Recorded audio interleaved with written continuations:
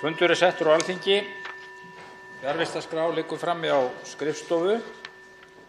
Borist hefur bréf frá öðrum þingmanni Norðvesturkjördæmis, Ásmundi Einari Daðasyni, að hann verði fjarverandi á næstunni í opinberum erindum. Í dag tekur því sæti á Alþingi sem varamaður fyrir hann 1. varamaður á lista Framsóknarflokksins í kjördæminu, Stefán Vagn Stefánsson. Hann hefur áður tekið sæti á Alþingi og boðinn velkominn til starfa að nýju.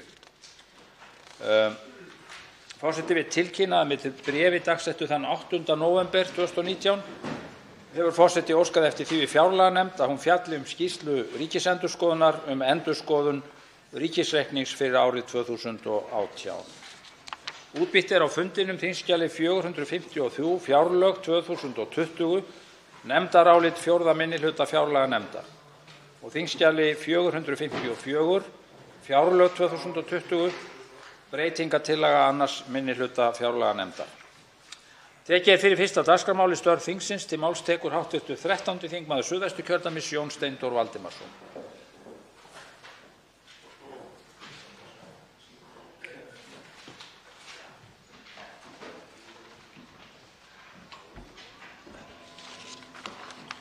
Herra forseti, framkvæmdum vegna nýs Landspítala við Hringbraut á að ljúka árið 2024. Það kemur því á óvart að meirihluti fjárlaganefndar leggur til að fjárveiting til byggingar nýs Landspítala lækki 3,5 milljarð frá því sem gert ráð fyrir í gildandi fjármálaáætlun og fjárlagafrumvarpi ríkisstjórnarinnar sem var til 1. umræðu fyrir aðeins mánuði síðan. Í þessu áliti segir með leyfi forseta: Nú liggur fyrir að frekari tafir verða á framkvæmdum frá því sem áður var þekkt þegar unnið var að fjármálaáætlun 2020 til 2024. Í henni gert ráð fyrir 8,5 milljarði í fjárfestingaframlag til byggingar spítalans á næsta ári. Nú gert ráð fyrir að 3,5 milljarður króna verði ekki nýttir innan ársins og flytjist til ársins 2021. Meiri þungi framkvæmda verður því árin 2021 til 2024. Herra forseti, hér dregið úr framkvæmdafé næsta árs í þetta mikilvæga verkefni hvorki meira né minna en 43%. Það ekki í samræmi við það sem segir í fjármálastefnunni að framleiðsluspenna sé að snúast í meiri slaka. En þar segir með leyfi forseta: Sá slaki gefur stjórnvöldum færi á að auka sérstaklega framlög til ýmissa fjárfestingarverkefna á vegum ríkisins, þar sem bygging nýs Landspítala og átak í samgöngumálum ber hæst. Herra forseti, hvaða vandræðagangur þetta? Ekki allir sammála að ný Landspítali sé forgangsverkefni? Þessi niðurskurður það besta sem ríkisstjórninni datt í hug til þess að loka fjárlagagatinu? Til máls tekur hv. 12. þingmaður Suðvesturkjördæmis, Guðmundur Ingi Kristinsson. Virðulegur forseti, Landsdómur dæmdi að það væru ólöglegar skerðingar 2 mánuði í janúar 2017 og ríkið varð að endurgreiða 5,4 milljarða. Sá misskilningur hefur verið uppi að þetta hefur gengið að mestu leyti til þeirra sem eru efnamestu. Þeir efnamestu eru ekki hjá Tryggingastofnun ríkisins. Það fer enginn inn á Tryggingastofnun ríkisins sem með yfir 575.000 kr. lífeyrissjóði á mánuði. En þeir sem eftir sitja eru aðallega öryrkjar. Og við erum að átta okkur á því að þetta voru 29.000 ellilífeyrisþegar að ræða og meðaltalið verið að skerða 95.000 kr. á hverjum einasta mánuði lífeyrissjóði. En öryrkjarnir fengu ekkert úr þessu. Öryrki sem verður að strípa upp bótum 214.000 kr. á mánuði og fær 50.000 kr. lífeyrissjóði. Hvað skilar það honum? Það 80% skattur og skerðingar. Það skilar honum 10.000 kr., 1/5. Og þetta gildir sama þegar konið 100.000 kr. Það verið að skerða lífeyrisþegana algjörlega í kerfinu. En það gleymist í þessu samhengi að þegar króna á móti krónu var tekin út hjá lífeyrisþegum, þá var breytt í 65 á móti krónu hjá örorkulífeyrisþegum. Og hvað skilaði það? Jú, það skilaði endurgreiðslu í 8 mánuði. Eingreiðslu sem gerði það að verkum að það var skert sérstaka uppbótin, húsaleigubæturnar, fólk var komið í mínus. Það er alltaf stanslaust verið að rétta fólki smáaura með vinstri hendinni en rífa stærri upphæð af þeim með hægri. Það er verið að gera fólki að lifa á frá 212.902 krónum hjá ellilífeyrisþegum og 214.590 krónur útbótar hjá öryrkjum. Og ég segi fyrir mitt leyti, hver treystir til þess að lifa með sóma á svona smánabótum? Þá tekur til máls hv. 7. þingmaður Reykjavíkurkjördæmis norður, Þorsteinn Víglundsson.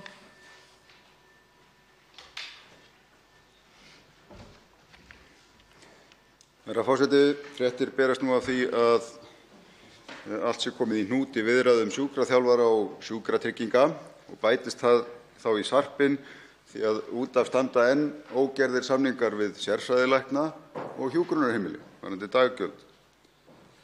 Þessi samningar hafa verið lausir mánuðum saman og sjúkraþjálfarar í þessu tilviki hafa sagt hingað og ekki lengra og neita að starfa eftir útrunnum samningi.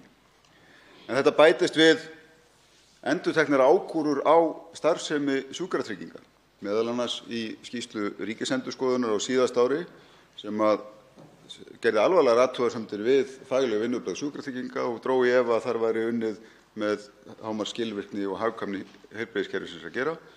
Og í dag birtist úttekt endurskoðunarfyrirtækisins KPMG sem nokk á sama veg, þar að segja að það skorti verulega á fagleg vinnubrögð innan sjúkratrygginga. Það hlýtur að vera áhyggjuefni fyrir ráðherra heilbrigðismála þegar ekki tekst að ljúka samningum við jafn viðamikinn þátt heilbrigðiskerfisins og hér að ræða. Þegar við leggjum þetta saman, rekstur hjúkrunarheimila, samninga við sérfræðilækna og nú síðast samninga við sjúkraþjálfara, þá slagar þetta í 30% af útgjöldum ríkisins til heilbrigðismála á ári hverju. Það hlýtur að vera ótakt með öllu að svo viðamikill þáttur í starfsemi heilbrigðiskerfisins sé unnin án samninga. Ég treysti því að ráðherra beiti sér fyrir því að hér verði gerð bragarbót á og tryggt verði að starfsemi sjúkratrygginga sé með þeim hætti að það uppfylli lágmarksfagleg viðmið en ekki hvað síst að tryggja sem hagkvæmust og skilvirkust innkaup hins opinbera á heilbrigðisþjónustu. Til máls tekur hv. 7. þingmaður Norðausturkjördæmis Bjarkey Olsen Gunnarsdóttir. Já, herra forseti, umhverfismálin eru ofarlega á baugi og í heimsljósi var frétt sem bar yfirskriftina blásið til herferðar gegn örplasti í snyrtivörum. Umhverfisstofnun Sameinuðu þjóðanna spyr hvað í baðherberginu hjá þér. Leið og fólk hvatt til að skoða snyrtivörurnar sínar á baðherbergjum og tilgangurinn að fá almenning til að hugsa þann skaða sem örplast í þeim vörum getur valdið. Að ræða herferð sem kemur í framhaldi af nýlegri skýrslu þar sem fram kom að snyrtivörur geta innihaldið örplast sem endar í hafinu og flyst með sjávarlífverum sem verður til þess að við sem neytum fisks borðum þetta örplast. Þetta agnarsmátt eða undir 5 mm að stærð. Vísindamenn segja að snyrtivörur geti innihaldið allt að 360.000 örperlur. Þeim sé skolað niður frárennsli, þær síast ekki frá með hreinsibúnaði og berast því auðveldlega út í heimshöfin. Þær líti út eins og matur og því séu þær étnar af fiskum og komast þannig inn í fæðukeðjuna. Talið að á ári hverju endi 8 milljónir tonna af plasti í hafi. Það jafngildir því að á hverri einustu mínútu tæmi 1 sorpbíll rusl í hafið. Þessi útbreiðsla á örplasti og einnota plasti sem stækkar vandann enn meira en ella gríðarlegt áhyggjuefni. Og við erum líklega allt of kærulaus varðandi örplastið, þar sem það ósýnilegt og við veltum þessu ekkert sérstaklega mikið fyrir okkur held ég þegar maður setur á sig krem eða þegar maður þvær sér hárið eða hvað það nú sem maður að gera.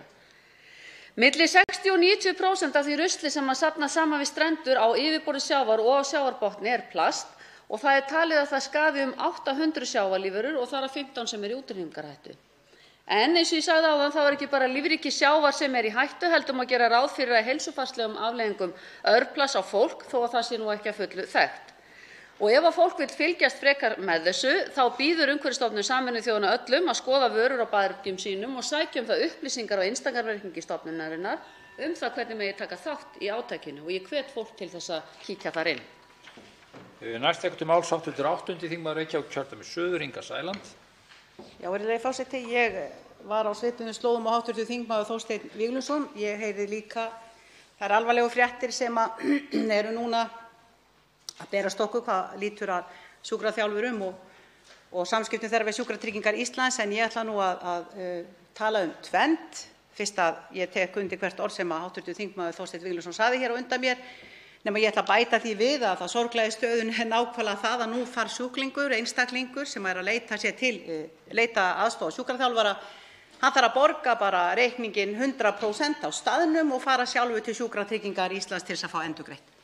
Það eru ansi margir úti í samfélaginu sem hafa hreinlega ekki efni á því. Það er alveg á hreinu. Þannig að þeir munu sennilega sleppa því frekar að fara til sjúkraþjálfara, fyrir utan það að þeir benda líka á fulltrúa Sjúkraþjálfarafélags Íslands að eldri borgarar munu nú sannarlega ekki ríða feitum hesti frá þessu og fá enga þjónustu inn á sín heimili. En ég ætla líka að taka aðeins við boltanum þar sem að minn ágæti þingflokksformaður og félagi í Flokki fólksins, Guðmundur Ingi, nefndi hér áðan að gefnu tilefni. Það er verið að rugla saman hér epli og appelsínum. Við komum hér með dómsmál gengum fram með dómsmál fyrir hönd flokks eldri borgara.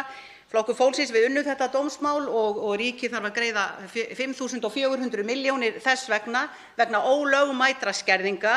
Það eina sem vakti fyrir okkur var að benda á ófagleg, óvönduð vinnubrögð.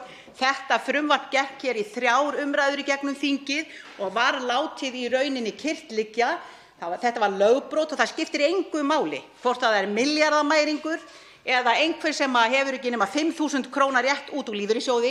Ríkið var að brjóta lög og það var það eina sem við vorum að ganga á undan með og vonum sannarlega, svo sannarlega, að þetta verði víti til varnaðar og einhvern tímann muni þetta löggjafarþing læra svo rækilega mistökunum að við vöndum okkur betur við löggjöfina sem við setjum og ætlumst til að borgarinn framfylgi. Til máls tekur hv. 10. þingmaður Suðurkjördæmis, Smári McCarthy. Herra forseti, 12. júní 2018 skipaði forsætisráðherra framtíðarnefnd áskoranir og tækifæri vegna tæknibreytinga. Og sú nefnd hefur nú skilað af sér nú rétt fyrir helgi fyrstu skýrslu sinni sem fjallar þróun samfélags til næstu 15 til 20 ára með áherslu á tækni, atvinnu, umhverfis, byggða og lýðræðisþætti og áhrif þeirra á tekju- og útgjaldaþróun ríkisins. Til þess að hafa opinberir aðilar að mjög takmörkuðu leyti reynt að greina með skipulögum hætti líklega þróun til lengri tíma, en slík greining nauðsynleg til að skapa betri forsendur til að marka stefnu í mikilvægum málum og einnig slík greining nauðsynleg til að treysta betur samhengi ákvarðana til skemmri tíma við markmiðssetningu og horfur til lengri tíma. Með góðri greiningu til að mynda hægt að meta áhrif 4. iðnbyltingarinnar á lykilatvinnuvegi og tækifæri til uppbyggingar og þá má spá fyrir hvaða menntun og hæfileika og þekkingu þarf til að tryggja áframhaldandi velsæld samfélagsins í breyttu umhverfi og allt þetta helst auðvitað í hendur. Í skýrslunni sem kom út á föstudaginn þá farið yfir fjöldamörg atriði á breiðum grunni byggt á spurningum til sérfræðinga og almennings og svörum þeirra ásamt athugun á fræðunum. Og það verið að horfa á mjög lítið tímabil 2035 til 2040 en vænta má að í reynd muni niðurstöður könnunarinnar lýsa betur áframhaldandi ferli sem við munum sjá raungerast smám saman yfir lengri tíma. Eðli málsins samkvæmt ekki hægt að spá fyrir framtíðina með einhverju mikilli vissu, en ef það eru örlög okkar að hafa rangt fyrir okkur, þá allavega hægt að hafa rangt fyrir sér á eins gagnlegan hátt og hægt er. Þannig að ég vil endilega hvetja þingmenn og aðra til þess að kynna sér þessa stuttu skýrslu. Hún er mjög skemmtileg og ekki síst vegna þess sem Richard Buckminster Fuller sagði á sínum tíma að við eigum að vera arkitektar framtíðarinnar en ekki fórnarlömb hennar. Til máls tekur hv. 4. þingmaður Reykjavíkurkjördæmis suður, Þórhildur Sunna Ævarsdóttir. Virðulegi forseti, Fyrir helgi kom umboðsmaður Alþingis á sameiginlegan fund 4 þingnefnda til þess að kynna fyrir okkur fyrstu heimsóknarskýrslu sína vegna svokallaðs OPCAT-eftirlits.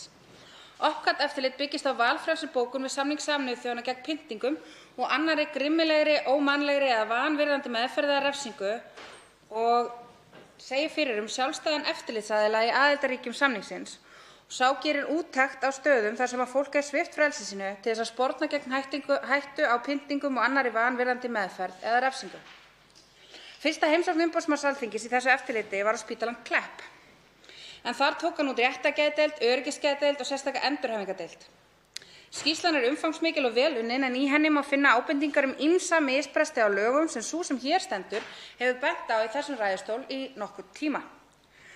Í skýrslunni kemur fram að engin lagaheimild til fyrir beitingu þvingana gagnvart þeim sem dæmdir hafa verið til þess að vistast gegn vilja sínum á réttargeðdeild. Þar kemur einnig fram að mun skýrari lagaheimildir vantar til þess að beita vistmenn á öryggisgeðdeild og endurhæfingardeildinni þeim þvingunum sem þar eru notaðar til þess að ýmist þvinga lyfjagjöf eða tryggja öryggi á deildinni. Virðulegi forseti, þetta mjög alvarleg staða og skýrt brot á mannréttindum þeirra sem vistaðir eru á þessum stofnunum. Við eigum öll sjálfsákvörðunarrétt yfir eigin líkama. Við eigum öll rétt á friðhelgi einkalífs. Og réttarríkið fyrirskipar að ekki megi ganga á þennan rétt af hálfu hins opinbera nema með heimild í lögum. En sú ekki til staðar. Löggjafinn hefur engu þetta skeytt í áratugi, þrátt fyrir endurtekin tilmæli Evrópunefndar varnir gegn pyndingum sem hefur bent á óskýrar og ónógar lagaheimildir fyrir beitingu þvingana frá árinu 1994. Herra forseti. Skýrsla umboðsmanns sýnir það svart á hvítu að grundvallarmannréttindi fólks með geðrænan vanda hafi verið hunsuð í áraraðir. Það þó von í þessum málaflokki því á síðasta vori samþykkti þetta þing að skipa sérstaka nefnd til þess að endurskoða þessi ólög. Og það vel því nú mál að linni. Til máls tekur hv. 11. þingmaður Reykjavíkurkjördæmis suður Björn Leví Gunnarsson.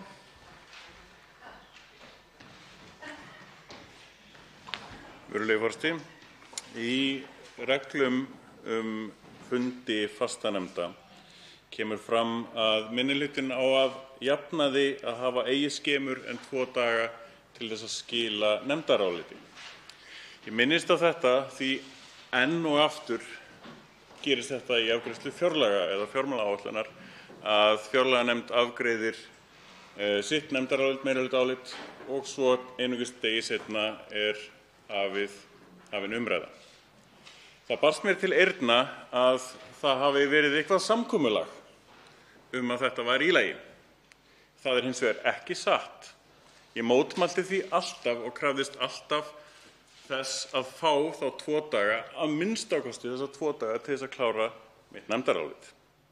Ég hef gert þetta áður og held áfram að gera þetta því að í einu stærsta máli sem að Alþingi tekur fyrir, að þá eigum við að sýna þá kurteisi, sýna minnihlutana þá kurteisi að nota að minnstakosti lágmarkstímann sem gefinn upp í reglum fastanefnda meðferð mála.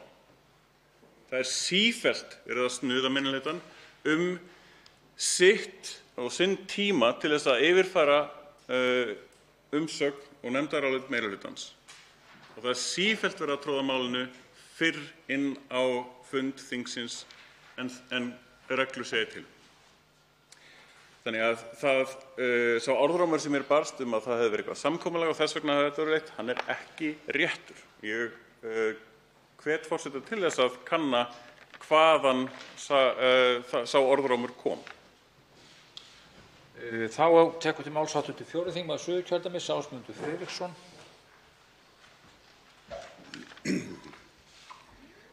Virðulegi forseti, ég ætla að vera hérna á sama nótum og tveir aðrir þingmenn og ræða Sjúkratryggingar Íslands. Það virðist vera ófriður í kringum þá stofnun þessa dagana. Það hefur verið nú í rúmt ár ekki gengið frá samningu við hjúkrunarheimilin sem afar vond staða. Rekstur heimilanna í járnum og mörg sveitarfélög greiða verulegar upphæðir með rekstrinum og mér kunnugt fámenna hreppi sem eiga inni upp undir 70 milljónir hjá dvalarheimilunum.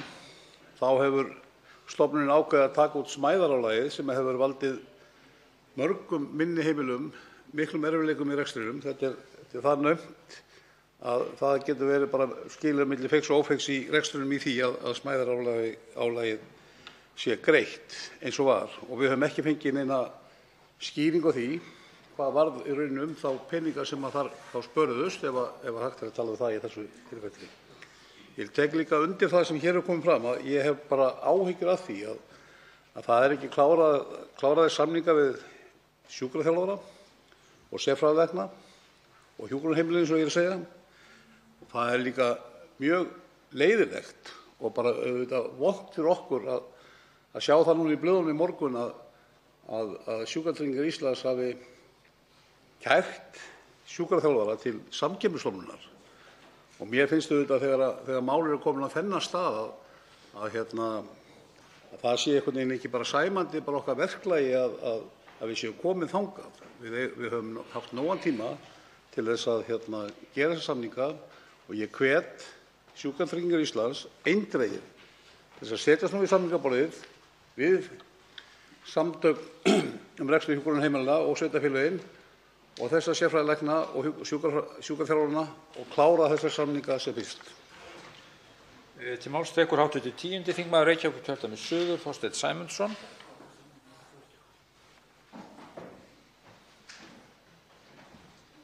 Herra forseti.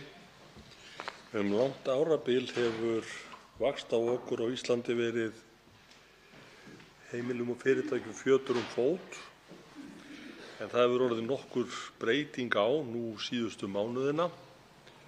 Það má segja að með nýjum seðlabankastjóra hafi sannast að nýir vendir sópa best, því að meginvextir bankans hafa lækkað úr 4,5% í mars í 3% nú. Það gæti hins vegar verið stöðvun á þeirri þróun vegna þess að hér bar að dyrum gest sem var hér landstjóri á árunum 2009–13, það er að segja fulltrúa Alþjóðagjaldeyrissjóðsins, sem létu þess getið að nú væri nóg komið. Og það kemur þá í ljós við næstu vaxtaákvörðun hver það er raunverulega sem að stjórnar vöxtum á Íslandi, hvort það er peningastefnunefnd Seðlabankans eða Alþjóðagjaldeyrissjóðurinn. En það sem hefur ekki fylgt þessari þróun eru vaxtakjör viðskiptabankanna.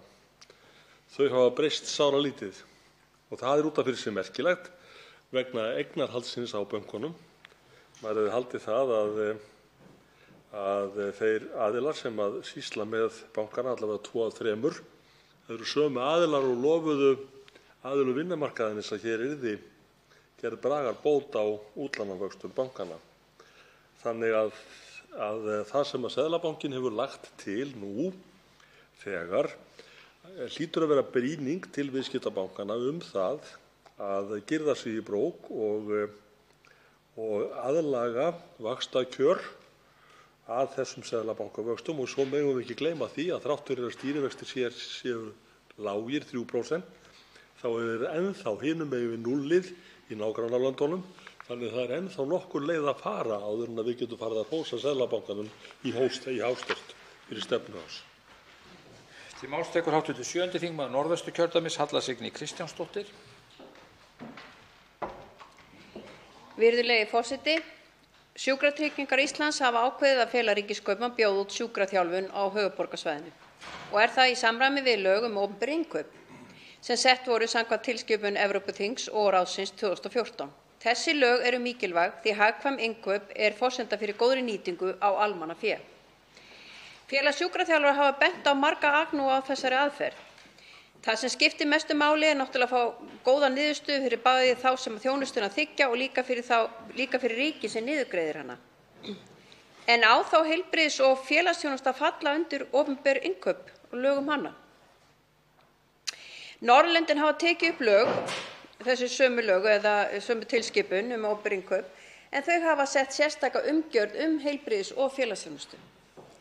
Í Noregi til að mynda eru ákvæði í lögum um opinber innkaup og þar sem fjalla útboð á heilbrigðis- og félagsþjónustu sem segir að setja skuli í reglugerð reglur sérstöðu heilbrigðis- og félagsþjónustu. Leggja skal áherslu á fjölbreytni, gæði, samfellu og þátttöku notenda í þjónustunni. Virðulegi forseti, ég tel það vera skynsamlega nálgun og ættum við sem fámenn þjóð að fara sömu leið. Strax eftir að ný ríkisstjórn tók við völdum var greiðsluþátttökukerfinu breytt þannig að fleirum var gert kleift að nýta sér þjónustu sjúkraþjálfara. Það er líka á stefnuskránni að efla starf á sviði forvarna og lýðheilsu. Heilbrigðis- og félagsþjónusta er viðkvæmur málaflokkur. Þess vegna getum við ekki nálgast hann á sama hátt og jarðgangaverkefni eða aðrar stórar vegaframkvæmdir á vegum ríkisins. Annað á við vörukaup til heilbrigðisþjónustu. Heilbrigðis- og félagsþjónustu verður alltaf að nálgast með sérstökum aðferðum og reglum. Næst tekur til máls hv. 4. þingmaður Norðvesturkjördæmis, Bergþór Ólason. Virðulegur forseti.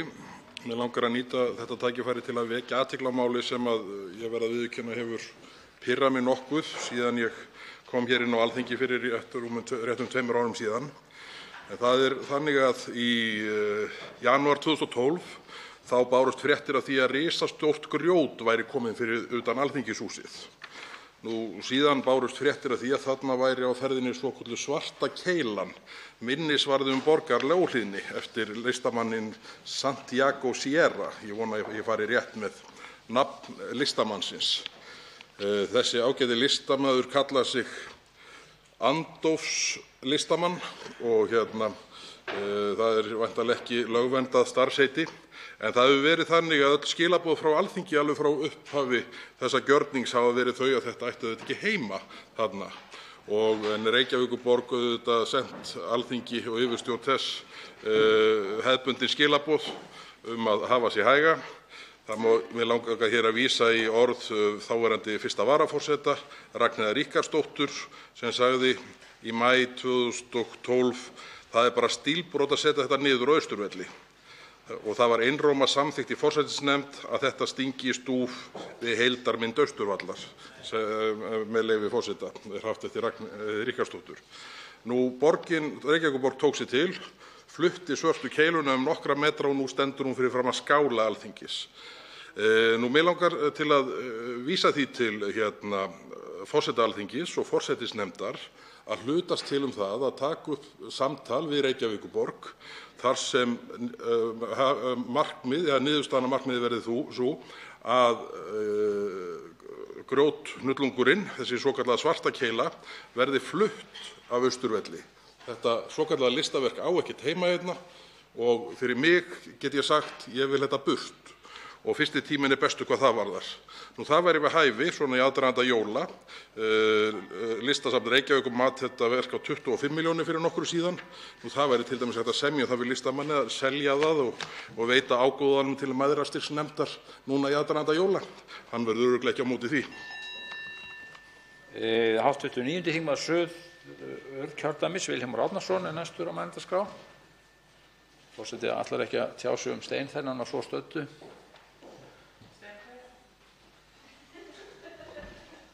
Virðulegi forseti. Störf okkar í Norðurlandaráði eru mörg og mikilvæg og ég ætla að kynna hér það sem meðal annars við í flokkhópi hægri manna vorum að gera á nýjastunnu Norðurlandaráðsþingi í Stokkhólmi. En lýðræði er okkur öllum mikilvægt og hefur okkur verið tíðrætt það hér á þessu þingi sem á Norðurlandaráðsþinginu. Lýðræði er best tryggt með því að hvert ríki sinni grundvallarskyldum sínum með því að halda uppi lögum og reglum og tryggja þannig öryggi borgaranna. Trú á réttarríki er mikilvægt og lýðræðinu og hefur sú trú verið ríkjandi meðal norrænna borgara. Þó eru teikn á lofti að þessi trú fari dvínandi og auknar áhyggjur séu á glæpum. Og lögðum við því til hér þessu ljóstu 2 tillögur flokkhópur hægri manna á Norðurlandaráðsþinginu það að við myndum leggja til Norðurlandaráð beini þeim tilmælum til ríkisstjórna Norðurlanda að norrænu löndin taki upp samræmda stefnu með tilliti til áhættuþátta tengdum dreifingaraðilum í 5G-búnaðar, að norrænu löndin samhæfi aðgerðir og afstöðu sína í alþjóðlegum samningum vegna öryggissjónarmiða tengdum útfærslu 5G-netsins, að norrænu löndin leitist við að halda hvert öðru upplýstu þróun 5G-mála innan ESB og NATO og norrænu löndin skapi forsendur til að meta ásamt öðru öryggisatriði við innkaup eða útboð á viðkvæmum innviðum. Og svo hins vegar þingmannatillögu um aukið öryggi með New York-líkaninu. að norrænu löndin skoði hvað lærdóm megi draga af New York-líkaninu og hvernig nýta megi þann lærdóm í norrænu löndunum. En aðferðin sem notuð var byggð á því að sé rúða brotin án þess að verða lögðu líði ekki löngu eins önnur verði brotin. Þannig að ég vona að tillögurnar fái góðar undirtektir innan Norðurlandaráðs og að íslensk stjórnvöld sýni þessum tillögum áhuga. Til máls tekur hv. 6. þingmaður Suðurkjördæmis, Oddný G. Harðardóttir.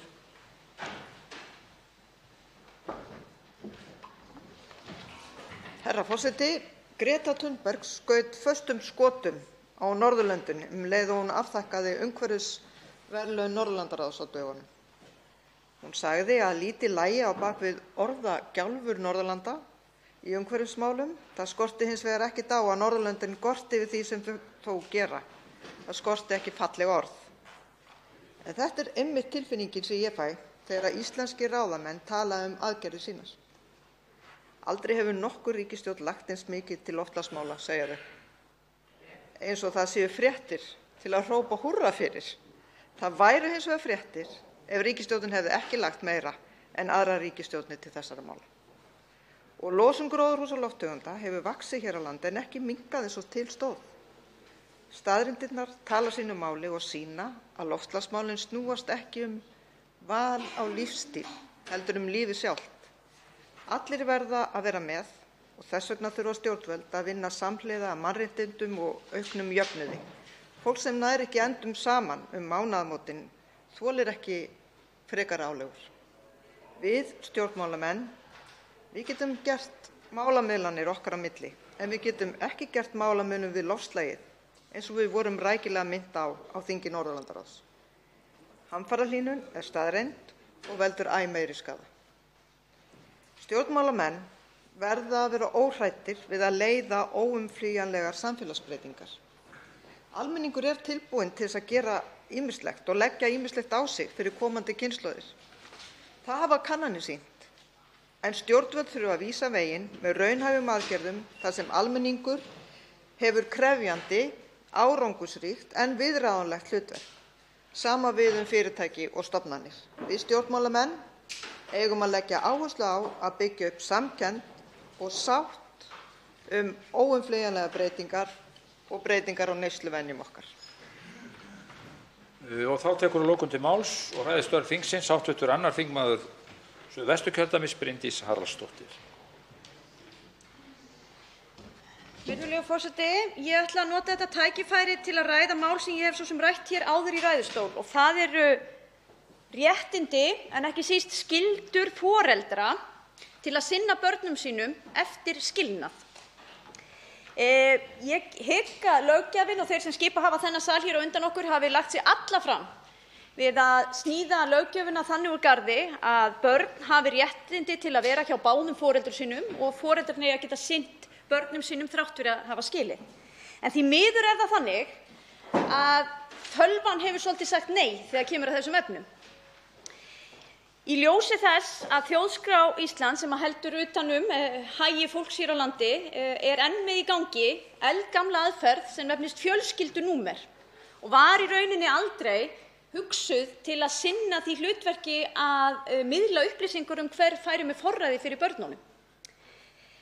Þannig hefur það komið fram hér í svari frá hæstv. Heilbrigðisráðherra til mín við fyrirspurn að í rauninni hafi Sjúkratryggingar Íslands brotið persónuverndarlög þegar þau senda upplýsingar heilsufar barna inn á heimili en það er ekki skráð á barnið sem ekki er orðið 18 ára, það er ekki skráð á foreldrið sem fer með forræði yfir barninu, heldur stjúpforeldri, elstu kennitöluna á heimilinu. Og það er náttúrulega alveg með ólíkindum að árið 2019 séum við ennþá að glíma við einhver svona kerfislæg vandamál. Góðu fréttirnar eru þó þær að hér fyrir þinginu liggur frumvarp sem er mál númer 101 og er skráningu einstaklinga sem á að hluta til að taka á þessu máli og loksins heimila þá Þjóðskrá að afla upplýsinga og dreifa upplýsingum vensl þannig að þær upplýsingar liggi fyrir hver fari með forræði barnanna og viðkomandi stofnanir og fyrirtæki geti þá fengið þær. Og ég vil nota þessar síðustu sekúndur til að hvetja þá banka, tryggingafélög og allar þær stofnanir sem þurfa að senda út svona upplýsingar að aðlaga kerfi sitt þá að því að þeir geti miðlað áfram þessum upplýsingum því núverandi ástand er algjörlega óþolandi. Þá er lokið umræðum störf þingsins. Forseti vill upplýsa að atkvæðagreiðsla sem áður var fyrirhuguð á þessum tímapunkti frestast sinn fram á fjórða tímann eða fram 3 eða eitthvað að ganga 4. Það er að segja þar til að formaður fjárlaganefndar hefur lokið framsögu ræðu sinni og eftir atvikum andsvörum hana. Þetta er gert til þess að safna saman síðustu skjölum sem að þurfa að afbrigða við til þess að komast að við aðra umræðu fjárlaga. Áætlanir standa til þess að þá verði öll skjöl fram komin og getum við því greitt atkvæði afbrigði fyrir þeim öllum í einu lagi og verður þetta boðað hv. þingmönnum. Þá fer fram önnur umræða fjárlaga og gilda hana ræðutímareglur fyrir aðra umræðu fjárlaga samkvæmt þingsköpum. Tekið er fyrir 3. dagskrármálið fjárlög 2020 stjórnarfrumvarp 1. mál á þingskjali 1 nefndarálit á þingskjali 443 og 448, breytingartillögur á þingskjölum 444, 445, 446, 447 og 449. Það er að segja að þetta eru þau nefndarálit og breytingartillögur sem þegar eru fram komnar. Önnur umræða. Til máls tekur framsögumaður meirihluta fjárlaganefndar hv. 9. þingmaður Suðvesturkjördæmis Willum Þór Þórsson.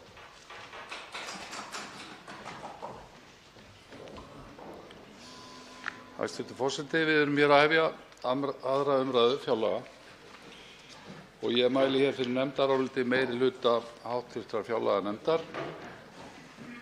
og frumvarpinu var vísað til nefndarinnar að lokinni 1. umræðu 16. september síðastliðinn og byrjaði að venju hv. fjárlaganefnd byrjaði að venju sína umfjöllun á því að senda mál til umsagnar og hélt síðan fund með fjármála- og efnahagsráðuneytinu þar sem farið var yfir greinar frumvarpsins og svo fylgdu fundir með öðrum ráðuneytum þar sem farið var yfir áformuð ríkisútgjöld málefnasviða og málaflokka tilheyrandi ráðherra hvar ábyrgðin liggur.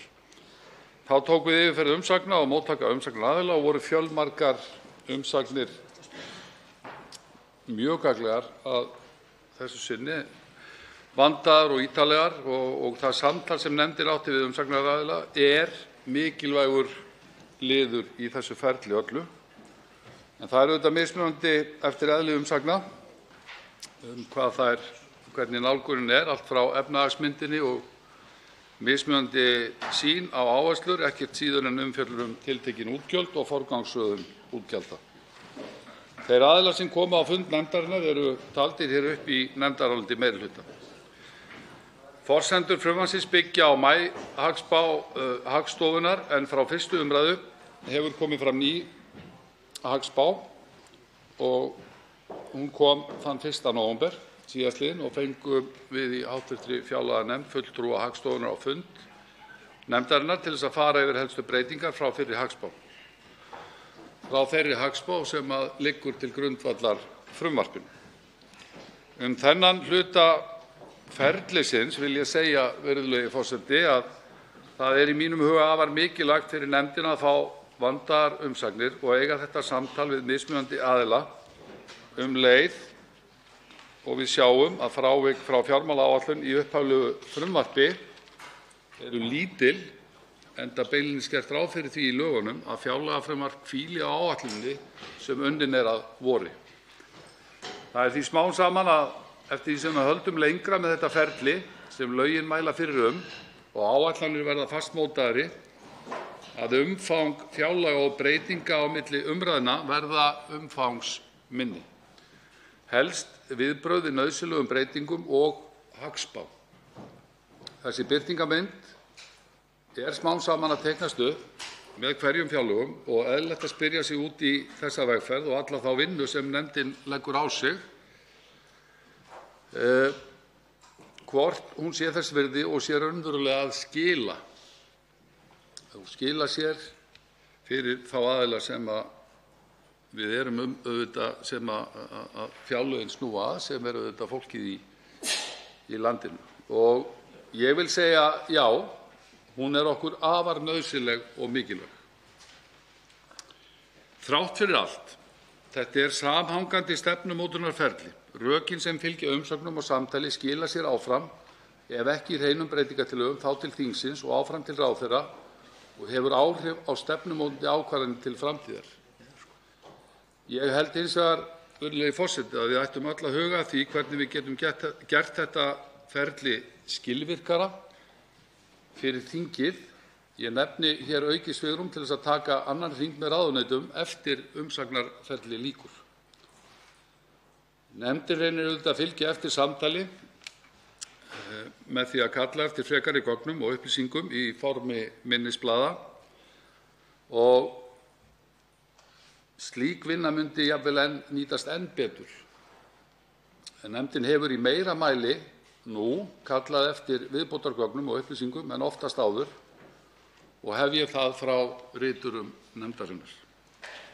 Ein hugmynd til þess að skapa þetta rými væri þá til dæmis að færa hagspá framar í tíma, til dæmis apríl, október, fremur en maí, nóvember eins og nú eða jafnvel, þar sem þetta jú áformaðar heimildir inn á næsta ár og byggir á spám sem sveiflast, að miða við eina spá.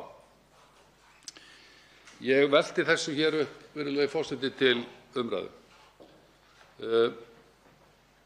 Að venju bárust hinar ýmsu beiðnir fjárframlög, fjárbeiðnir, og hefur nefndin í auknum mæli til samræmis við lög opinber fjármál vísað þeim til viðeigandi ráðherra leið og þær eru skráðar. Og mælist nefndin til að ráðherrar viðkomandi málaflokka fari yfir þessar beiðnir, meti þær út frá stefnumörkun í hverjum málaflokki og geri eftir atvikum samning eða leggi málefninu lið og mikilvægt að ráðherra taki í auknum mæli upp það verklag í samræmi við lögin.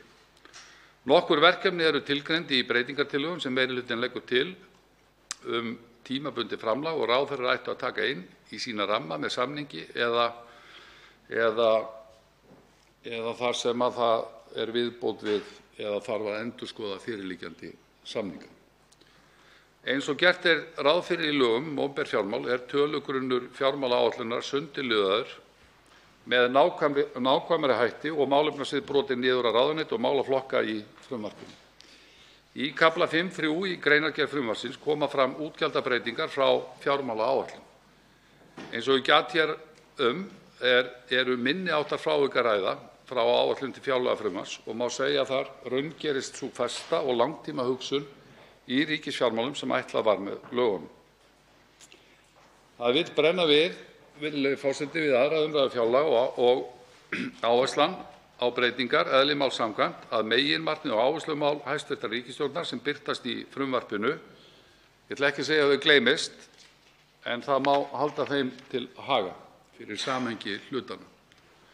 Þær breytingartillögur sem við erum að ræða hér í raun og veru eru 1% af heildarumfangi fjárlaga. Og því rekur meirihlutinn þau upp hér og ég vísa til nefndarálits en nefni hér skattalækkanir og breytingar á tekjuskattskerfi í samræmi við lífskjarasamninginn til þess að tryggja jafnan ávinning allra tekjuhópa að framleiðniaukningu og auka sérstaklega ráðstöfunartekjur tekjulægri hópa. Tryggingagjaldið lækkað 0,25 prósentustig á næsta ári sem seinni hluti 0,5 prósentustiga heildarlækkunar á 2 árum. Lenging fæðingarorlofs og við sjáum þegar jákvæð viðbrögð og eru framlög nú einnig aukin á milli umræðna til þess að bregðast við því. Auknar barnabætur og stofnframlög til íbúðabygginga eru hækkuð. Þá myndarleg aukning til fjárfestinga eins og fram kemur í fjármálaáætluninni og brýnt að ekki myndist langtíma fjárfestingarhalli sem gengur gegn markmiðum sjálfbærni opinberra fjármála. Veigamestu verkefnin eru bygging nýs Landspítala sem reyndar eru nú lækkuð 3,5 milljarð vegna tímatafa eða hliðrunar á milli fjárlagaára, kaup á þyrlum fyrir Landhelgisgæsluna, áframhaldandi uppbygging hjúkrunarheimila, smíði nýs hafrannsóknaskips og bygging húss íslenskunnar. Við þær kringumstæður sem við búum við í hagkerfinu er afar mikilvægt að setja aukinn kraft í opinbera fjárfestingu og í frumvarpinu er gert ráð fyrir fjárfestingu upp á liðlega 72 milljarða kr. sem er tvöföldun frá árinu 2017. Frumvarpið er lagt fram í samræmi við lög nr. 123/2015 opinber fjármál og í 16. gr. þeirra laga er tilgreint hvernig tölugrunnur frumvarpsins er byggður upp og settur fram. Í 14. gr. kemur fram að það skuli vera í samræmi við markmið fjármálaáætlunar. Við endurskoðun fjármálastefnu í vor var dregið úr fyrri áformum afgang af heildarafkomu hins opinbera í samræmi við breyttar efnahagshorfur.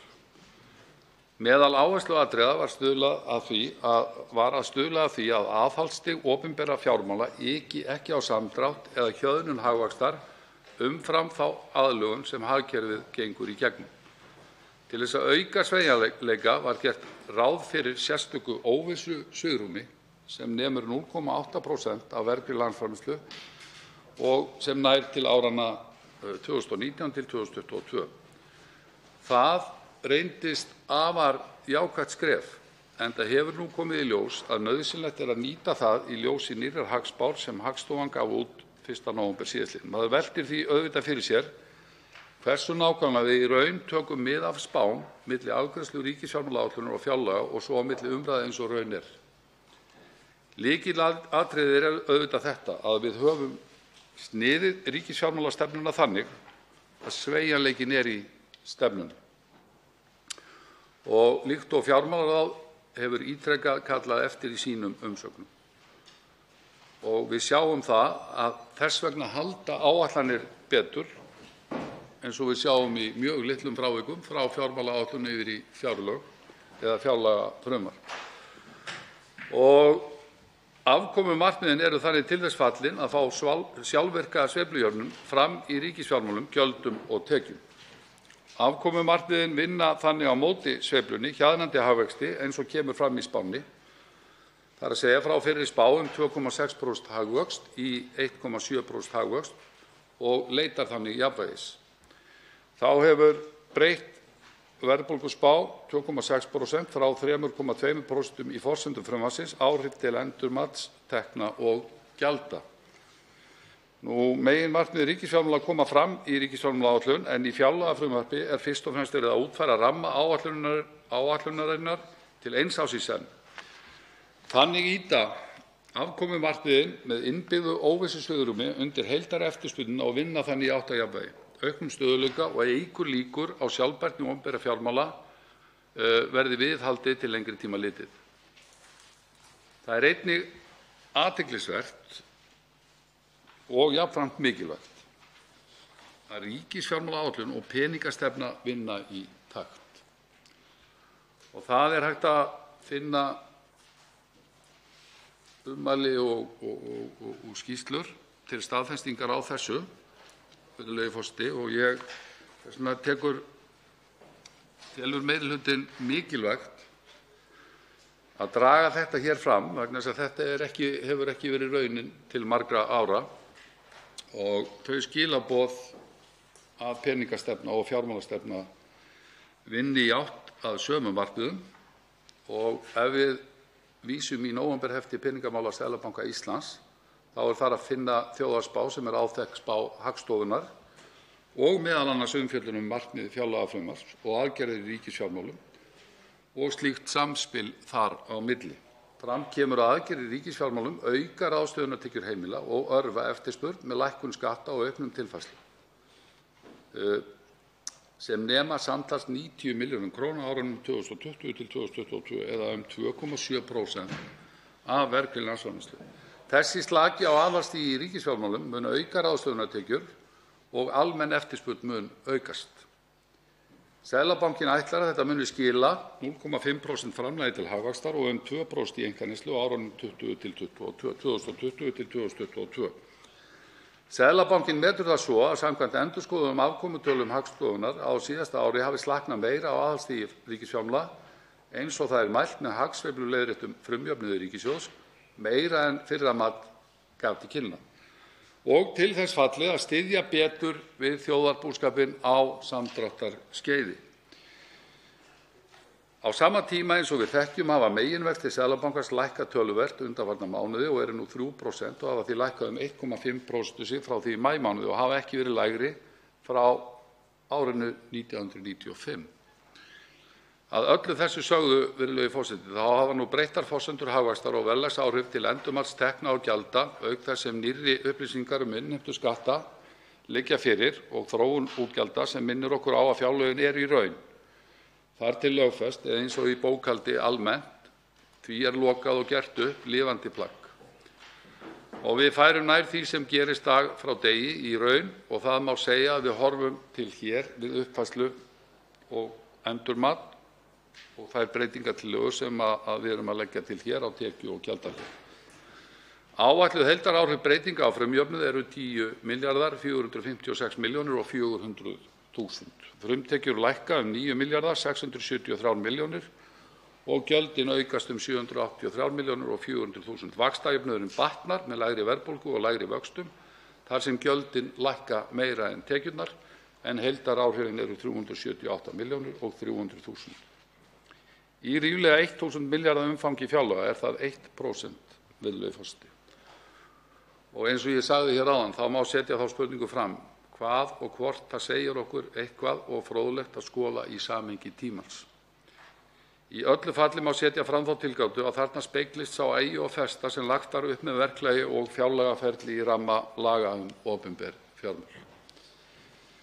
Við verðum áfram með myndarlegan afgang á frumjöfnuði eða tæplega 38 milljarða sem afar mikilvægt og verkefnið að vinna og vaxtabyrði ríkissjóðs. Það stingur eilítið að hafa náð með skynsamlegri fjárstjórn að vinna niður skuldir ríkissjóðs og já, ná þar verulegum og markverðum árangri á tiltölulega skömmum tíma en vaxtabyrðin jafn há í samhengi hlutanna. En skuldahlutfallið stefnir í að fara að frádregnum innstæðum á næsta ári í 22% af vergri landsframleiðslu og þá komið langt undir skuldaviðmið laganna. Það merkilega að með svo sterkan frumjöfnuð getum við og áætlum, þrátt fyrir að gefa eftir afkomuna, að greiða áfram niður skuldir á næsta ári 72 milljarða króna. Og þess vegna það hér, virðulegi forseti, mikilvægt að halda því til að haga að frumjöfnuðurinn sterkur áfram og jákvæður og hefur verið það langa hríð, alveg frá 2012.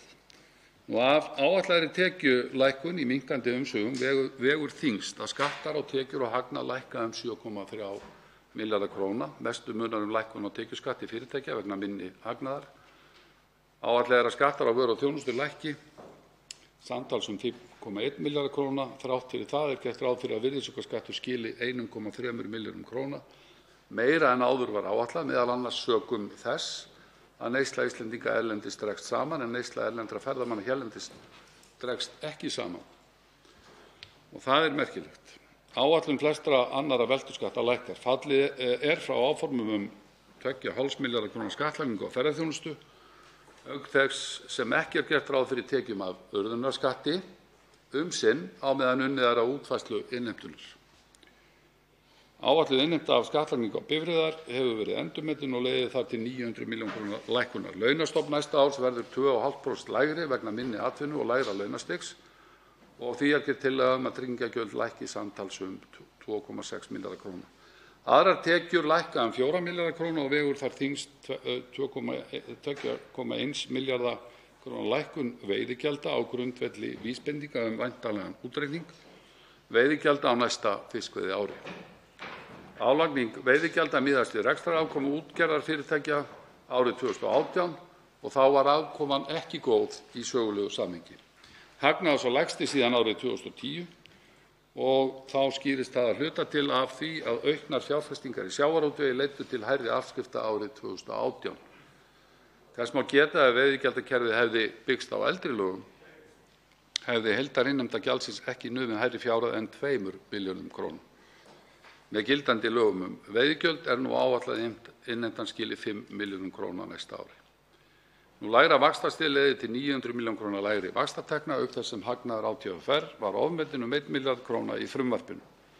Á móti þessum lækkunum vegur 4,8 milljarða kr. hækkun vegna sölu á losunarheimildum í eigu ríkisins en að hluta til færist sala þeirra frá árinu í ár til næsta árs. Og loks tekjufærð 4,2 milljarða kr. endurgreiðsla frá Lánasjóði íslenskra námsmanna. Endurgreiðslan tekjufærð þar sem að ræða framlög fyrri ára sem reyndust of há mörg ár í röð. Frumgjöldin aukast 783 milljarða en heildargjöldin lækka samtals 542 milljarða kr. Þar sem vaxtagjöld lækka 1.325 milljónir kr. Til lækkunar vegur mest endurmat á framkvæmdaáætlun fyrir nýjan Landspítala en framkvæmdir hafa gengið hægar en forsendur frumvarpsins gerðu ráð fyrir og því gerð tillaga 3.500 milljónir kr. lækkun af þeim sökum. Mest vegur endurreikningur á launa-, gengis- og verðlagsliðum fjárlaga, einkum vegna lægri verðbólguspár. Til hækkunar munar mest 1.878 milljónir kr. útgreiðslu úr ábyrgðasjóði launa og því næst 1.300 milljónir kr. sem skýrist af vanáætluðum útgjöldum Fæðingarorlofssjóðs. Bæði vegna fyrirhugaðrar lengingar orlofs en ekki síður vegna þess að fleiri foreldrar nýta sér nú réttindin í sjóðnum sem verður að segja teljast, virðulegi forseti, afar jákvætt þar sem að þá erum við að ná markmiðum með þessum breytingum og verður það að teljast afar jákvætt. Til að styrkja rekstrargrunn sjúkrahúsa bætt við 600 milljónum kr. og mun ráðherra ráðstafa því fé með tilliti til rekstraráætlana sjúkrahúsa. Því ætlað að bæta mönnun sjúkrahúsa en sérstaklega hefur skort á fulla mönnun hjúkrunarfræðinga á Landspítala og lækna á sjúkrahúsinu á Akureyri. Þá voru settar 300 milljónir til þróunarsamvinnu eins og naglfest var í nefndaráliti meirihlutans við vinnu ríkisfjármálaáætlunar til þess að ná markmiðum þróunarsamvinnu. Að þessu sögðu og tillögðum breytingum á tekju- og gjaldahlið verður frumjöfnuður áfram sterkur með myndarlegan afgang upp á 38 milljarða tæpa en hann hefur verið jákvæður frá árinu 2012. Heildarafkoman verður þá neikvæð 9 milljarða 710 milljónir og 700.000 kr. en það rúmast innan þess óvissusvigrúms sem fjármálastefnan leyfir. Hallinn nemur samkvæmt þessu 0,3% af vergri landsframleiðslu en óvissusvigrúmið hljóðaði upp á hámark 0,8% af vergri landsframleiðslu. Ég vil segja, virðulegi forseti, að ríkisfjármálastefnan þannig beinlínis hönnuð til þess að veita viðspyrnu í hagkerfinu. Og nefndin hefur til glöggvunar á útgjaldaþróun tekið saman gögn þá þróun allt frá árinu 2011 og má nýta þau gögn meðal annars til að sjá í hvað peningarnir fara og hvernig vægi einstakra málefnasviða að þróast í tíma. Þetta mikilvægt, met ég og mitt mat, að fjárlaganefnd þurfi að vinna með jöfnum höndum slíkar upplýsingar og meta útgjöld ríkissjóðs og þróun þeirra með tillit til grunngilda laganna, ekki síst sjálfbærni. Ef litið til kjörtímabilsins frá 2017 hafa útgjöld ríkissjóðs hækkað 158 milljarða kr. sem 18,9% að raungildi. Ég hef nú, virðulegi forseti, gert grein fyrir helstu breytingum tekna og gjalda sem verða á milli umræðna og út frá hagþróun og breytingum á hagspá og hinu efnahagslega mikilvægi og samhengi ríkisfjármálanna og verklagi og ferli fjárlagavinnunnar. Ég ætla ekki að fjalla nánar einstök málefnasvið en vísa til nefndarálits meirihlutans og veit að kollegar mínir í meirihlutanum munu fara nánar yfir í sínum ræðum og minnihlutinn örugglega líka í sinni framsögu og svo í umræðunni hér síðar í dag og andsvörum og vonandi verður sú umræða lífleg og gagnleg. Ég vil þó draga það fram hér að meirihlutinn ákvað eftir gagnlegan fund nefndarinnar með fulltrúum Öryrkjabandalagsins að bregðast við nokkrum þáttum í þeirri umsögn og af samtali á þeim fundi. Meirihlutinn leggur til 15 milljónir kr. viðbótarframlag til Fjölmenntar, símenntunar og þekkingarmiðstöðvar og þá gerir meiri hlutinn tillögu að falla frá 12,2 millj. kr. aðhaldskröfu sem gerð í frumvarpinu á lið 2730, málefni fatlaðs fólks, og fyrirhugaðri lækkun til réttindagæslu þannig dregin til baka. Í umsögn Öryrkjabandalagsins er komið inn á desemberuppbót og samkvæmt reglugerð frá örorku- og endurhæfingarlífeyrisþegar greidda desemberuppbót sem nemur 30% af fjárhæð tekjutryggingar og heimilisuppbótar hvers lífeyrisþega. Meiri hlutinn áformar að leggja til breytingar við gerð fjáraukalaga ársins 2019 þar sem greiðslan fellur til á þessu ári af þeim örorku- og endurhæfingarlífeyrisþegum sem fá greidda desemberuppbót og eiga rétt á slíkri greiðslu verði einnig greidd sérstök viðbótargreiðsla, eingreiðsla sem teljist ekki til tekna við útreikning bóta samkvæmt lögum félagslega aðstoð, húsnæðisbóta eða sérstaks húsnæðisstuðnings sveitarfélaga. Hér þarf, virðulegi forseti, auðvitað að meta hvort sú greiðsla sem lögð til hér rúmist innan varasjóðs. Meiri hlutinn gerir ráð fyrir að hagur örorku- og endurhæfingarlífeyrisþega verði bættur með aukinni áherslu á starfsendurhæfingu og innleiðingu nýs greiðslukerfis fyrir fólk með skerta starfsgetu. Slíkar breytingar munu krefjast aukins fjármagns og það er mikilvægt að þær verði vel undirbúnar og innleiddar í góðu samráði við hagsmunasamtök öryrkja og meiri hlutinn leggur áherslu á að sú vinna sem að þverpólitískur starfshópur skilaði og ráðherra hefur til umfjöllunar og samráðs að horft verði inn í þær sviðsmyndir og í framhaldinu af skulum við segja þessu innleggi hér að þá skili sú vinna árangri. Aðrar tillögur meiri hlutans og umfjöllun einstök málefnasvið vísa ég, eins og ég sagði áður, til nefndarálits og umræðunnar sem ég vona og veit að verður uppbyggileg og gagnleg. Ég vil hins vegar hér í lokin koma að villu í texta og óska eftir að verði leiðrétt en efst á blaðsíðu 12 segir, virðulegi forseti: það hefur þó engin áhrif á útlán sjóðsins heldur eingöngu gengið á handbært fé sem nemur rúmum 100 milljörðum. Hér ef betur að gáð, virðulegi forseti, að ræða eigið fé en ekki handbært fé. En handbært fé sjóðsins nemur nú 13 milljörðum króna. Rétt setning þá: það hefur þó engin áhrif á útlán sjóðsins heldur eingöngu gengið á eigið fé sem nemur rúmum 100 milljörðum. Ég kom hér nokkuð inn á í ræðu mikilvægi þessa samspils sem er staðfest meðal annars og vísað í peningamál Seðlabankans samspil peningamálastefnu og fjármálastefnu og hvernig ríkisfjármálastefnan eins og hún er hönnuð nú er til þess fallin að veita viðspyrnu og við fáum sveigjuna í stefnuna og þannig áætlanir halda betur að þá er hægt að finna þessa staðfestingu víðar og það má finna í áliti Alþjóðagjaldeyrissjóðsins eftir heimsókn til Íslands þar sem kannski athyglisverðast er að sjá að Alþjóðagjaldeyrissjóðurinn segir að hagstjórnarviðbrögð stjórnvalda í kjölfar falls WOW air og fleiri efnahagsáfalla fyrr á árinu voru í senn rétt og hröð. Og þar er vísað til slökunar í aðhaldi ríkisfjármála til skamms og millilangs tíma ásamt lækkun stýrivaxta. Hóflegar launahækkanir í kjarasamningum hafa einnig stuðlað að því að atvinnuleysi er minna en það hefði ella orðið og jöfnuður á íslenskum vinnumarkaði er með þeim mesta í þróuðum hagkerfum. Styrkar stoðir íslensks efnahagslífs og trúverðugleiki hagstjórnaraðila hafa leitt til þess að milda niðursveifluna og hagkerfið þess vegna í stakk búið til að taka við sér á ný. Svipaða sögu má lesa út úr hækkun lánshæfismats Moody's þar sem vísað er í lækkun skulda og styrka umgjörð opinberra fjármála. Eru þær meginástæður fyrir þessari hækkun.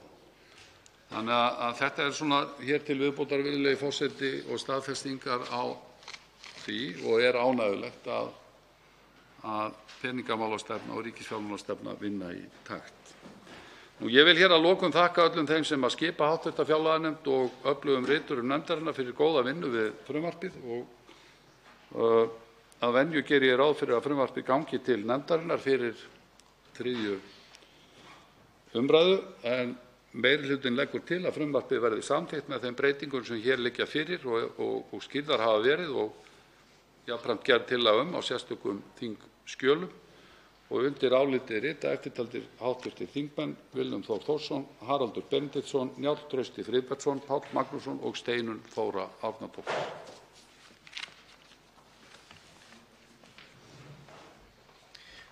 Svo háttar til að 4 hv. þingmenn hafa óskað eftir að veita andsvar og ræðutíminn því styttur í 1 mínútu í hvort sinn. Fyrstur til að veita andsvar hv. 3. þingmaður Reykjavíkurkjördæmis suður, Ágúst Ólafur Ágústsson. Herra forseti. Samkvæmt frumvarpi sjávarútvegsráðherra á veiðilega gjald annars vegar að mæta þeim kostnaði sem hið opinbera verður fyrir vegna sjávarútvegs og hins vegar á það að tryggja þjóðinni beina og sýnilega hlutdeild í afkomu veiðanna. Nú kemur í ljós að tekjur af veiðilega gjaldi verða lægri en sá kostnaður og hlutdeild þjóðarinnar orðin að engu í gegnum veiðilega gjaldið. Laxveiðimenn munu greiða meira fyrir sín veiðileyfi á næsta ári en stórútgerðarmenn. Mér finnst það vera skrítin pólitík hjá stjórnarþingmönnum að fela sér á bak við reglur sem þeir sjálfir breyttu og við ásamt fleiri sögðum á sínum tíma að myndu þýða lækkun veiðilega gjalds. Herra forseti, það er sláandi staðreynd að upphæð veiðilega gjalds hefur lækkað meira en helming síðan þessi ríkisstjórn tók við og það hin pólitíska spurning sem við stöndum frammi fyrir því. Hversu hátt á veiðilega gjald að vera? Hversu hátt sanngjarnt að það sé með afkomu í greininni sem hefur verið þokkalega góð líka árinu 2018. Og þess vegna langar mér að spyrja, herra forseti, af hverju stendur hv. þingmaður að fjárlagafrumvarpi sem gerir ráð fyrir engri beinni hlutdeild þjóðarinnar í afkomu veiðanna í gegnum veiðilega gjöld og dugar ekki einu sinni fyrir kostnaði sem skattgreiðendur verða fyrir? Þá svarar andsvari hv. 9. þingmaður Suðvesturkjördæmis Willum Þór Þórsson. Hæstv. forseti. Ég þakka hv. þingmanni þessa spurningu og það ágætt að hv. þingmaður komi hér inn á veiðigjöldin sem hann hefur verið duglegur við að segja þjóðinni að séu hér að lækka svo og svo mikið og tala mikið kostnað og hv. þingmaður verður að útskýra fyrir mér betur hvað hann er að tala við, hvað hann er að tala þegar hann er að tala kostnað þjóðarinnar af þessu. Við erum að fá 5 milljarða áætlað í ríkissjóð í tekjur af veiðigjöldum. Það þannig sem þetta og eins og ég kom inn á í minni ræðu, ef að eldri lög hefðu gilt þar sem við vorum fjær í tíma sem til bóta, þar sem ekki hefði verið tekið jafn mikið tillit til afkomu eða fjárfestingar sem til framtíðar litið auðvitað bara algjört lykilatriði og afkomu fyrirtækja allt land og atvinnusköpun og ég gæti lengi talið. Þannig að ég að öðru leyti átta mig ekki alveg á því hvað hv. þingmaður er að fara í þessari umræðu. Þá veitir andsvar síðar að sinni hv. 3. þingmaður Reykjavíkurkjördæmis suður Ágúst Ólafur Ágústsson. Herra forseti, þetta ósköp skýrt. Þegar þessi ríkisstjórn tók við völdum þá voru veiðilega gjöldin 11,2 milljarðar. Þegar fjárlagafrumvarpið lagt fram fyrir einungis 2 mánuðum þá stefndi því 7 milljarða. Núna liggur fyrir að þau að lækka niður í 5 milljarða króna. Þetta er það sem ég er að tala Og þetta er fyrirséð þróun. Þegar þið breyttu lögunum árið 2018 þá benti Samfylkingin ásamt Alþýðusambandið og fleiri aðilar að þetta myndi þýða lækkun veiðilega gjalda. Og þegar kemur að kostnaðinum þá vísa ég bara beint í frumvarp sjávarútvegsráðherra sem tiltekur í sínu frumvarpi veiðilega gjöld hvað felst í þeim kostnaði sem skattgreiðendur verða fyrir vegna greinarinnar. Og það er 5,1 milljarður. Það er sem sagt hærra heldur en þið treystu ykkur til að innheimta veiðilega gjöldin á næsta ári. Og það finnst mér mjög sérkennilegt vegna þess tilgangur veiðilega gjalda er tvenns konar. Mæta þeim kostnaði sem það gera ekki lengur og veita þjóðinni sanngjarna og beina og sýnilega hlutdeild í afkomu veiðanna. Þetta stendur beinlínis í greinargerð hæstv. Sjávarútvegsráðherra. Þetta getur ekki verið skýrara, herra forseti. Þá svarar andsvari síðar að sinni hv. 9. þingmaður Suðvesturkjördæmis, Willum Þór Þórsson. Hæstv. forseti. Ég þakka hv. þingmanni andsvarið. Lykilatriði auðvitað að við erum með sjálfbæran sjávarútveg. Við erum með sjávarútveg sem að skila tekjum til þjóðarbúsins. Það lykilatriði.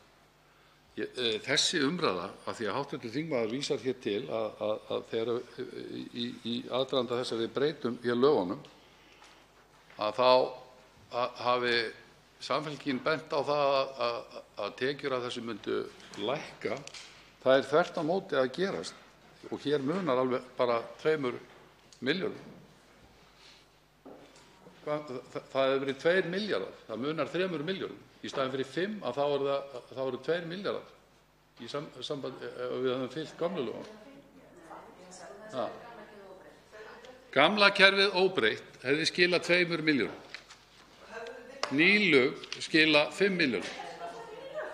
Þess vegna settum við ný lög.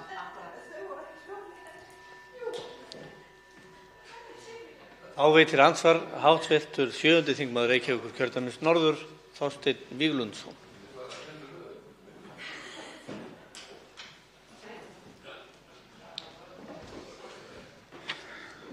Virðulegur forseti.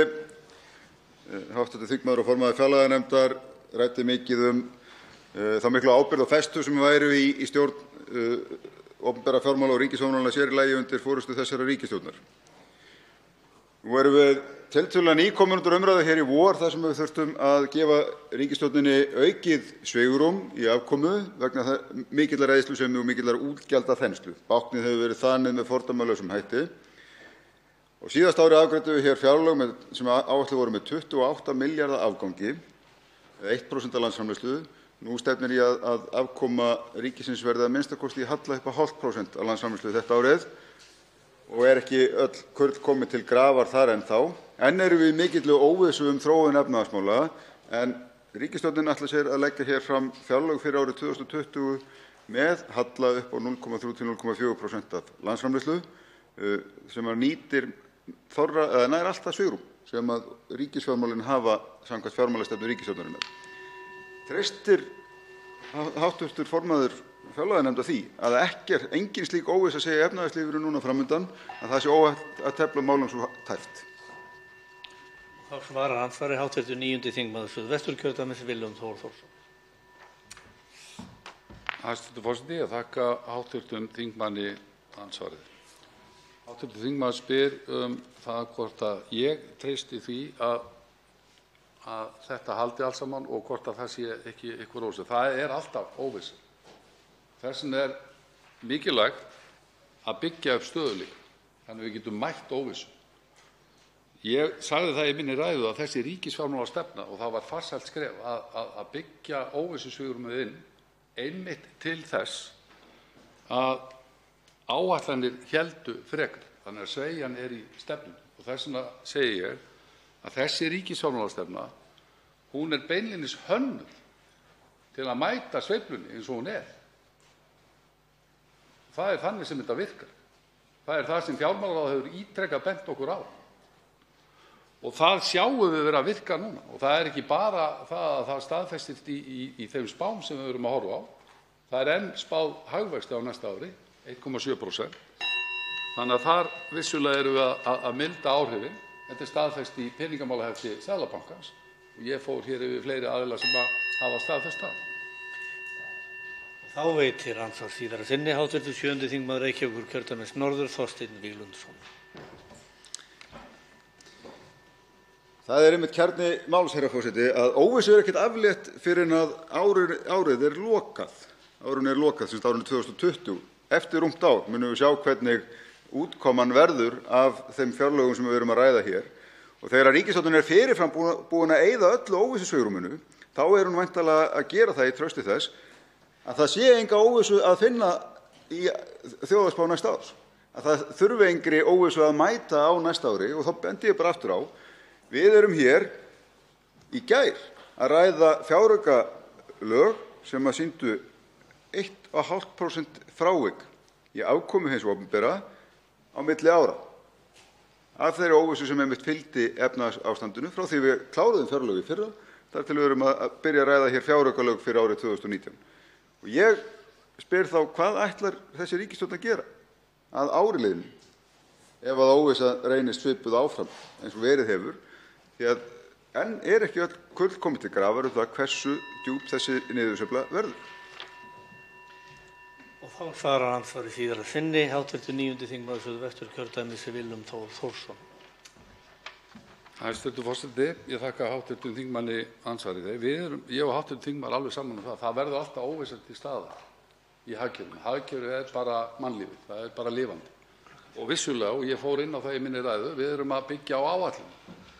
Og maður veltir því fyrir sér þegar við erum í þessu fjárlagaferli einmitt. Og mér finnst þetta góðar vangaveltur hjá hv. þingmanni að hversu nákvæm við eigum að vera í því að taka tillit til hagspáa með jafn skömmu millibili þegar við erum að horfa inn í árið. Ég meina, við mætum hér aftur í janúar og þá hefst vinna við ríkisfjármálaáætlun fljótlega og þá förum við að horfa inn í þetta. En það er alveg rétt hjá hv. þingmanni að það er óvissa víða í hagkerfum heimsins sem hefur áhrif á okkar stöðu og við þurfum að spá og spekúlera í þeirri óvissu sem teiknast upp. En það sem ég var að reyna að segja hér í fyrra og andsvari og ítreka hér aftur er að við höfum byggt inn í ríkisfjármálastefnuna meiri sveigjanleika sem ég tel rétt til að mæta einmitt betur óvissuna og láta áætlanir standa. Þá veitir andsvar hv. 11. þingmaður Reykjavíkurkjördæmis Suður Björn Leví Gunnarsson. Ég tek hjartanlega undir gagnrýni hv. þingmanns Ágústs Ólafar Ágústssonar í þessu með veiðigjöldin því að það er eitthvað galið við það að arðurinn sé nýttur síðan í fjárfestingar í staðinn fyrir að klára það sem auðlindagjaldið. Þetta er afnotagjaldið af auðlindinni sem að útgerðin segir, nei, ég ætla ekki að greiða til landsmanna, ég ætla að nota hlutað í fjárfestingar og þar af leiðandi borga minna. Þetta er fáránlegt. En virðulegi forseti, á nokkru öðru. Hæstv. formaður fjárlaganefndar kom hérna að tímasetningu þjóðhagsspá og þá langar mig til þess að spyrja formanninn tímasetningu fjármálaáætlunar því að hún verður væntanlega tiltölulega óheppileg hérna vorið 2021 alveg rétt fyrir kosningar og koma í apríl og þingið að fara og kveðja mjög skömmu fyrir kosningar þar og það verður sama engin tími til þess að afgreiða fjármálaáætlun hvort það sé ekki rétt að fara að færa fjármálaáætlun einmitt framar á árið, jafnvel bara strax í febrúar. Og svo annað, einföld spurning, erum við að fara til lögum um opinber fjármál? Þá svarar andsvari hv. 9. þingmaður Suðvesturkjördæmis Willum Þór Þórsson. Hæstv. forseti, ég þakka hv. þingmanni andsvarið og byrjaði að svara þessu síðustu spurningunni fyrst, já. Og varðandi fjárfestingarnar og veiðigjöldin, það væri eitthvað mjög skrítið. Ég er bara svo hjartanlega ósammála hv. þingmanni sem segir hér að það sé óeðlilegt að atvinnufyrirtæki byggi sig upp og við gerum ráð fyrir því að þau séu í færum til þess að endurfjárfesta. Þetta er eitthvað það mikilvægasta fyrir okkar atvinnulíf inn í framtíðina. Ég bara skil ekki svona vangaveltur. Við þurfum að huga að atvinnulífi hér um allt land og öllum sjávarútvegsfyrirtækjum og þegar við skattleggjum slík fyrirtæki þá verður meðalhóf og jafnræði að vera leiðarljósi og fyrirtækin verða að hafa tækifæri til að endurfjárfesta. Þetta er lykilatriði í uppbyggingu atvinnuvega. Varðandi tímasetningu fjármálaáætlunar, ég byrja hv. þingmann kannski að ítreka þá spurningu aðeins svo ég geti svarað henni. Ég tapaði aðeins anga af henni. Þá veitir andsvar síðar þinni hv. 11. þingmaður Reykjavíkurkjördæmis Suður Björn Leví Gunnarsson.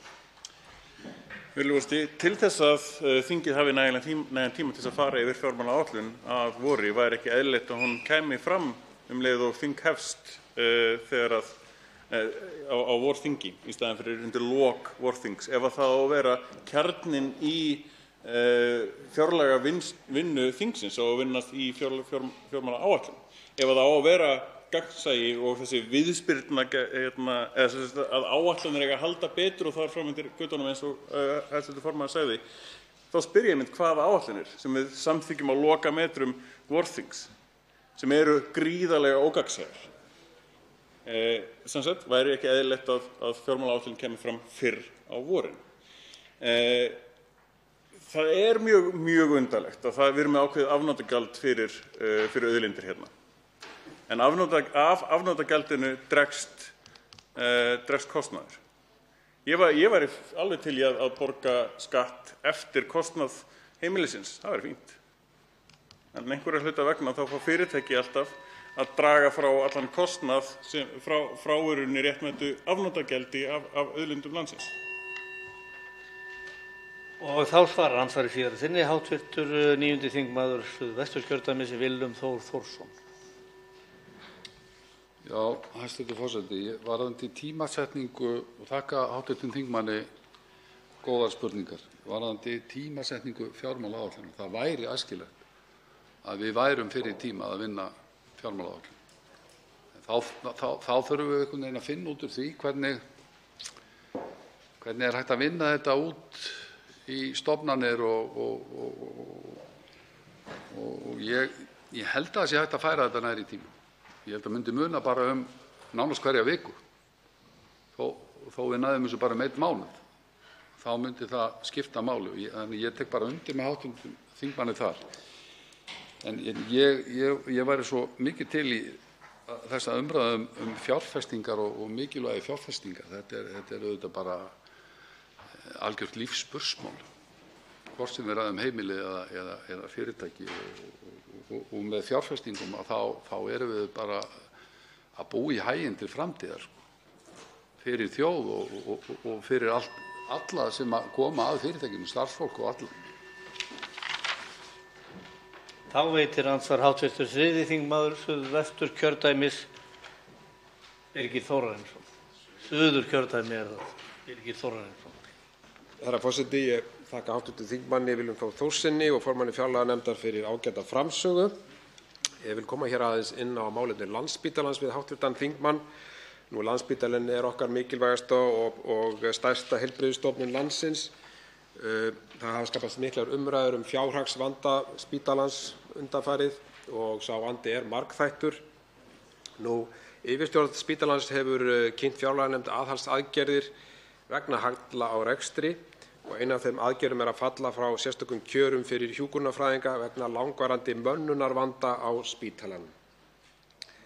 Nú stendur til að leggja þetta kerfi af og er það áhyggjuefni.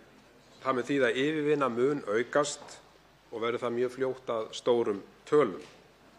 Mikill skortur er á hjúkrunarfræðingum á Landspítalanum og margar deildir eru undirmannaðar og loka þarf deildum vegna vanmönnunar. Hjúkrunarfræðingar hafa verið í kjaraviðræðum við ríkisvaldið í rúma 7 mánuði. Það er alveg ljóst að stjórnvöld verða að eiga raunsætt samtal við Landspítalann lausnir. En það sem ég langar að spyrja hv. þingmann að nú er þetta bráðasjúkrahús og það er að segja að það lokar ekki þó að fjárveitingar séu búnar. Sér hv. þingmaður fyrir sér að verði eitthvað meiri sveigjanleiki í fjárveitingu til Landspítalans í framtíðinni? Hv. 9. þingmaður Suðvesturkjördæmis Willum Þór Þórsson svarar nú andsvari.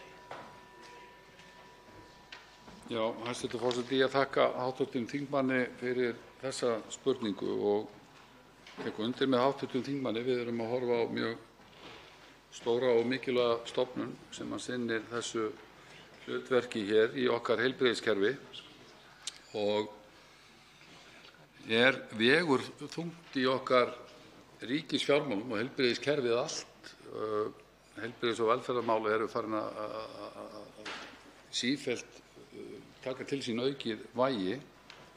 Nú erum við með innbyggt í þetta samkvæmt lögunum varasjóði, einn stóran almennan varasjóð og varasjóð síðan fyrir málaflokka. Og það má hugsa sér það að við þyrftum að skoða kannski það hvort að það þyrfti svona sérstakt framlag á varasjóð inn í þetta kerfi.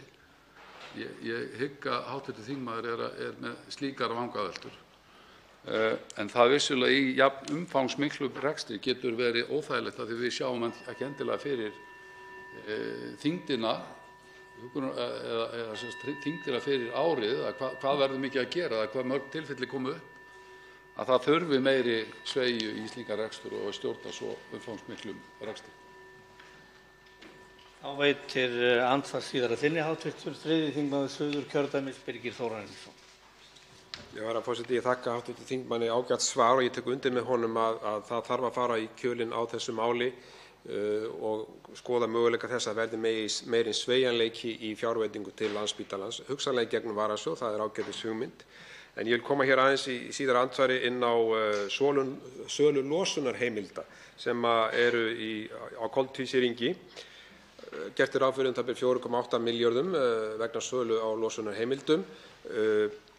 Á síðasta fjárhagsári voru seldar heimildir fyrir 2,5 milljarð. Nú er verið að hækka hér skatta á kolefnis útblástur, það er að segja kolefnisgjaldið um 10%. Það hefur hækkað um 85% frá því að þessi ríkisstjórn tók við. Er ekki þversagnir í þessu, hv. þingmaður, að hækka svona stöðugt gjaldið og halda síðan bara áfram að selja losunarheimildir eins og það sé orðinn einhver varasjóður sem má grípa í til þess að mæta halla ríkissjóðs? Þá svarar andsvari síðara sinni hv. 9. þingmaður Suðvesturkjördæmis, Willum Þór Þórsson. Hæstv. forseti. Ég þakka hv. þingmanni þessa spurningu losunarheimildir. Þetta auðvitað svolítið nýtt, eilítið framandi og þetta tengist allri þessari umræðu loftslagsmál. Í þessu eru fólgin veruleg verðmæti það hvort að það eru þversagnir í því að skattleggja mengun. Ég held að það sé afar skynsamlegt til framtíðar að horfa þannig á hlutina. Á móti kemur þessi verðmæti sem skapast af því að mengun er okkur dýr og þess vegna eru verðmætin að aukast á þessar losunarheimildir. Staðan er sú að ef við ekki nýtum þessar heimildir þá verða engar tekjur. Ég segi nýtum tekjurnar af þessu til þess að mæta loftslagsbaráttunni. Andsvörum er lokið. Til máls tekur hv. 11. þingmaður Reykjavíkurkjördæmis suður, Björn Leví Gunnarsson, fundarstjórn forseta. Virðulegi forseti, mig langar að kvarta undan fundarstjórn forseta þar sem að já, það er ekki samkomulag þessa umræðu en það eru 5 flokkar í stjórnarandstöðu og að hæstv. forseti skuli ekki gefa svigrúm fyrir alla þá flokka til þess að taka þátt í andsvörum við framsögu finnst mér óásættanlegt.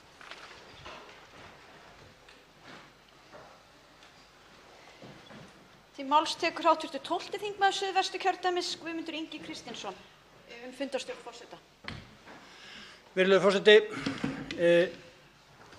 í andsvörum bað ég að fá að fara í andsvör á hann og ég tel mig hafa verið nákvæmlega á sama tíma og allir hinir. En það virðist vera að koma upp regla að það eru 5 stjórnarandstöðuflokkar og þá fá 4 að koma af stað og þá er farið eftir stærð. Og það væri mjög gott að vita það, forseti, hvort að þessi regla sé í gildi í dag og þegar fleiri en 4 stjórnarandstöðuflokkar fara í andsvör við stjórnarliða að þá sé það meirihlutinn stærri flokkanna sem er. Það væri mjög þægilegt að vita þetta vegna þess að ég hélt að það væri hinsegin að ekki hver myndi slá í borðið og láta vita, en það virðist ekki gilda þannig að það væri mjög þægilegt að hafa þetta á hreinu. Til máls tekur fundarstjórn forseta hv. 9. þingmaður Suðvesturkjördæmis, Willum Þór Þórsson.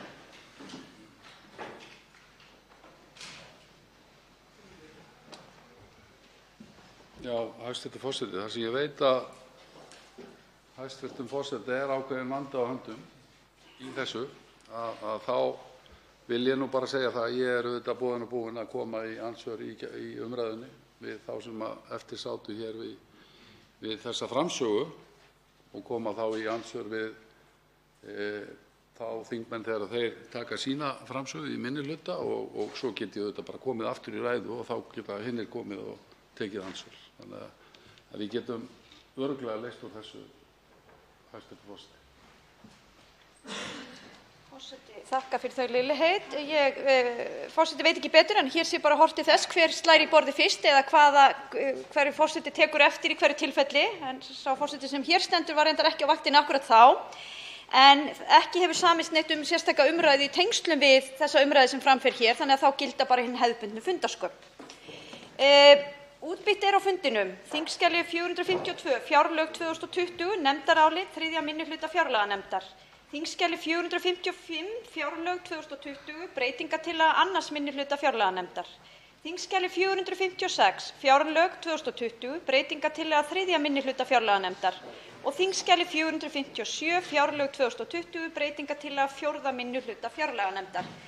Þá gerum við smá hlé á þeirri umræðu sem átti sér stað hér áðan og tek ég fyrir annað dagskrármálið sem Húsnæðis- og mannvirkjastofnun, stjórnarfrumvarp, mál nr. 319 á þingskjali 362. Það framhald 1. umræðu og atkvæðagreiðsla og við skulum hringja til atkvæðagreiðslu.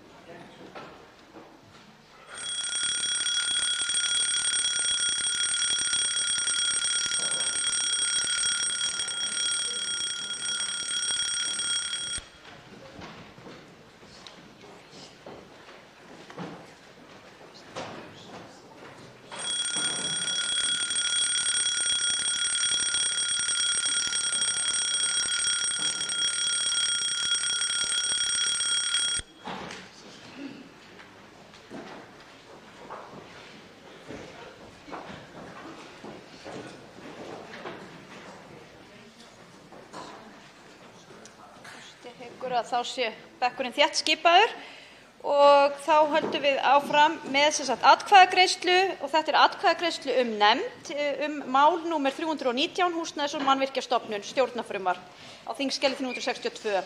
Tvær tillögur nefnd hafa komið fram. Önnur frá framsögumanni málsins, hæstv. félags- og barnamálaráðherra Ásmundi Einari Daðasyni, að málinu verði vísað til hv. velferðarnefndar. Hin tillagan frá hv. 4. þingmanni Norðvesturkjördæmis, Bergþóri Ólasyni, að málinu verði vísað til hv. umhverfis- og samgöngunefndar. Atkvæðagreiðsla fer fram eftir fastri þingvenju þannig að fyrst verður greidd atkvæði um þá tillögu sem fyrst kom fram, það í þessu tilviki tillögu hæstv. félags- og barnamálaráðherra. Verði hún samþykkt kemur hin tillagan ekki til atkvæðagreiðslu. Hefst nú atkvæðagreiðslan að vísa málinu til velferðarnefndar en hv. 4. þingmaður Norðvesturkjördæmis, Bergþór Ólason, hefur óskað eftir því að taka til máls atkvæðagreiðsluna. Frú forseti, það ekki ætla mín að fara í mikinn slag það til hvaða nefndar þetta mál fer, en ég vildi engu að síður að það yrði svona meðvituð ákvörðun þingsins að færa mannvirkjamálin frá umhverfis- og samgöngunefnd yfir til velferðarnefndar. Það auðvitað þannig við þekkjum þessa umræðu sem snýr að sameiningu þessara þátta sem snúa að íbúðamálum, íbúðalánasjóði, mannvirkjamálum og síðan aftur skipulagsmálunum sem áfram undir umhverfis- og samgöngunefnd. Það auðvitað margir sem horfa til þess að það verði stigið eitt skref til viðbótar og þessir þættir sem nú eru sameinaðir verði síðan sameinaðir með einum eða öðrum hætti skipulagsmálunum innan sama ráðuneytis. Og í því ljósi teldi ég skynsamlegt að vista þessi mál allavega enn sinn hjá umhverfis- og samgöngunefnd en legg það sjónarmið bara hér inn í salinn. Þá hefst atkvæðagreiðsla að vísa málinu til velferðarnefndar.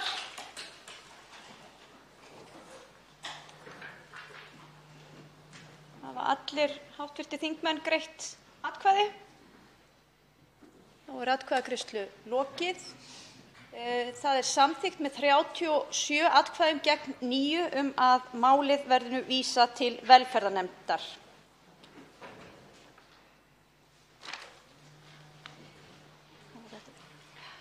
Svo háttar til þriðja dagskrármálið að of skammt liðið frá útbýtingu breytingartillagna við málið. Þarf því að leita samþykkis fyrir því að taka breytingartillöguna á dagskrá. Fer nú fram atkvæðagreiðsla afbrigðin. Atkvæðagreiðsla hafin.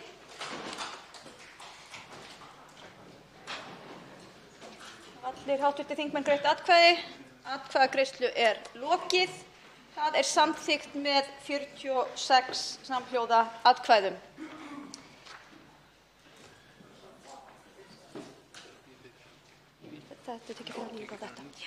Þá er atkvæðagreiðslum lokið og tekið er fyrir að nýju 2. umræða fjárlaga og gildir hana ræðutímareglur fyrir 2. umræðu fjárlaga samkvæmt þingsköpum.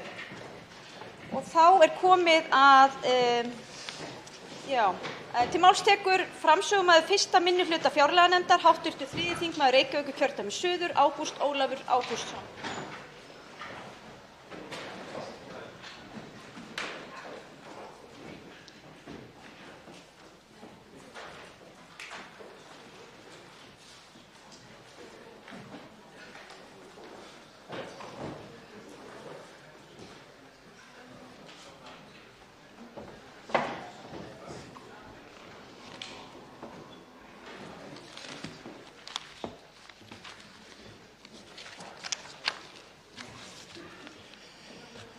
Frú forseti, umrætt fjárlagafrumvarp er hið 3. í röðinni hjá núverandi ríkisstjórn og sem fyrr einkennist frumvarpið af skammsýni og brostnum loforðum.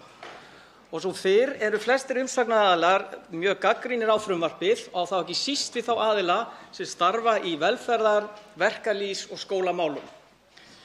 Mig langar í upphafi míns máls draga hér fram það sem ég hef kallað 10 vondar fréttir í fjárlagafrumvarpinu. Númer 1. Háskóli Íslands, Háskólinn Reykjavík, Listaháskólinn og Háskólinn á Akureyri fá nánast sömu raunupphæð og þeir fengu í fyrra. Í framhaldsskólum er beinlínis lækkun. Það er lækkun á heildarfjármagni milli ára. Þetta er einfaldlega staðreynd sem má lesa skýrum stöfum í þessu fjárlagafrumvarpi. Og halda öðru fram er einfaldlega rangt eins og ég hef heyrt stjórnarþingmenn gera. Að mínu mati er því eina stórsóknin í menntamálum vera í yfirlýsingum þessarar ríkisstjórnar. Númer 2. Þrátt fyrir augljósa þörf hjá Landspítalanum, sem við öll erum sammála að er fyrir hendi, þá vill ríkisstjórnin ná auknum fjármunum úr heilbrigðiskerfinu með aðhaldi. Á meðan standa yfir, og þetta er bein tilvitnun í forstjóra Landspítalans, núna standa yfir á Landspítalanum umfangsmiklar aðhaldsaðgerðir á Landspítalanum. Þetta eru hans orð. Þá vitum við sömuleiðis að það hefur ríkt slæmt ástand á bráðamóttökunni og enn býr fjöldi eldri borgara inn á spítalanum vegna skorts á úrræðum. Númer 3. Hið títtnefnda, hið marglofaða loforð að afnema hér krónu á móti krónu gagnvart öryrkjum er enn ekki að fullu fjármagnað í frumvarpinu. Enn eru öryrkjar látnir bíða eftir réttlætinu sem hæstv. forsætisráðherra Katrín Jakobsdóttir sagði þegar hún var í stjórnarandstöðu að þeir mættu alls ekki gera. Og nú er tíminn bara einfaldlega á þrotum. Eftir þetta fjárlagafrumvarp þá er bara eitt fjárlagafrumvarp eftir. Og við erum búin að heyra það ansi oft frá ráðherrunum, já þeir stefna að því að bæta hag öryrkja. Þeir stefna það að grípa inn í rekstrarvanda Landspítalans og fleiri. En nú er tíminn einfaldlega á þrotum og þolinmæðin er líka á þrotum, frú forseti. Aldraðir fá ekkert sérstakt framlag umfram það sem er vegna fjölgunar í þeirra hópi í þessu frumvarpi og ennþá er rekstur nýrra hjúkrunarrýma ekki fjármagnaður til framtíðar. Og hér þurfum við að líta aðeins umfram þetta frumvarp og líta til fjármálaáætlunar sem nær til 5 ára. Og 3. árið í röð er rekstrarfé hjúkrunarrýma skert af hálfu ríkisins með aðhaldskröfum. 4. Endurgreiðsla vegna kvikmyndagerðar er lækkuð tæp 30%. Hvers konar pólitík er þetta? Þetta er ekki heimsins stærsti liður í fjárlögunum. En hér er verið að lækka endurgreiðsluna sem í sjálfu sér býr til peninga. Þetta fyrirkomulag hefur kallað hér inn erlend verkefni sem hafa einmitt aukið skatttekjurnar.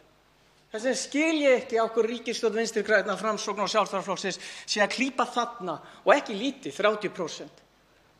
Og það þarf ekki annað en að heyra í kvikmyndageiranum til að sjá að þau eru ekki par ánægð með þetta.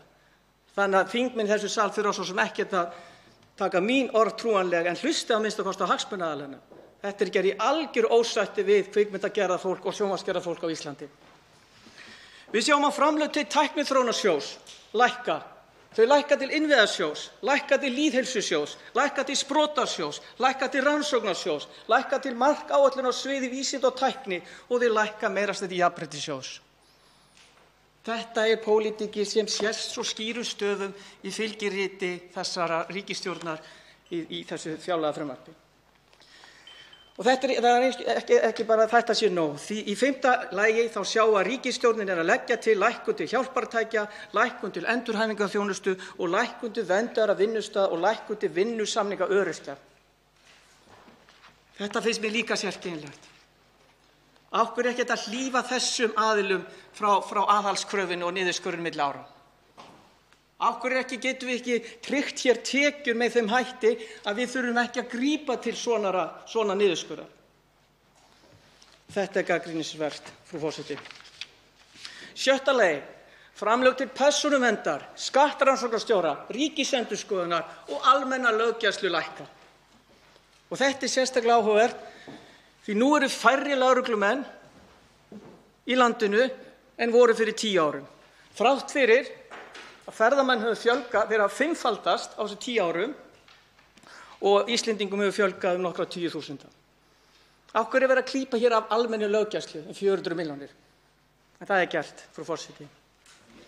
Í 7. lagi, og er stór punktur, því einungis er gert ráð fyrir að opinberir starfsmenn fái 3% launahækkun. Þetta stendur, það á eftir að semja við opinbera starfsmenn. Þetta er forsenda fjárlagafrumvarpsins að opinberir starfsmenn, sem að langstærstum hluta eru konur, eiga að fá 3% launahækkun og þetta einfaldlega þýðir kjararýrnun ef verðbólga fer yfir 3%. Og ég vek athygli á því að þegar frumvarpið var lagt fram, þá var gert ráð fyrir að verðbólgan væri hærri en 3%. Þannig að forsenda þessar ríkisstjórnar var að stuðla að kjararýrnun opinberra starfsmanna. Því þau ákveðu að laun opinberra starfsmanna ættu að hækka 3% í 3,2% verðbólguumhverfi. En nú hafa verðbólguspár lækkað niður 2,6%. En við eigum eftir að sjá hvernig verðbólgan endar. En þetta sýnir svo vel svart á hvítu, frú forseti, hvað hagsmunir hér verða ofan á. Í 8. lagi þá var að blessuð veiðileyfagjöldin og mér langar aðeins að fara yfir það. Veiðileyfagjöldin að lækka á milli ára. Það er óumdeilt. Ég bara vona að þingmenn átti sig á hvað er lækkun og hvað er hækkun. Þau eru að lækka á milli ára og þau eru líka að lækka frá því sem til stóð frá því frumvarpið var lagt fram fyrir einungis 2 mánuðum. Það er líka alveg óumdeilt. Við skulum ekki rífast þetta. Þessar hártoganir og þessi útúrsnúningur, hann nær ekki nokkur átt. Það sem ég er að gagnrýna hér og Samfylkingin, við erum að gagnrýna það að veiðileyfagjöld eru of lág. Ég get ekki orðið skýrari. Hvað þetta varðar. Og það finna hérna smá efni þetta blessaða mál.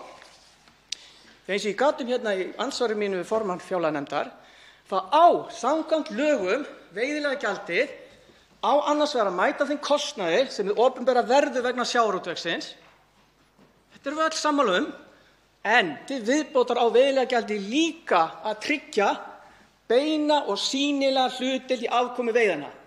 Þetta stendur í texta frá sjávarútvegsráðherra Sjálfstæðismanna að það að tryggja beina og sýnilega hlutdeild þjóðarinnar í afkomu veiðanna.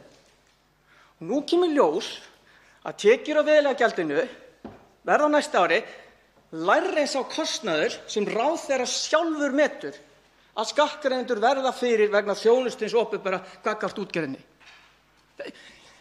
Þessar kostnaðartölur koma frá hæstv. Sjávarútvegsráðherra. Þegar hann breytti lögum um veiðileyfagjald 2018 þá kemur þetta fram í greinargerð þess frumvarps að kostnaðurinn átti að vera 5,1 milljarður. Þannig að veiðileyfagjöldin ná ekki svo að dekka þann kostnað sem skattgreiðendur, okkar umbjóðendur, verða fyrir vegna þjónustu gagnvart greininni. Og hvað þá að þjóðin sem á auðlindina samkvæmt lögum að fá beina og sýnilega hlutdeild í afkomu veiðanna. Þetta er gagnrýnisvert, frú forseti. Og þar með þessi hlutdeild þjóðarinnar orðin engu í tekjum af veiðileyfagjaldinu. Og veiðileyfagjaldi er ekki eins og tekjuskattur, og ég bið þingmenn að vera ekki að rugla þessu saman. Veiðileyfagjaldið er sérstakt gjald fyrir aðgang að einu bestu fiskimiðum jarðar sem samkvæmt lögum er í eigu þjóðarinnar en ekki í eigu útgerðarinnar. Þetta er alveg skýrt.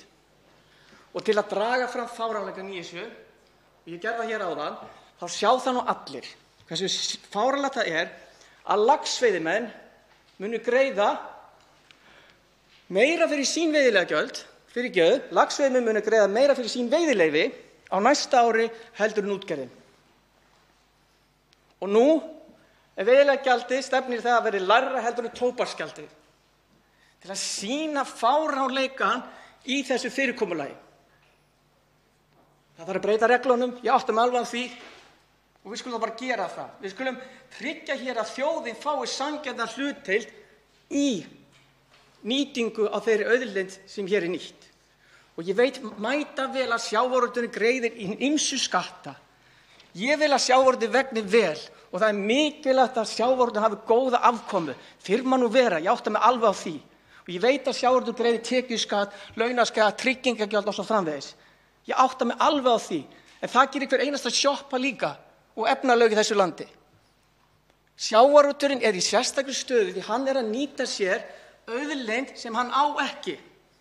Þetta er prinsippmál sem ég held að þingmenn átti sig alveg á. Og ég hef nú aðeins tekist á hérna við hæstv.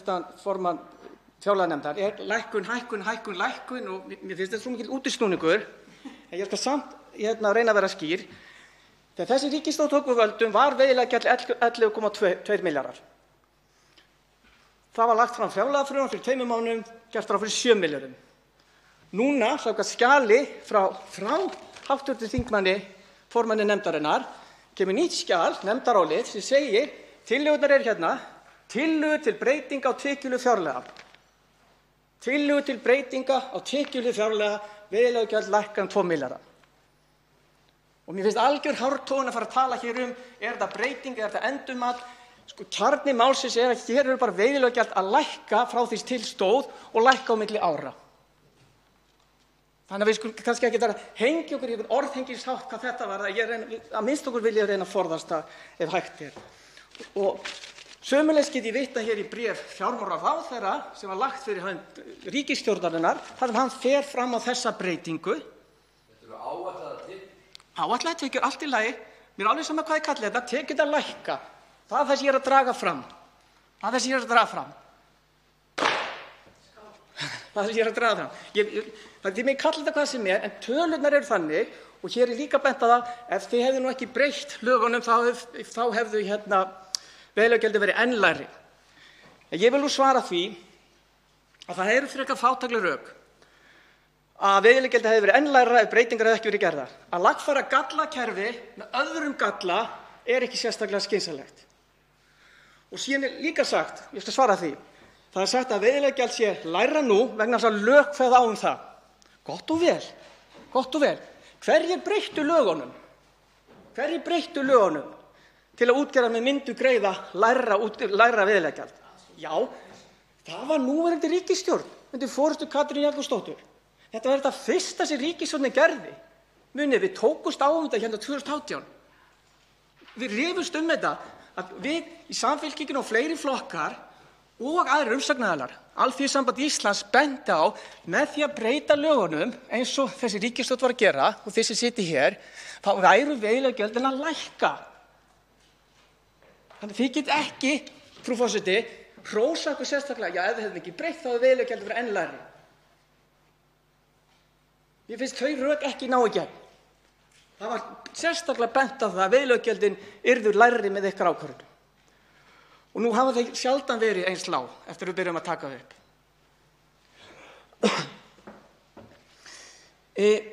Það er vísað í afkomutenginguna. Hún skiptir máli. Förum aðeins yfir það. Þetta er svona slengt framan í mann. Já, en afkoman var svo slæm 2018. Veiðileyfagjöldin er að taka mið á 2018. Förum aðeins yfir það. Hvernig var nú afkoman í sjávarútvegi 2018? Og þetta eru tölur frá sjávarútveginum sjálfum.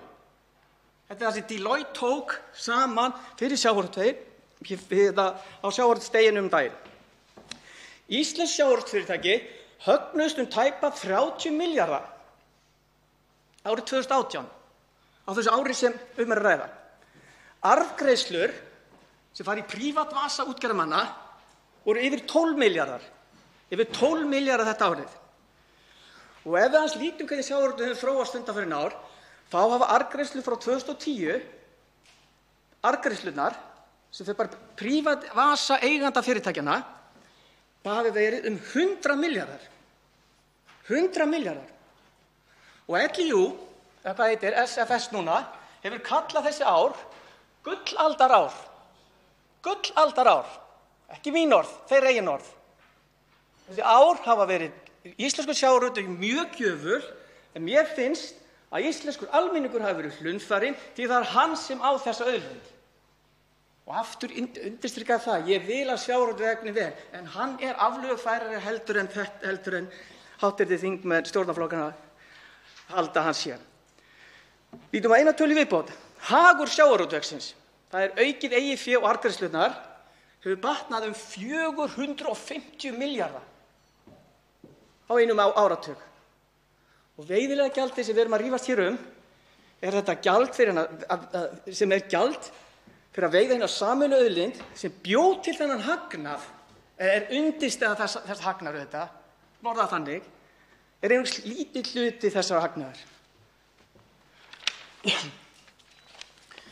Þannig að mér finnst þetta að vera þetta stóra grundvallaratriði sem við þurfum og ég ekki feiminn að taka þessu umræðu við ykkur og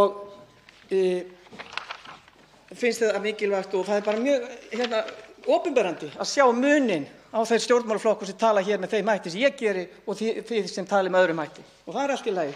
Fólk á að hafa val þegar kemur á kjörklefanum. Mér langar aðeins að ég með allar þessar umsagnir frá 2018 sem sögðu að þið væri að lækka veiðileyfagjöldin, en ég ætla ekki að eyða tíma í það.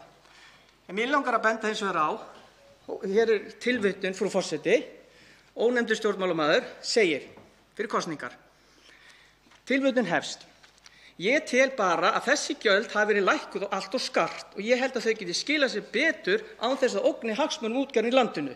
Ég meina, horfum bara á þær arðgreiðslur sem hafa verið að fara út úr stóru útgerðarfyrirtækjum á undanfarnum árum upp á 100 milljóna. Finnst okkur þetta eðlilegt? Tilvitnun lýkur og hver haldi hann sagt þetta? Hver sagði þetta að veiðileyfagjöldin hafi lækkað allt of skart og þau mætti hækka og þessi þingmaður var að velta fyrir þessum arðgreiðslum upp á 100 milljóna. Þetta var Katrín Jakobsdóttir sem núna situr ekki lengur hérna megin í salnum heldur hérna megin. Og á þessum tíma, þegar hún að gagnrýna að veiðileyfagjöldin hafi lækkað of skart, þá voru veiðileyfagjöldin hærri heldur það sem hún núna að standa fyrir. Í gegnum sín fjárlög.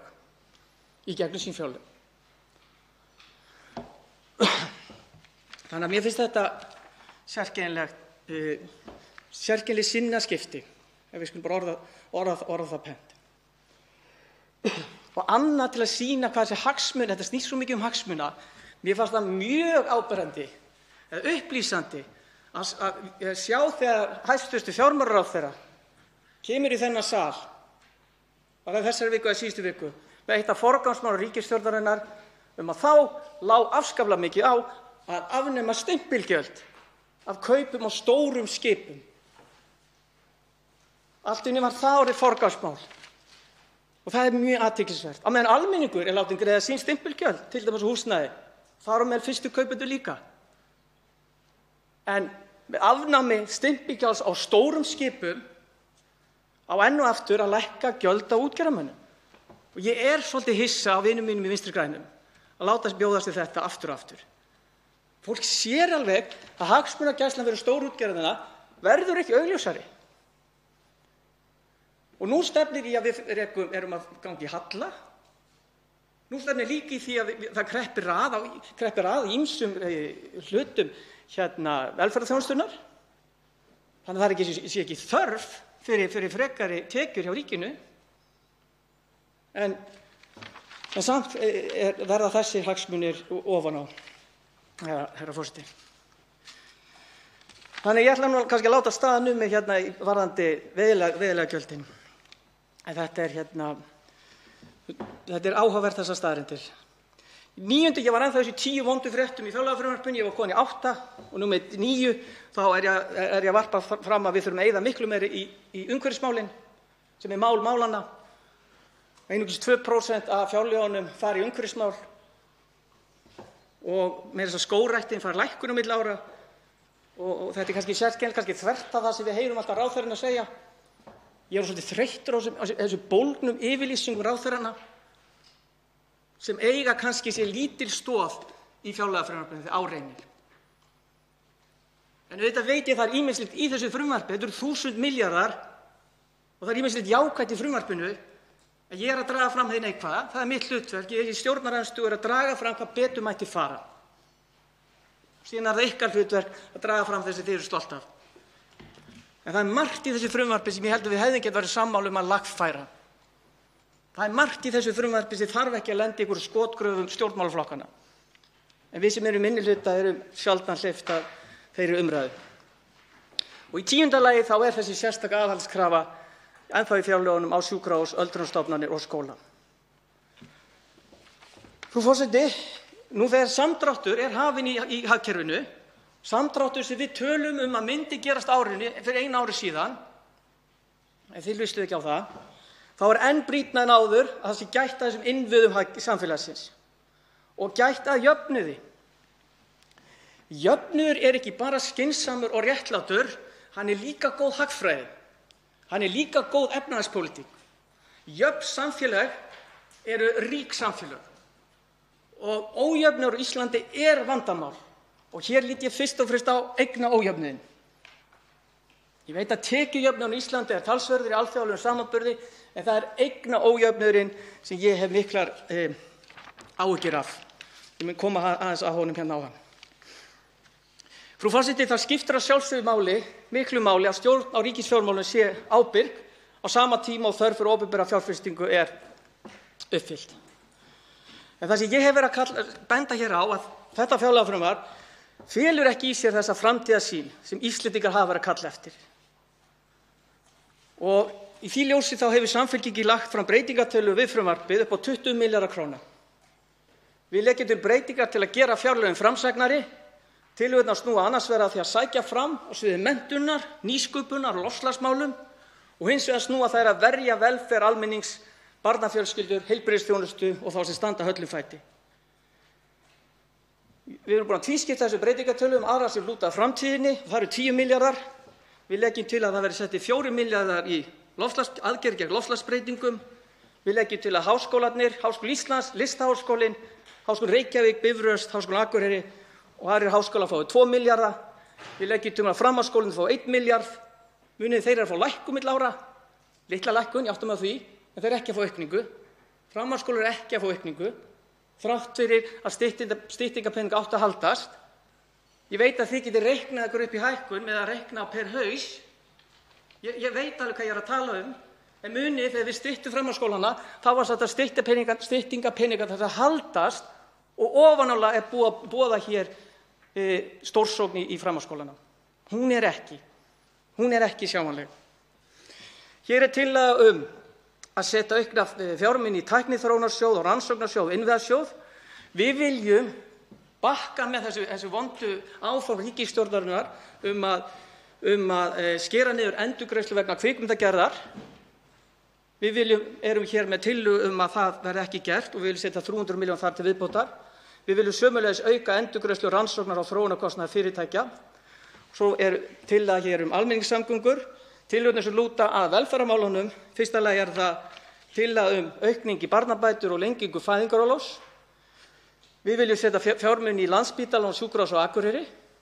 Og þið vitið það, ástandið, það stefnir í 4 milljarða öllu óbreyttu í halla á Landspítalanum. Og við erum að reyna að setja eitthvað núna í fjáraukann sem er kannski ekki beint ófyrirséð og við eigum ekkert að setja neitt í fjáraukann nema þessi ófyrirséð, það er bara samkvæmt lögum.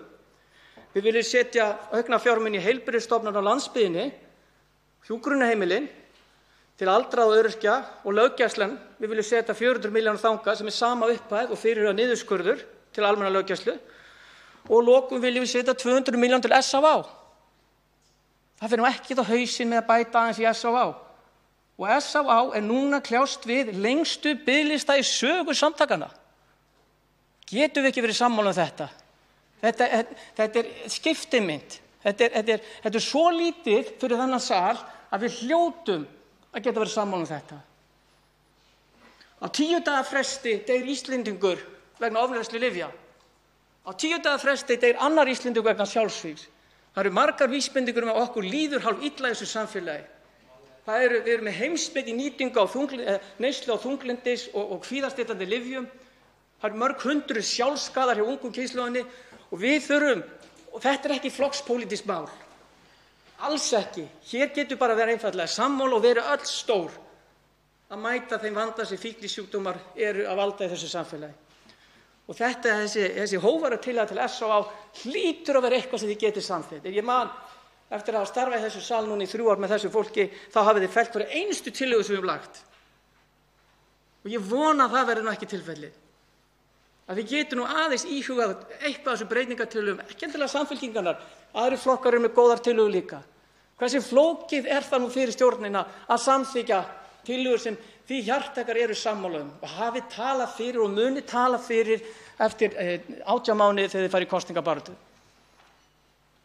En ég veit ekki hvernig það verður, því mín reynsla af því hv. þingmenn stjórnarflokkanna hafa fellt hverju einustu tillögu sem kemur frá stjórnarandstöðunni þegar kemur að fjárlögunum. Og ég bara skil það ekki. Þessar tillögur eru 20 milljarðar, en við erum með hugmynd hvernig á fjármagnaðar líka.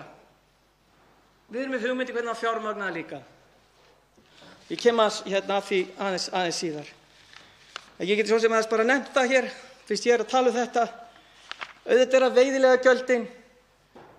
Við höfum talað líka fyrir tekjutengdum auðlegðarskatti eða stóreignaskatti.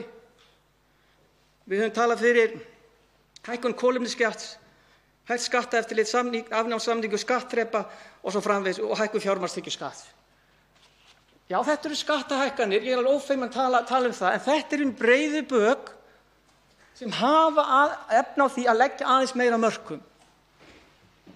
Það er það sem við í Samfylkingu erum að tala fyrir. Fjármagnstekjuskatturinn er svo lægsti á Íslandi, á öllum Norðurlöndum, og þó við myndum hækka hann 2% stig, þá var hann ennþá lægstur af öllum Norðurlöndunum. Í vaxandi eignaójöfni þá held ég að auðlegðarskattur, stóreignaskattur, sérstaklega ef hann er tekjutengdur og við aðskiljum íbúðir eða húsnæði, á fullkomlega rétt á sér. Ég hef talað fyrir mengunarsköttum og öðru, þannig að það eru ýmsar leiðir til að standa undir þeim auknu útgjöldum sem við erum að tala hér fyrir. En frú forseti, það er alveg augljóst að við í Samfylkingunni erum ekki að leggja hér fullmótað fjárlagafrumvarp og það er margt sem við hefum gert öðruvísi, en þetta er að minnsta kosti hugmyndir okkar sem við erum að leggja hér á borðið og í þeirri von að við getum gert þessi fjárlög aðeins skárri fyrir fólki sem kaus okkur. Það er eina sem við erum að reyna að gera. Þið megi alveg fá kredit fyrir það ef þið viljið.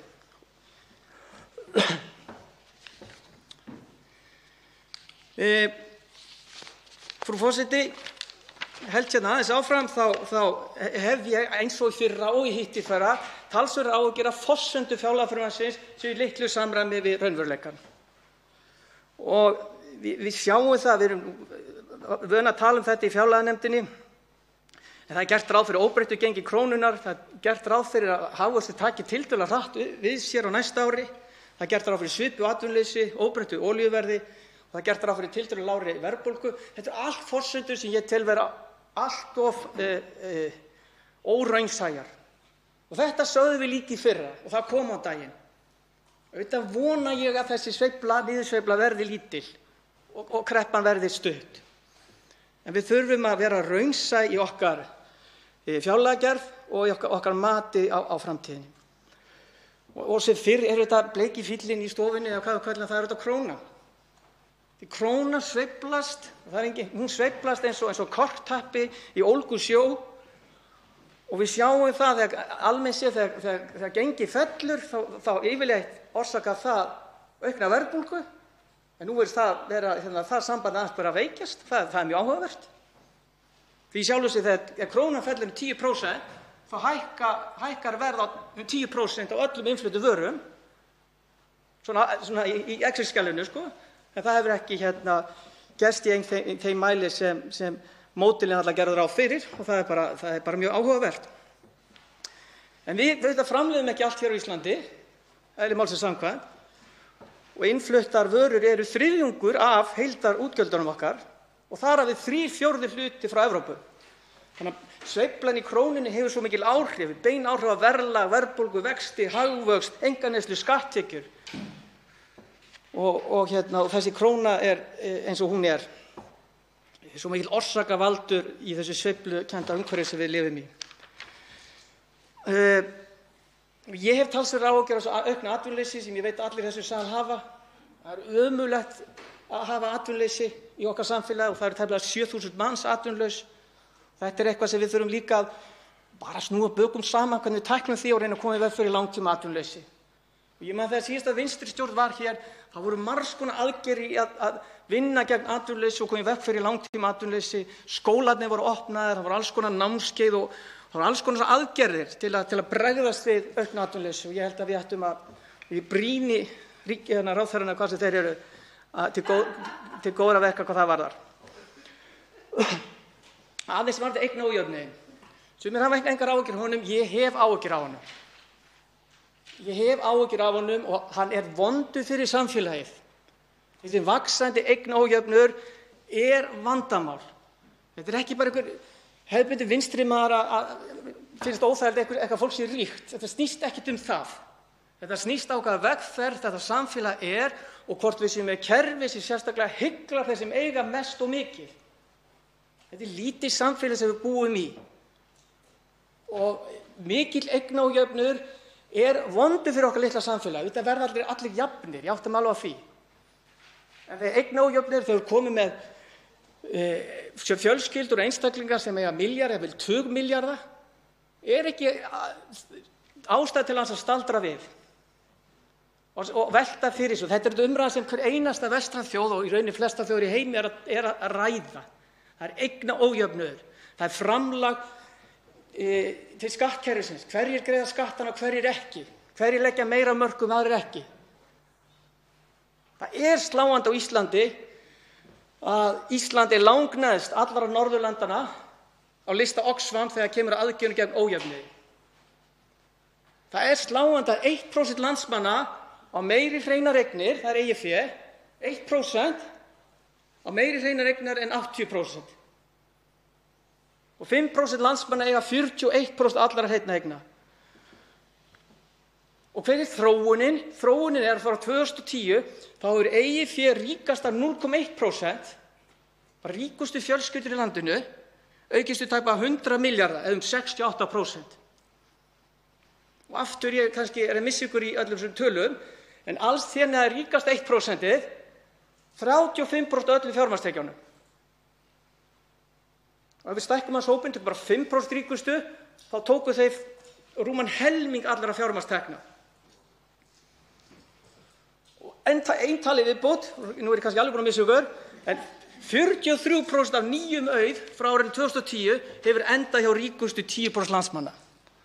Þannig að bæði er að draga fram að eignaójöfnuður er mikill á Íslandi,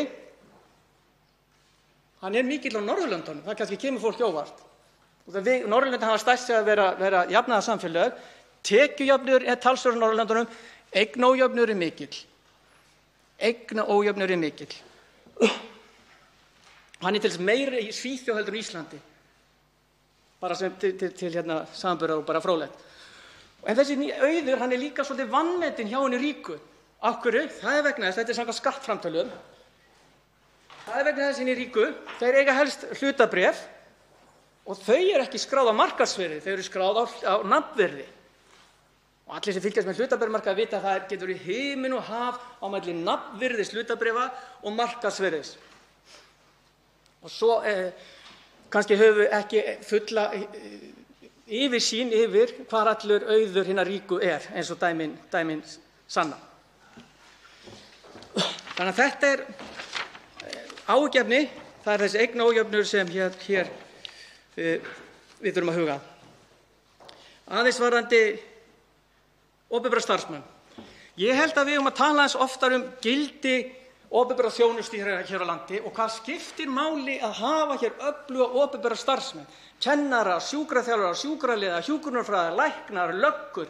Þetta er fólkið sem heldur uppi velferðarkerfinu, skólakerfinu og þessum sameiginlegu innviðum sem við erum alltaf að tala fyrir.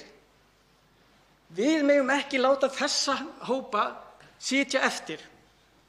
En það fannst mér vera skilaboðin í fjárlagafrumvarpinu þegar bara gert ráð fyrir 3% launahækkun í 3,2% verðbólgu. Munið, það var forsendan sem núna hefur lækkað. Og við sáum það í umsögnum BHM og BSRB þetta blessaða frumvarp, þá mótmæltu þeir kröftulega þessari kjararýrnun. Og þetta gerist á sama tíma, og aftur svona, við höfum nú rætt þetta áður úr þessu ræðustól, þetta gerist á sama tíma og við sjáum hér ótrúlega launahækkanir ríkisforstjóra. Ég er þannig ríkisforstjóra. Og sumir þeirra hafa hækkað 30–80% á 2 árum. Og sum þessara launa hafa hækkað heil kennaralaun á mánuði við síðustu hækkun. Ég veit að hér er búið að breyta launakerfinu og með kjararáð og öðru slíku, en þetta launakerfi sem núna komið inn til ráðuneytisins hefur engu síður ekki stoppað þessar launahækkanir. Og nýja launakerfi sem tók gildi áramótin hafði í för með sér að 2 af 3 ríkisforstjórum hækkuðu launum, alltaf 27% í þeirri lotu í sömu tilvikum. Og hvernig stendur á því, frú forseti, að stjórnvöld standa hækkun launa ríkisforstjóra 30–80% á sama tíma og kennarar, sjúkraliðar, slökkviliðsmenn, sjúkraflutningamenn, hjúkrunarfræðingar, ljósmæður, lögreglumenn, tollverðir og þroskaþjálfarar fá 3%. Nú nýverið slitnaði upp úr kjaraviðræðum ríkis og BSRB og mér finnst það lýsa ansi vel afstöðu stjórnvalda til þessara lykilstétta. Og formaður BSRB sagði meira að segja, og tilvitnun hefst: ríkið hefur ekki verið í kjarasamningaviðræðum af heilum hug, tilvitnun lýkur. Þetta eru stór orð frá formanni BSRB. Í BSRB er á 3. tug þúsunda opinberra starfsmanna og þar af eru 2/3 konur. Þannig að BSRB er ekki aðeins stærstu heildarsamtök opinberra starfsmanna, heldur einnig stærsta verkalýðssambands kvenna hérlendis. Og þetta segir formaður þessa stóra sambands. Ríkið hefur ekki verið í kjarasamningaviðræðum af heilum hug.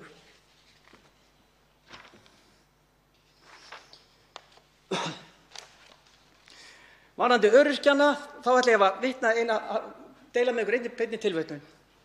Tilvitnun hefst: allir málaflokkar sem varða fatlað fólk og örorkulífeyrisþega eru sveltir. Tilvitnun lýkur. Þetta er bein tilvitnun í umsögn Öryrkjabandalagsins fjárlagafrumvarp þessarar ríkisstjórnar.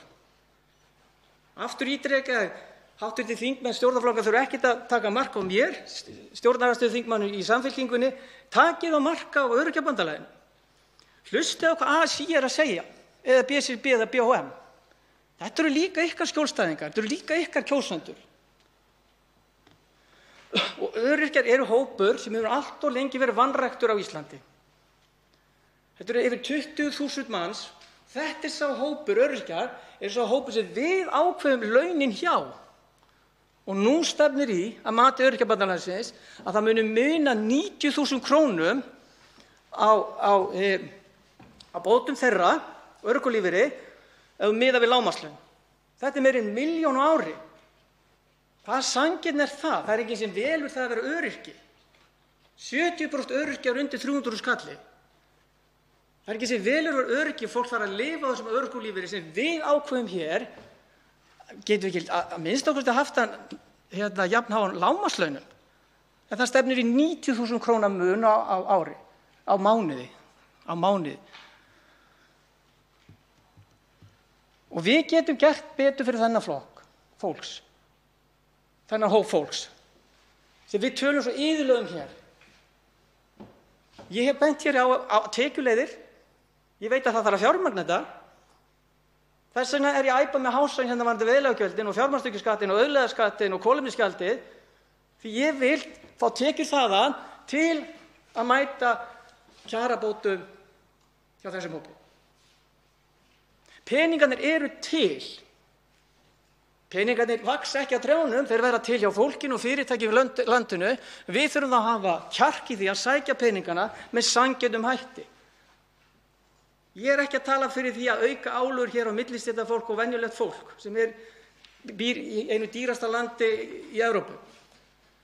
Ég er einmitt að reyna að afmarka þann hóp sem getur lagt meira mörkum.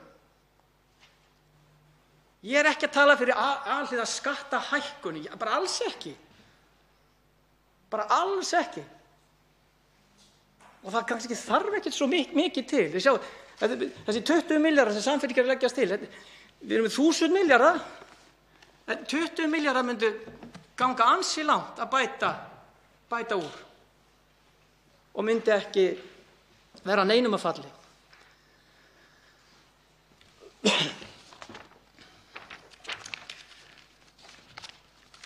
Við sjáum að Félag eldri borgara og Samtök fyrirtækja velferðarþjónustu hafa í sínum umsögnum lýst yfir miklum áhyggjum af sínum fjárhag og það er sérstaklega, ég vil sérstaklega flagga því að það er talið að rekstur hjúkrunarheimila á landsbyggðinni sé afskaplega þungur. Mér finnst nú að þingmenn allir ættu nú að huga að því og þetta er reyndar ekki nýr vandi og ég er ekkert að kenna þessa ríkisstjórn það. Við þurfum bara saman einhvern veginn að tækla fjárhagsvanda hjúkrunarheimilanna og við fáum þetta hverju einasta ári og ég er ekkert að boða hér einhverja auðvelda lausn hvað þetta varðar. En eina sem ég veit að nú er fjöldi eldri borgara að fara að tvöfaldast á 25 árum. Það er vandinn svo sannarlega ekki að hverfa frá okkur en við þurfum einhvern veginn að svona saman að hugsa þessi mál. Barnabæturnar, það er verið að bæta hér í barnabæturnar og þetta fagna ég því. En ég samt hlýt að minna á það að hv. þingmenn í stjórnarflokkunum hafa fellt 3 sinnum eða 4 sinnum tillögu Samfylkingarinnar um auknar barnabætur. En þessi aukning í barnabætur núna kemur vegna þess að aðilar vinnumarkaðarins kröfðust þess í lífskjarasamningunum. Hækkunin nemur 0,1% á fjárlögunum og finnst ríkisstjórninni það vera vel í lagt. Það þarf að gera miklu betur í barnabótunum. En hér er kannski hugmyndarfræðilegur munur og kannski ekki síst við Sjálfstæðismenn sem mér finnst nálgast allt og oft að barnabætur hefur verið eitthvað svona fátækrastyrkur, hefur verið eitthvað svona hluti af algjöru öryggisneti. Ég nálgast ekki barnabætur þannig. Við eigum að setja myndarlega í barnabætur. Við eigum að hjálpa barnafólki á þessu afmarkaða skeiði síns lífs. Þau eru með ung börn og kostnaðurinn er eftir því. Og með því værum við að gera lífið auðveldara. Barnabætur að fá okkur 11 milljarða eða hvað það er. Aftur, þetta er ekki stóru tölurnar í þessu samhengi. En við sjáum það að 1/4 er dottinn úr barnabótakerfinu út af skerðingunum. Við erum með skerðingar, við erum með tekjuskerðingar og eignaskerðingar sem hafa setið eftir lengi. En nú er þetta aðeins verið að bæta í og þetta fagna ég því. En betur má duga skal. Það var nú eins og talað um að hér væri 6.000 börn sem liðu skort í okkar ríka samfélagi. Þetta er nú ekki lítið tala. Við erum 10. ríkasta þjóð í heimi, 10. 11. ríkasta þjóð í heimi. Hér getum við gert betur. Hér getum við gert betur. Samhliða þessu þá höfum við líka í Samfylkingunni og fleiri bent á vaxtabótakerfið sem er nánast bara horfið. Það stefnir að vaxtabæturnar verði rúmir 3 milljarðar. Síðast þegar Samfylkingin var ríkisstjórn með Vinstri grænum, það voru settir 16 milljarðar í vaxtabætur, ef ég uppreikna það. Helmingur er dottinn úr vaxtabótakerfinu út af skerðingarnar hafa verið svo grimmar. Þannig að vaxtabótakerfið er bara farið. En það skipta máli gagnvart þeim fólki sem hefur hvað lægsta tekjurnar. Ég man þetta í Vinstri-stjórninni sem var að kljást við sögulegan halla og hv. þm. Oddný Harðardóttir var fjármálaráðherra, þá var það bara hugmyndafræðileg áhersla að setja mikið í barnabætur og vaxtabætur og helmingur að þeir upphæð sem tekjulægstu heimilin voru að greiða í húsnæðiskostnaðinn sinn var dekkað vaxtabótunum. Samfylkingin varði 100 milljörðum króna ásamt Vinstri grænum, þegar þeir voru vinstri menn, í vaxtabætur og barnabætur á kjörtímabilinu. Nú er ég að reyna að fá Vinstri græna með mér í lið að gera aðeins betur hér Ég veit að þeir vilja það og hefðu gert betur ef þeir starfa með okkur í ríkisstjórn. En þeir bera ábyrgð á þessa ríkisstjórn og þess vegna þola þeir alveg að ég gagnrýni það aðeins.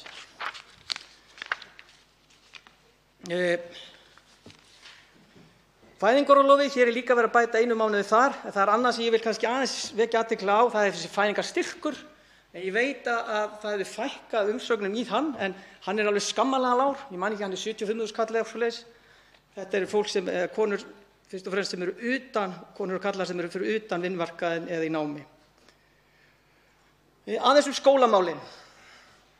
Í stjórnarsáttmálanum eru mjög háfleyg loforð að hér eigi að ná fjármögnun háskólastigsins annars vegar að ná fyrst OECD-viðmiðinu og síðan Norðurlöndunum. Og við höfum ég og hæstv. Ráðherra tekist á aðeins þessar tölur og mér finnst við ekki enn vera alveg sammála. Og ég ætla bara að segja, ég er bara bandamaður hæstv. Menntamálaráðherra að fá meiri pening inn í háskólastigið. Hún er með þetta afgerandi loforð í stjórnarsáttmála. Og mér sýnist við enn ekki vera að ná því þrátt fyrir þá aukningu sem er háskólastigsins. Og ég veit, ég kann allt þetta að LÍN var tekið út og annað slíkt, en ef við skoðum fjármálaáætlunina þá sýnist mér háskólastigið án LÍN vera að fá svipa núna og eftir 4 ár. Það rímar ekki við að við séum að ná Norðurlandaviðmiðinu. En aftur, ég ætla ekki að fara að rífast þetta, ég held bara að við þurfum að gera hér betur og við erum ekki búin að ná þessu. Ég held að menntamálaráðherra sjái það. Við erum ekki búin að ná OECD-viðmiðinu eða Norðurlandaviðmiðinu. Við erum enn fjær því. Við sjáum að Vísindasetur Háskólans gerði athugasemdir við samkeppnissjóðina. Ég gat aðeins nokkra sjóði þar sem þeir eru að fá aðhaldskröfu eða niðurskurð milli ára. Ég veit að koma 50 milljónir í rannsóknarsjóðinn. Það er bara pínu lítið, rannsóknarsjóðurinn er 3 milljarðar eða hvað það er. En hérna þurfum við að huga betur að þessum sjóðum, hvort sem það heitir innviðasjóður, sprotasjóður, rannsóknarsjóður, markáætlun eða hvað allir þessi sjóðir heita. Ég hef áhyggjur af framhaldsskólunum, ég ætla ekki að eyða tíma í það, ég sé enga stórsókn þar og Kennarasambandið hefur áður bent á því að framhaldsskólastigið er ekki búið að jafna sig á langvarandi alvarlegu fjársvelti. Og ég er búinn að tókenna bara saman hvaða framhaldsskólar eru að fá raunlækkun á milli ára í þessu frumvarpi.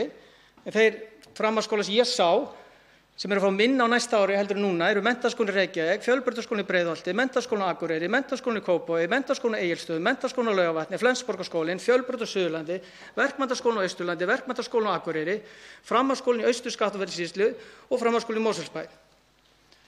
Og hugsanlega getur lækkunin verið enn meiri þegar tekið tillit til greiddra leigu þeirra. Ég hef heyrt í nokkuð framhaldsskólum sem eru að segja, við þurfum bara að skoða það aðeins betur, hvort þeir fjármunir sem eru að renna í framhaldsskólana er að hluta til að fara í framhaldsskólana og koma síðan tilbaka vegna greiddra leigu. Ég bara þekki ekki alveg þá umræðu og ég bara svona flagga því að þetta er eitthvað sem við þyrftum aðeins að skoða. Frú forseti, í upphafi míns máls þá lýsti ég miklum áhyggjum af þessum risaniðurskurði í þessari kvikmyndagerð. Þetta er umtalsverð upphæð fyrir þennan geira. Það er áætlað að skera niður tæp 30%. Og Samtök iðnaðarins og Samtök íslenskra kvikmyndaframleiða hafa komið á framfæri alvarlegum athugasemdum við þessa staðreynd. Ég hef mikla trú á kvikmynda- og sjónvarpsgerð og hver einasta króna sem hið opinbera setur í þennan geira skila sér margfalt tilbaka. Það hafa verið gerðar úttektir á þessu. Þetta er bara góð hagfræði og svo framvegis. Að við fáum fleiri verkefni með svona stuðningskerfi. Þess vegna eigum við ekkert að draga þarna tilbaka, heldur við að setja í. Og ég vil minna það að ég lagði til á Samfylkingunni til breytingartillögu að við myndum setja aukna fjármuni í svokallaðan sjónvarpssjóð. En auðvitað var sú tillaga felld af öllum þingmönnum VG, Framsóknar og Sjálfstæðisflokksins. Þannig að þetta er eitthvað sem við þurftum að skoða. Heilbrigðismálin eru enn í þeim vanda sem þau eru. Við sjáum að hallinn á LSH er að stefna í 4 milljarða öllu óbreyttu. Og ég bara rifja það upp þegar maður ræðir fjármálaáætlun. Þá kemur umsögn frá Landspítalanum sem taldi sig vanta 87 milljarða næstu 5 árin. Ég man við í nefndinni við bara hváðum. 87 milljarða, þetta var í umsögn Landspítalans fjármálaáætlun sem var lögð fyrir 2 árum. Og ég er ekkert að segja að peningar leysi allan vanda, en það er svo augljóst að Landspítalinn, sem er endastöð íslenskra heilbrigðiskerfis, þarf meiri fjármuni. Og þetta var kosningamálið munið 2017. Þjóðin vildi mesla áherslu á þetta. Og ég veit að hér geta ráðherrar og þingmenn sagt, já, við höfum samt bætt í, en þetta dugar ekki. Þetta dugar ekki, því miður. Forstjóri Landspítalans hefur talað umfangsmiklar aðhaldsaðgerðir. Við erum enn að fá þessar fréttir vanda bráðamóttökunnar og tíma voru á annað 100 eldri borgarar sem bjuggu þarna og svo framvegis. Og ég er ekki sammála þeim að Landspítalinn sé að kljást við eitthvað stjórnunarvanda eða skipulagsvanda. Ég held einmitt að Landspítalinn hafi einmitt staðið sig vel að tækla erfiða fjárhagsstöðu í umhverfi þar sem hann ræður ekki eftirspurninni eftir sinni þjónustu. Þannig að ég vil frekar hrósa forsvarsmönnum Landspítalans frekar en hitt. Við sjáum að heilbrigðisstofnanir úti á landi eru líka að kalla eftir, ég held að þær hafa kallað eftir 800–900 milljónum á fundi með okkur og ekki þær hvergi að sjá á þessu sinni. Og ef heilbrigðisstofnanir á landi, þessi sjúkrahúsþjónustan þar, ef hún er ekki að sinna því sem hún á að sinna, þá lendir þetta á Landspítalanum. Vandinn er ekkert að hverfa. Fólk veikist og slasast og eldist, alveg burtséð frá fjárlögum.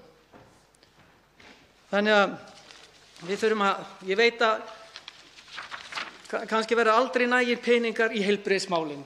Ég átta mig alveg á því líka. En aftur er ég að segja að við getum sett enn meira með þeim tekjuleiðum sem ég hef verið að lýsa. Samgöngumálin, það eru nú aðrir þingmenn sem eru betri en ég í þeim, og ég ætla bara að minna á þá þörf sem eru þetta víða land. Löggæslan, ég gat það hér áðan, mér fannst það sérkennilegt að það er sérstökur niðurskurður til almenna löggæslu. Og við megum ekki rugla þessu tölum saman vegna þess, ég veit að hér hafa peningar farið í ríkislögreglustjóra eða þyrlur eða annað slíkt, en við sjáum bara ef ég fer niður á almenna löggæslu þá sé ég að þetta er að lækka 400 milljónum. Umhverfismálin, nú er ég að vera búinn, frú forseti. Umhverfismálin er eins og ég gat áðan að því hér er mikið búið að vera að tala loftslagsáætlanir og hér er búið að halda ansi marga blaðamannafundi, við séum svo frábæri umhverfismálum, við erum það bara ekki. Við sjáum að raunaukningin í málefnasvið umhverfismála eru milljarður, hljómar allt í lagi, miðað við svið sem tekur 20, en 60% af því er vegna aukna tekna endurvinnslunnar sem almenningur síðan greiðir. Það er svona áhugavert, ef maður aðeins fer dýpra heldur en í frasana, þá sér maður þetta. 60% af raunaukningunni, nettóaukningunni, er endurvinnslan. Ég er ekkert að gera lítið úr endurvinnslunni, en þetta er áhugavert og kannski þvert að það sem almenningur heldur. Kolefnisgjaldið er ennþá lægra heldur til stóð þegar núverandi ríkisstjórn tók við völdum. Muni ríkisstjórn Viðreisnar og Bjartar framtíðar og Sjálfstæðis ætluðu að hækka kolefnisgjaldið enn meira.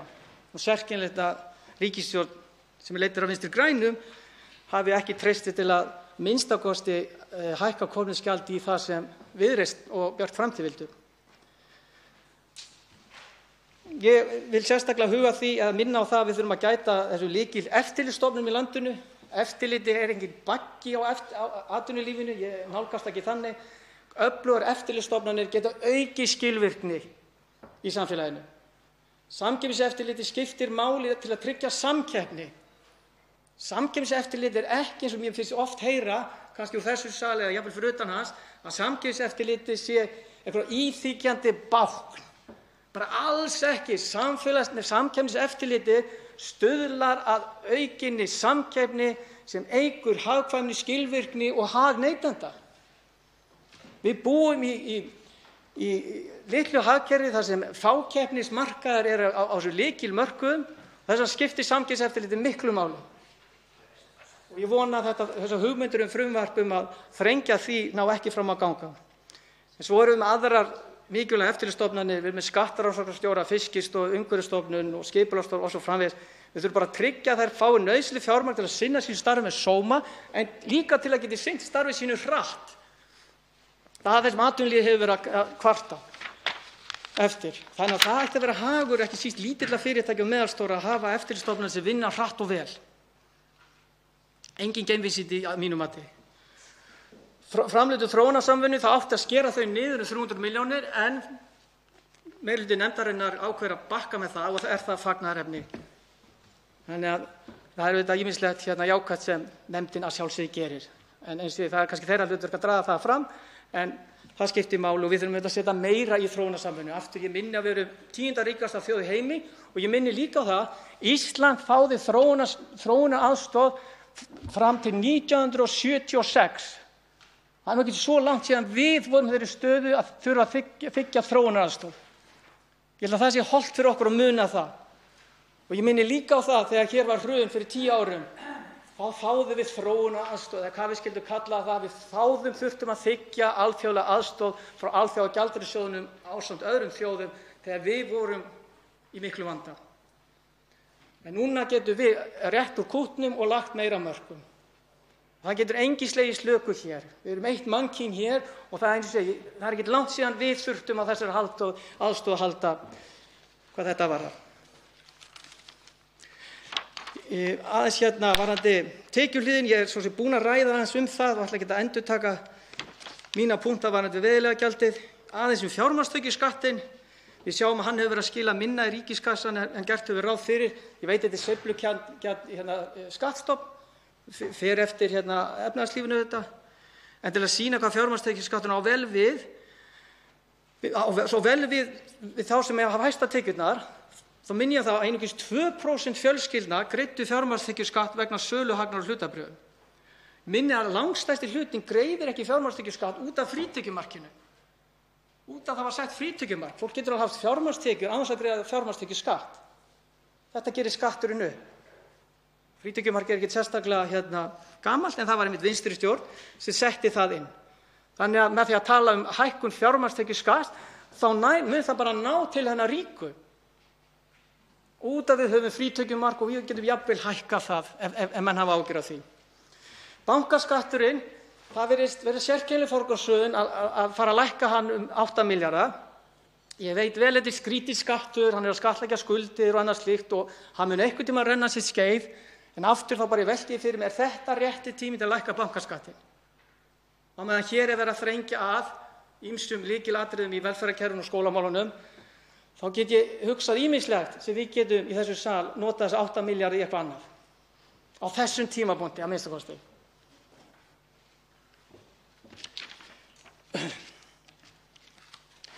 Lækkun tryggingagjaldsins sem ríkisstjórnin er að tala fyrir er tímabær og við höfum nú talað fyrir því og Logi Einarsson, formaður Samfylkingar, hefur lagt hér þingmál sem einmitt snýr að bæta hag lítilla og meðalstórra fyrirtækja og meðal annars með því að skoða þetta blessaða tryggingagjald. Ég vil líka, svo ég er eitthvað jákvæður þá finnst mér jákvætt að bæta 3. skattþrepinu, betur má duga skal. Og ASÍ og fleiri hafa nú gagnrýnt þetta sé að gerast of seint í tíma og annað slíkt. Ég læt þá gagnrýni, en það er alltaf að hafa það í huga. Ég minni sömuleiðis á þessa eðlilegu kröfu sveitarfélaga að gistináttaskatturinn fari til sveitarfélaganna. Ég held að flestir flokkar hafa ályktað það á sínu landsfundi, en þessi flokkar fengu nú tækifæri til að styðja þá tillögu, við lögðum hana til og þið felldu hana að sjálfsögðu. Þannig að það er ágætt að meirihlutinn felldi það án þess að blikna. Þannig að það er ýmsar tekjuleiðir sem við getum skoðað. Að lokum, ég er búinn að segja þetta nokkrum sinnum, þá er í fjárlagafrumvarpinu heimild til að selja bankana til einkaaðila. Hér hefur mönnum verið tíðrætt þá áhættu sem ríki og þar alveg skattgreiðendum búa við að eiga hlut í fjármálafyrirtækjum. Ég vil snúa aðeins við. Ég vil aðeins þingheimur og almenningur velti fyrir sér þá áhættu sem almenningur býr við þegar einkaaðilar eiga bankana. Það tók einkarekið bankakerfi einungis 4 ár að keyra hér allt í kaf sem orsakaðist í heimssögulegu hruni á þeim skala að gjaldþrot íslensku bankanna, sé það tekið saman, hefur það verið 4. stærsta gjaldþrot í sögu Bandaríkjanna. Það er hér hræða sporin, svo sannarlega. Og hér þurfa að fara varlega. Auðvitað mun einkaaðilar alltaf gegna ákveðnu hlutverki á fjármálamarkaðinum. En ég velti fyrir mér hvort við eigum ekki að fara hér aðeins varlega, hvort það sé ekki bara allt í lagi að ríkið eigi þessa 2 banka sinn að minnsta kosti, á meðan við höfum alltaf tækifæri til að hugsa hans fjármálakerfið upp á nýtt eins og hv. þm. Oddný Harðardóttir hefur iðulega bent á, og við erum ýmsar góðar leiðir til að ná fram nýju bankakerfi og fjármálakerfi sem þjónar hagsmunum neytenda. Því eins og hv. þm. Oddný Harðardóttir hefur sömuleiðis bent á, þá er bankakerfi, fjármálakerfi kannski miklu líkara veitukerfinu heldur en eitthvað annað. Þetta er ekki eins og hver annar business, ef má segja. Sérstaklega ef það fer illa, þá munum við öll skúpa seyði á því og það er nú bara 11 ár síðan við gerðum það. En frú forseti, ég sé að tími minn er að vera búinn. Ég sé að það er margt hérna í þessu frumvarpi sem betur mætti fara. Samfylkingin býður þingmönnum upp á það tækifæri til að bæta örlítið við þetta frumvarp án þess að missa ykkur tök hér á ábyrgð ríkisfjármála og öðru slíku. Þetta eru hógværar tillögur. Við höfum sömuleiðis hugmyndir um hvernig hér má afla tekna sem væri hægt að tryggja hér í 3. umræðu ef hér væri vilji til þess. Ef það væri vilji til þess. Því ennþá erum við að skilja hér ákveðna hópa eftir, barnafólk og milli- og lágtekjufólk, öryrkja og aldraða, skólafólk, og í rauninni er stór hluti almennings illa svikinn af þessu frumvarpi. Ég veit mætavel að hér er ekki hægt að gera allt fyrir alla, en hér er svo sannarlega hægt að gera aðeins meira.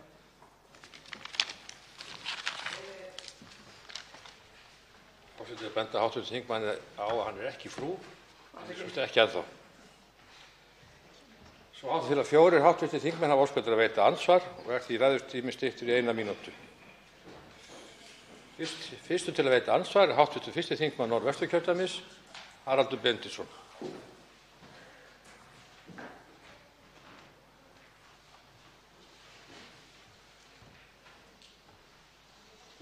Já, herra forseti, ég þakka hv. þingmanni fyrir hans ræðu.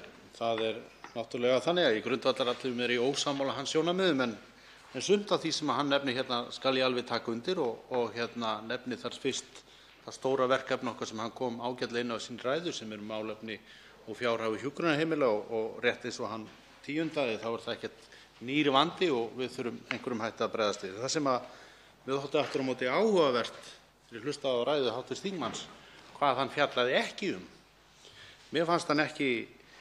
Mér fannst það óverðskuldað, ef ég má segja, herra forseti, að hann skyldi ekki ræða hvernig þetta fjárlagafrumvarp og ríkisfjármálastefnan er að styðja hér við þá efnahagsniðursveiflu sem við erum að takast á við hér í tíma. Ég er hins vegar í grundvallaratriðum ósammála hv. þingmanni sem hann rekur hér í upphafi síns nefndarálit og sína ræðu að hér sé slóð svikinna loforða. Síður en svo, ég bendi hv. þingmann á að lesa ágæta samantekt á blaðsíðu 8 í nefndaráliti meirihlutans sem ég vísa í mínu fyrra andsvari hér við hv. þingmann. Þá svarar andsvari hv. 3. þingmaður Reykjavíkurkjördæmis suður, Ágúst Ólafur Ágústsson. Já, herra forseti, ég sé hér svikin loforð, brostin loforð, og ég gat því sérstaklega fyrst talaði framhaldsskólarnir, ég fer bara lið fyrir lið. Framhaldsskólanum þeim var lofað innspýting, þeir fá lækkun milli ára. Hér var lofað að háskólarnir myndu ná 2020 næsta ári fjármögnun á pari við Norðurlöndin. Hér hefur verið lofað meira í velferðarmálin og sérstaklega hálfu flokks hv. þingmanns Sjálfstæðisflokksins. Því ég man í aðdraganda síðustu kosninga þá voru kosningaloforð Sjálfstæðismanna upp á 100 milljarða króna hingað og þangað. Á sama tíma sjáum við, það er ekki endilega vitni í mín orð, sama tíma sjáum við að Landspítalinn, hann stefnir í halla og er að kalla eftir meiri peningum. Öryrkjabandalagið segir að allir málaflokkar eru fjársveltir á ykkar vakt, allir málaflokkar. Loftslagsmálin er ekki að fá það sem þið segið á blaðamannafundum. Nýsköpunarmálin meira að segja, alla vissi sjóðir undir nýsköpunarmálunum er að fá lækkun. Svona mætti ég lengi telja og ég held að uppistan á minni ræðu var að draga fram það þætti sem betur mætti fara. En að því sögðu þá veit ég að það er ýmislegt þarna sem þið getið verið ánægð með, en betur má duga skal. Þá veitir andsvar síðan sinni hv. 1. þingmaður Norðvesturkjördæmis, Haraldur Benediktsson. Herra forseti, ég dreg bara fram í töflunni á blaðsíðu 8 í nefndaráliti meirihluta fjárlaganefndar þær miklu breytingar sem hafa orðið frá því að þessi ríkisstjórn tók til starfa. Og ég bið hv. þingmann að horfa til þess tímabila alls, ekki bara eingöngu þessa fjárlagafrumvarps þegar við ræðum þróun útgjalda.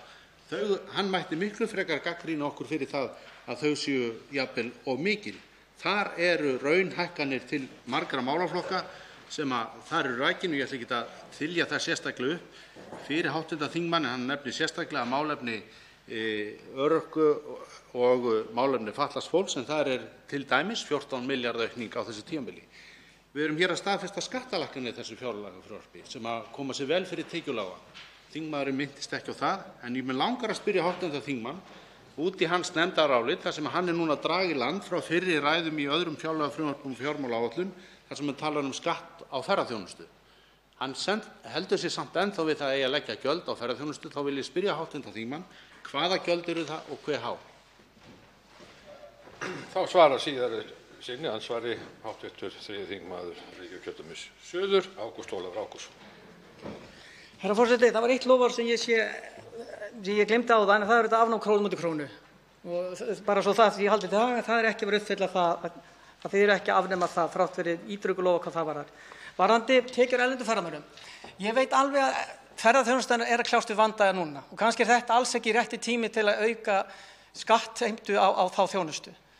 Alls ekki. Við þurfum að velja tímasetninga mjög vel og við þurfum sömuleiðis ef við ætlum að taka það skref þá þurfum við að gefa greininni líka nauðsynlegan aðlögunartíma. Því þetta grein sem bókar sér langt fram í tíma og annað slíkt. Ég minni á það að í fjárlagafrumvarpi eins og leit út fyrir 2 mánuðum þá var það nú hugmynd hv. þingmanns að auka tekjur á erlendum ferðamönnum 2,5 milljarð. Þannig að það frumvarp fór nú í gegnum þingflokk hv. þingmanns fyrir einungis 2 mánuðum.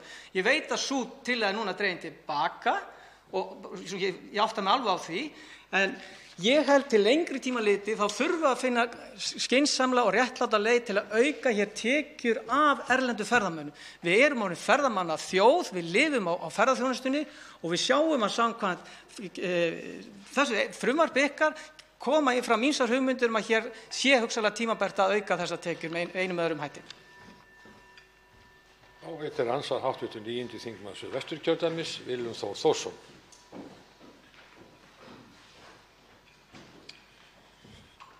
Hæstv. forseti, ég þakka hv. þingmanni ræðuna og ég var nú á svipuðum slóðum og hv. þingmaður Haraldur Benediktsson að vísa hér í töflu í nefndaráliti meirihlutans á blaðsíðu 8.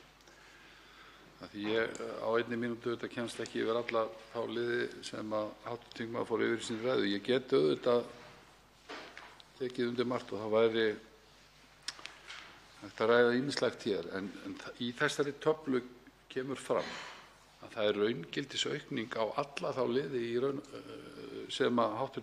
þingmaður taldi hér upp. Og já, það raungildisaukning frá 2017 á framhaldsskólana og svo höfum við styttan eins og hv. þingmaður kom inn á í sinni ræðu. Mig langar hins vegar að skilja eftir spurningu af því að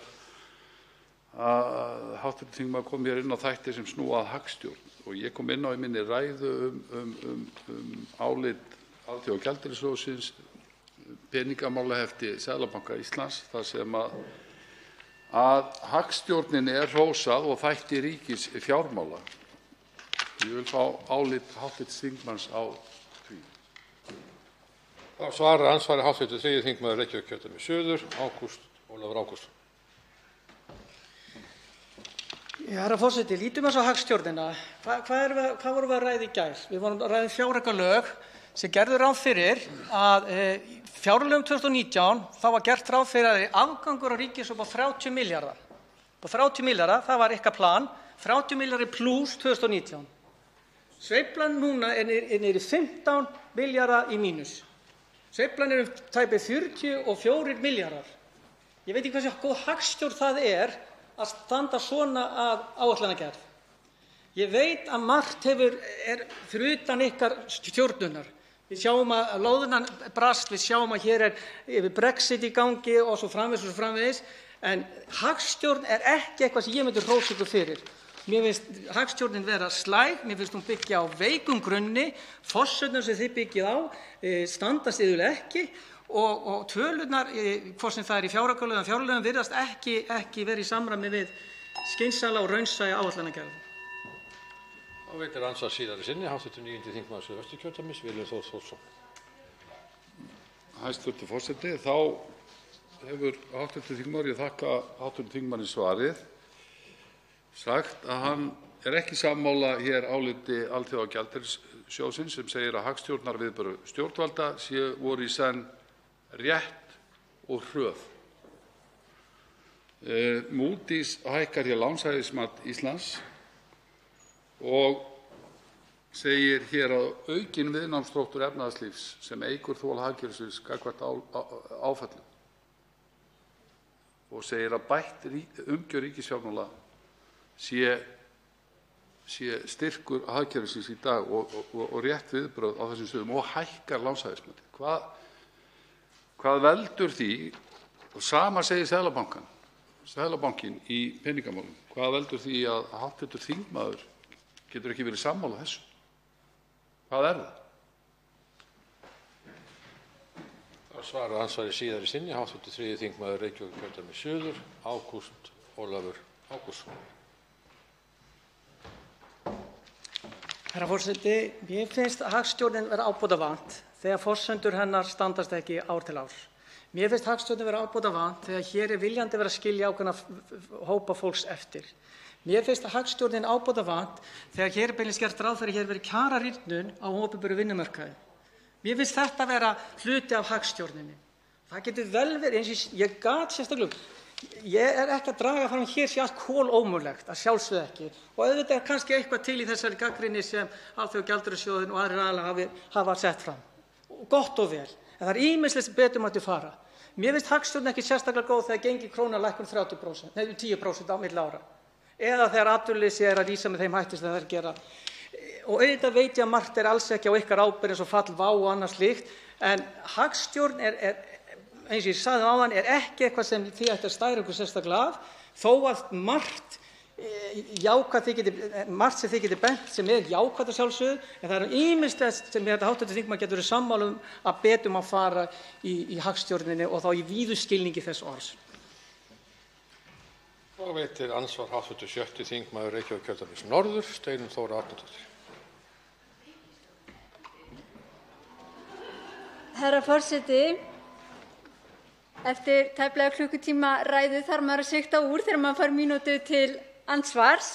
Mig langar þó að byrja að segja það, ég er ósammála því að það sé ekki verið að beita hagstjórninni rétt. Ég tel akkúrat að svo sé. Það er verið að bregðast við veruleikanum eins og hann er að birtast og ég tel að það sé verið að gera það með skynsamlegum hætti. En mig langar að spyrja hv. þingmann út í málefni örorkulífeyrisþega. Heildartekjur örorkulífeyrisþega þeir hafa hækkað að meðaltali 11% frá árinu 2017 og ég fellst á það að það er ekki hægt að skoða meðaltalsmyndir, en mig langar að spyrja hv. þingmann af því að hann talaði sérstaklega sérstöku framfærsluuppbótina, gríðarlega mikilvægan bótaflokk sem að Jóhanna Sigurðardóttir kom á í sinni tíð sem forsætisráðherra. Nú var settir 2,9 milljarðar í að draga úr henni, en þetta er nákvæmlega sá bótaliður sem hefur bætt kjör mest. Vill hv. þingmaður að það verði fallið frá þessum mikilvæga bótaflokk sem tryggir kjör þeirra lægst settu? Þá svarar andsvari hv. 3. þingmaður Reykjavíkurkjördæmis suður, Ágúst Ólafur Ágústsson. Herra forseti, hv. þingmaður er talsvert betur en ég í þessum málaflokki og ég ætla alls ekki að gera lítið úr því. Það sem ég vil hins vegar, og ég var að reyna að varpa ljósi á, er það að við höfum öll úr þessu ræðustól talað fyrir því að við viljum afnema þessa svokölluðu krónu á móti krónu. Það skerðingarnar sé að vinna hér gegn hagsmunum öryrkja. Þetta er það sem Öryrkjabandalag öryrkja sjálfur hafa lagt áherslu á og mig langar bara að gera þeirra tillögur að mínum tillögum og ætla ekki að þykjast vita betur það. Mér finnst það vera óþægilegt þegar Öryrkjabandalagið skrifa svona: allir málaflokkar sem varða fatlað fólk og örorkulífeyrisþega eru sveltir, frumvarp hv. þingmanns. Mér finnst það óþægilegt þegar þá var það bil 90.000 kr. munur á milli örorkulífeyri og lágmarkslauna. Og mér finnst það líka mjög óþægilegt þegar þið leggið til að hér eigi að lækka fjármuni til hjálpartækja, til endurhæfingarþjónustu, til verndara vinnustaða, til vinnusamninga öryrkja og svo framvegis.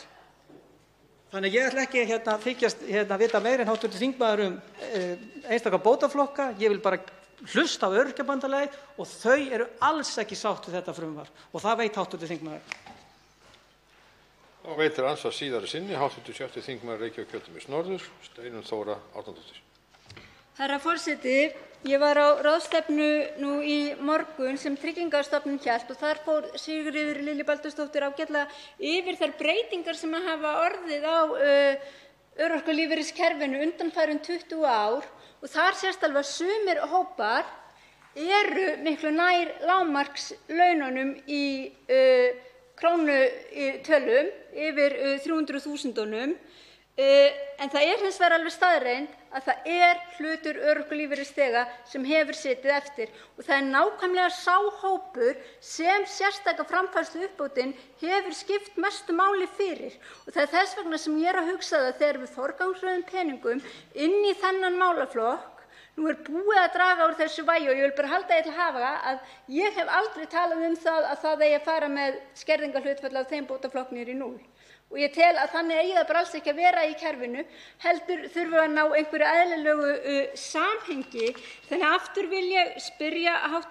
þingmann, þurfum við ekki að líta til þeirra sem að hafa lægstu bæturnar en taka hins vegar mið af því að hópurinn er fjölbreyttur og sem betur fer eru sumir þar betur staddir en aðrir?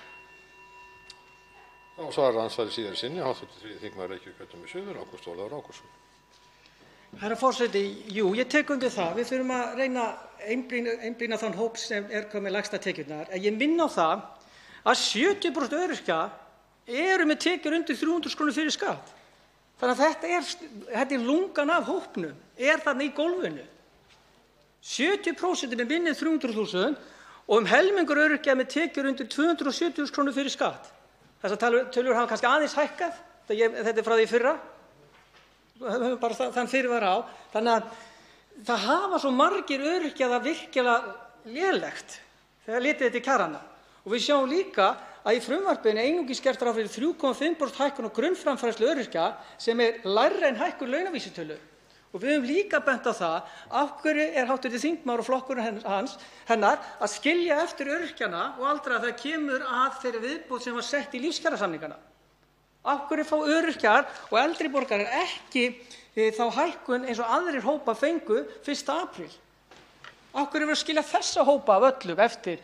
Það hefur verið rakið að setja það í fjáraukalögin en þið hv. þingmenn hafa ekki verið tilbúnir það og það er alveg gagnrýnisvert en ég vona að við getum verið samferða um að bæta þetta kerfi talsvert heldur en nú er. Þá veitir andsvar hv. 6. þingmaður Norðausturkjördæmis, Njáll Trausti Friðbertsson. Herra forseti, hv. þingmaður kom víða við í ræðu sinni og það kemur fram að hann er ekki ósammála Alþjóðagjaldeyrissjóðnum, Moody's, Seðlabankanum efnahagsmál Íslendinga og þær skýrslur sem hafa verið að koma út að undanförnu. Fordæmalaus lækkun lána eða lækkun ríkisskulda, ótrúlegt skeið sem við höfum upplifað, tala um skammsýni í ríkisfjármálunum, tók sérstaklega eftir því. Það hefur að mínu að þetta aldrei verið jafn öflug og góð hagstjórn á Íslandi og sögulega við skoðum bara gögnin áratugi aftur í tímann, þá er það þannig. Ég tók líka eftir að hv. þingmaður ég talaði um skatta sem er hægt að leggja á og ég einhvern veginn fór fram hjá mér þangað til rétt í lokin með ferðaþjónustuna. Þannig hvaða hugmyndir hefur hv. þingmaður um ferðaþjónustuna í skattlagningu? Hversu háa skatta vill hann leggja á ferðaþjónustuna? Þá svarar andsvari hv. 3. þingmaður Reykjavíkurkjördæmis suður, Ágúst Ólafur Ágústsson. Herra forseti, varðandi ferðaþjónustuna, ólíkt hv. þingmanni, þá var ég ekki að leggja til að auka hér skatta 2,5 milljarð á ferðaþjónustuna. En það var í fjárlagafrumvarpi hv. þingmanns sem var lagt hér fram fyrir 2 mánuðum. Ég veit að það er núna dregið tilbaka, en frumvarpið ykkar er ekki sérstaklega gamalt og þá var gert ráð fyrir 2,5 milljörðum. Ég var ekki að leggja það til. Til lengri tíma litið þá þurfa að taka þessu umræðu eins og sem gert áður að finna réttláta leið til að auka hér tekjur af erlendum ferðamönnum. Áttum við algjörlega á því að nú er það kannski ekki rétti tíminn, en einhvern tímann þurfa að taka þessa umræðu því að erlendir ferðamenn eru að nýta sér sameiginlega auðlind alveg eins og útgerðarmennirnir, þeir eru að nota sameiginlega auðlind. Erlendir ferðamenn eru að nýta sér þá sömu auðlind sem felst hér í náttúrunni og í mannauðnum og í menningunni og við þurfum að finna einhverja leiðir til að auka tekjur úr þessum geira. Og við hljótum að geta fundið einhverja leið sem greinin sjálf þolir og geti sætt sig við. Því þessar tekjur mynda sjálfsögðu fara í uppbyggingu og fjárfestingar sem ekki síst gagnast greininni sjálfri. Veitir andsvar síðari sinni, hv. 6. þingmaður Norðausturkjördæmis, Njáll Trausti Friðbjörnsson. Já, það kemur fram núna í meirihlutaáliti fjárlaganefndar að það er ekki verið að hækka skatta. Það er ekki hugmyndur það í þeim tillögum sem það liggja fyrir. Mig langar rétt bara með skammsýnina og ríkisfjármálin. Hefur hv. þingmaður þá bara þá gáfu, sá hann fyrir, hér fyrir árið síðan þegar við ræddum fjárlög fyrir 2019, að hér yrði loðnubrestur, hér yrði fall WOW, tala líka gengi krónunnar, olíuverð og slíka hluti sem að ég held að ekki nokkuð maður í fjárlaganefnd eða í þinginu segist geta sagt til með olíuverð eða gengi. Telur hv. þingmaður sig til kominn það að geta spáð fyrir því að einhverjum viti. En stóra málið sá hv. þingmaður fyrir fall WOW og loðnu fyrst hann að gagnrýna hér meirihluta fyrir það hafi ekki séð það fyrir í sínu hagspám. Annars þetta ótrúlega vel að verki staðið. Það er einmitt þetta sem er á milli. Þá svarar andsvari síðari sinni, hv. 3. þingmaður Reykjavíkurkjördæmis suður, Ágúst Ólafur Ágústsson. Herra forseti, nei, ég sá ekki fyrir fall WOW eða loðnubrest. Ég sagði það sérstaklega. Ég var ekki ætlast til þegar hv. þingmenn hefðu séð það fyrir. Hins vegar getur hv. þingmaður vel lesið mínar ræður frá því fyrra, þar sem ég var sérstaklega að vara við að forsendur fjárlaga voru of bjartsýnar. Óskhyggja kalla ég þetta, óraunsæ. Það er alveg on the record þar sem ég sagði að forsendur fjármálaáætlunar annars vegar og fjárlaga voru of bjartsýnar. En ég skal segja hv. þingmenn það líka, það var ekki bara ég sem benti á það voru aðrir stjórnarandstöðuþingmenn sem gerðu það var líka Samtök atvinnulífsins, Viðskiptaráð, Alþýðusambands Íslands, það voru aðilar vinnumarkaðarins eins og það lögðu sig, þeir bentu á að forsendurnar sem þetta fjárlagafrumvarp 2019 voru óraunsæjar og það kom á daginn. Og það er eitthvað sem hv. þingmaður þarf ekki endilega að taka mark á mér, hann getur að minnsta kosti hlustað á sérfræðingana sem allir sögðu það sama að þegar kemur að hagstjórn og áætlanagerð fær ríkisstjórn Sjálfstæðisflokksins undir forystu Katrínar Jakobsdóttur algjöra falleinkunn.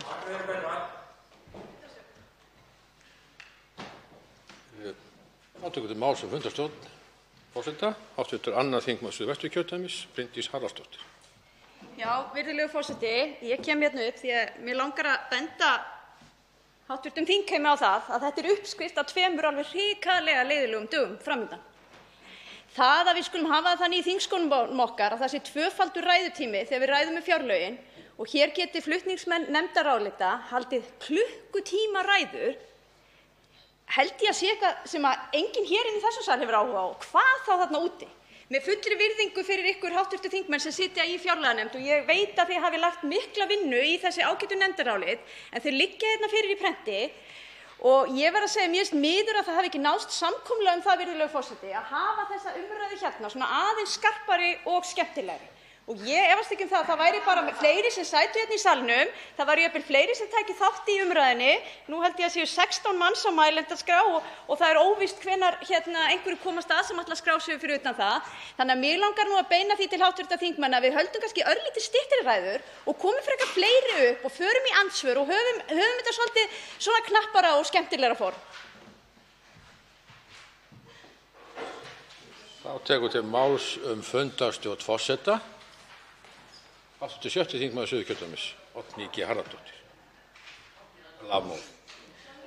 Herra forseti, ég heyrði í hv. þingmann Bryndísi Haraldsdóttur tala hérna, ég heyrði í henni gegnum skjáinn í þingflokksherbergi Samfylkingarinnar og mér var mikið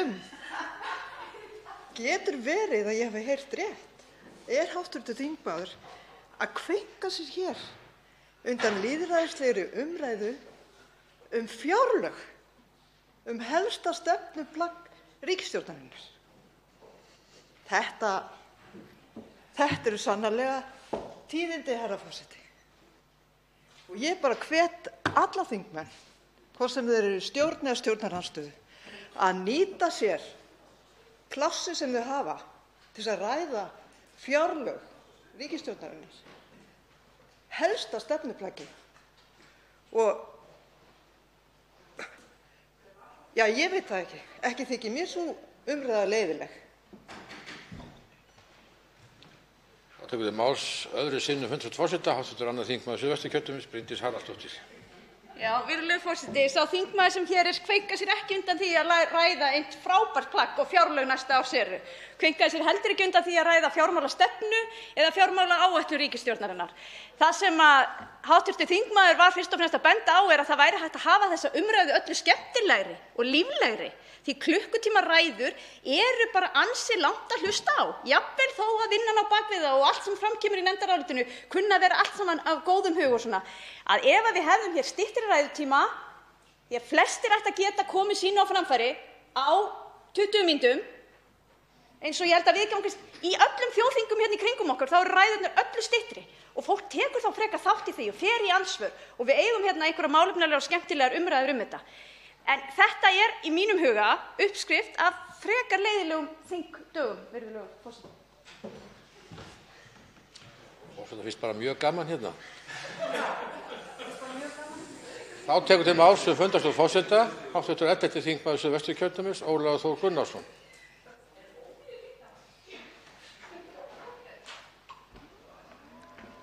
Virðulegi forseti, ég tek undir með hv. þingmanni Oddnýju G. Harðardóttur að það er engum vorkunn að sitja undir umræðu um fjárlög. Ég get hins vegar líka tekið undir með hv. þingmanni Bryndísi Haraldsdóttur að það er kannski tímabært, herra forseti, og þá kannski við allan þingheim að velta því fyrir sér hvort að formið á umræðunni mætti vera með eitthvað öðrum hætti. En það er sannarlega fagnaðarefni á hverjum þingvetri að fá að taka þátt í umræðu um fjárlög, einmitt helsta stefnumál hverrar ríkisstjórnar. Þá tekur til máls fundarstjórn forseta, hv. 3. þingmaður Reykjavíkurkjördæmis suður, Ágúst Ólafur Ágústsson. Já, herra forseti, mér fannst ég vera nauðbeygður að koma hér upp í ræðustól í ljósi þess að ég er nú væntanlega sá eini þingmaður sem hef haldið þessa klukkutímaræðu. Og mér þykir leiðilegt að hv. þingmanni hafi fyndist hún leiðileg. Mér fannst hún ekkert leiðileg og mér fannst þetta líða ansi hratt. Og mér fannst einmitt, auðvitað, ég er ekki talsmaður langra ræða og hef aldrei verið það. Og ég er alveg til í að það menn hugsi hvernig skoðanaskipting getur verið líflegri í þessum sal. En þegar kemur að fjárlögum þá auðvitað finnst mér þetta algjörlega eðlilegt. Hér er verið að takast á grundvallaratriði og það sást mjög vel til dæmis í andsvörum. Og það var ekki síst þingmenn stjórnarflokkanna sem fór í andsvar við mig, því hér greinir okkur bara einfaldlega á. En auðvitað get ég alveg tekið undir það er margt í þessum þingsal sem gæti verið líflegra, en ég held að fjárlagaumræðan hingað til hafi verið afskaplega góð, þú segir sjálfur frá. Forseti vill bara benda hv. þingmönnum á að það náðist ekki samkomulag annað fyrirkomulag og þetta er reyndin. Menn mega auðvitað vera skemmtilegir og hafa líflegar umræður, það er ekkert nema gott um það að segja. Forseti við sjálfur allt mjög skemmtilegt síðan hann var hér í vor, næturlangt. Þannig að ég bið bara að hv. þingmenn nýti tímann sinn vel. Það er ekki skylda að nýta hann allan, en það má. Andsvörum er lokið og næstur tekur til máls hv. 3. þingmaður Suðurkjördæmis, Birgir Þórarinsson.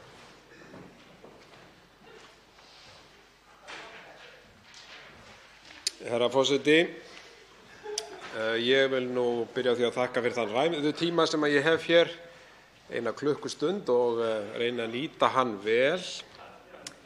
Ég sá það að hæstv. forseti horfði nú sérstaklega á mig þegar hann nefndi það að menn væri ekki skylt að tala í klukkutíma. Ég mun nú reyna að nýta þennan tíma vel og ég hef nú svo sem ekki sagt að verði kannski einhver skemmtiræða hér, en ég reyni að vera málefnalegur og koma að þeim málefnum sem skipta máli í þessu mikilvæga máli. Jú, fjárlög ríkisstjórnar Katrínar Jakobsdóttur. Áætlanir í opinberum fjármálum hafa á síðustu árum byggst á óhóflega bjartsýnum forsendum efnahagsþróun og treyst hefur verið á tímabundna aukningu tekna í uppsveiflu. Lítið hefur mátt út af bregða til þess að áætlanir bristu og tekjur dygðu ekki til að fjármagna nauðsynleg útgjöld og efnahagsforsendur frumvarpsins eru reistar á spá Hagstofu Íslands frá því í október 2019 en sú spá breyttist þó nokkuð frá því í júní. Í spánni kemur fram að meiri óvissa ríki nú í efnahagshorfum hér á landi sem endurspeglast í áætlunum og spám hagvöxt og eftir langt hagvaxtarskeið gerir Hagstofa Íslands ráð fyrir nær engum hagvexti í ár en hann taki við sér á ný á næsta ári og verði þá 1,7%. Hagvaxtarspáin því 0,9% lægri en fyrri spá. Og vissulega vonar maður, herra forseti, að þetta gangi eftir en það eru miklir óvissuþættir í þessu og þar er ekki síst alþjóðlegir óvissuþættir eins og þróun í okkar viðskiptalöndum, olíuverð og staða gjaldeyrisins, krónunnar og svo framvegis. Þannig að það er ekki víst að sú spá rætist en að sjálfsögðu vonum við að svo verði, að hagvöxtur taki við sér á nýju ári. Í bréfi fjármála- og efnahagsráðherra til fjárlaganefndar, dagsett 7. nóvember síðastliðinn, kemur fram að tekjuáætlun frumvarpsins hafi verið uppfærð með hliðsjón af gögnum sem fallið hafa til síðan áætlunin var gerð í júní síðastliðinn. Og samkvæmt tillögu meirihluta fjárlaganefndar verður ríkissjóður rekinn með það bil 11 milljarða halla. Að sama skapi lækki tekjur ríkisins fyrir árið 2020 10,6 milljarða króna. Það er gagnrýnivert að ríkisstjórnin ætlar að fjármagna breytingartillögu við fjárlagafrumvarpið vegna breytinga í hagspá sem og breytinga sem ríkisstjórnin gerir við frumvarpið við 2. umræðu með sölu losunarheimilda koltvísýrings að fjárhæð a.m.k. 4,8 milljarðar króna. Og það er rétt að benda á það að á síðasta fjárhagsári voru seldar losunarheimildir fyrir það bil 2,5 milljarða króna. Það er margt sem bendir til þess að í framtíðinni þá þurfi stjórnvöld að kaupa þessa kvóta til baka á mun hærra verði þar sem ekki virðist líklegt að Ísland geti haldið sig innan losunarheimilda. Ríkisstjórnin þarf að rökstyðja að þessi ráðstöfun sé skynsamleg til framtíðar litið áður en fjárlög verða afgreidd eða draga þessa tillögu til baka einfaldlega. Og þetta snýr líka að því sem ég mun koma hér nánar inn á eftir, herra forseti, að það er þessi mikla hækkun sem hefur orðið á kolefnisgjaldinu og sem almenningur þarf að greiða og bitnar sérstaklega á landsbyggðinni. En ég mun fara nánar í það hér á eftir. Og auk þess er það gagnrýnivert að ríkisstjórnin ætli að ganga á eigið fé Lánasjóðs íslenskra námsmanna sem nemur 4,2 milljörðum til að mæta breytingum á tekjuhlið ríkissjóðs vegna breytinga í hagspá. Með öðrum orðum þá á Lánasjóður námsmanna að borga upp hluta af halla ríkissjóðs og það hefði einhvern tímann þótt saga til næsta bæjar. Jafnvel þó svo að staða sjóðsins sé góð þá er þessi ráðstöfun óskynsamleg nú þegar stjórnvöld áforma að gera breytingar á lánasjóðsfyrirkomulaginu. Fyrirhugaðar breytingar þar sem 30% hluti láns verður í formi styrks sem mun þýða aukna eftirspurn eftir lánum. Í áðurnefndu bréfi ráðherra kemur það auk þess fram að veiðigjöld koma til með að lækka 2,1 milljarð í frumvarpinu á grundvelli vísbendinga væntanlegan útreikning veiðigjalda á næsta fiskveiðiári að teknu tilliti til mikillar fjárfestingar útgerðarinnar. Og að sjálfsögðu styðjum við í Miðflokknum fjárfestingar útgerðarinnar og þann mikilvæga þátt og mörg þau afleiddu störf sem fylgja sjávarútvegi. En spyrja má hvers vegna þetta mál er svona seint fram komið og hvort að vísbendingar væntanlegan útreikning sem gefur til kynna að útreikningarnir séu ekki það að segja fullkomnir og ekki afstaðnir, að geti almennt talist fullnægjandi rökstuðningur í máli sem þessu. Af hálfu Seðlabanka Íslands var í tengslum við vaxtaákvörðun í nóvember tekið fram að þróun efnahagsmála kunni að litast of af bjartsýni, ekki síst vegna óvissu í alþjóðlegum efnahagsmálum eins og ég nefndi hér í upphafi. Og mikilvægt er að stefnan í ríkisfjármálum þessar mundir taki mið af raunsæjum forsendum framvindu efnahagsmála og að hálfu OECD hefur verið bent á að opinberar fjárfestingar þyrftu að vera meiri hér á landi en raun ber vitni og að aðgerðir næstu missera miði fyrst og fremst að því að draga úr áhrifum niðursveiflu. Þegar hægir á í efnahagslífinu eins og raunin hefur orðið er brýnt af hálfu stjórnvalda að gripið sé til viðeigandi aðgerða. Í því efni blasir við að rík nauðsyn er á að endurnýja og auka við fjárfestingar í innviðum. Mikil verkefni blasa við, til dæmis í samgöngumálum og heilbrigðismálum svo eitthvað sé nefnt. Miðflokkurinn telur að fjalla ætti meira stöðu og afkomu ríkissjóðs í frumvarpinu út frá því hvar við erum stödd í hagsveiflunni.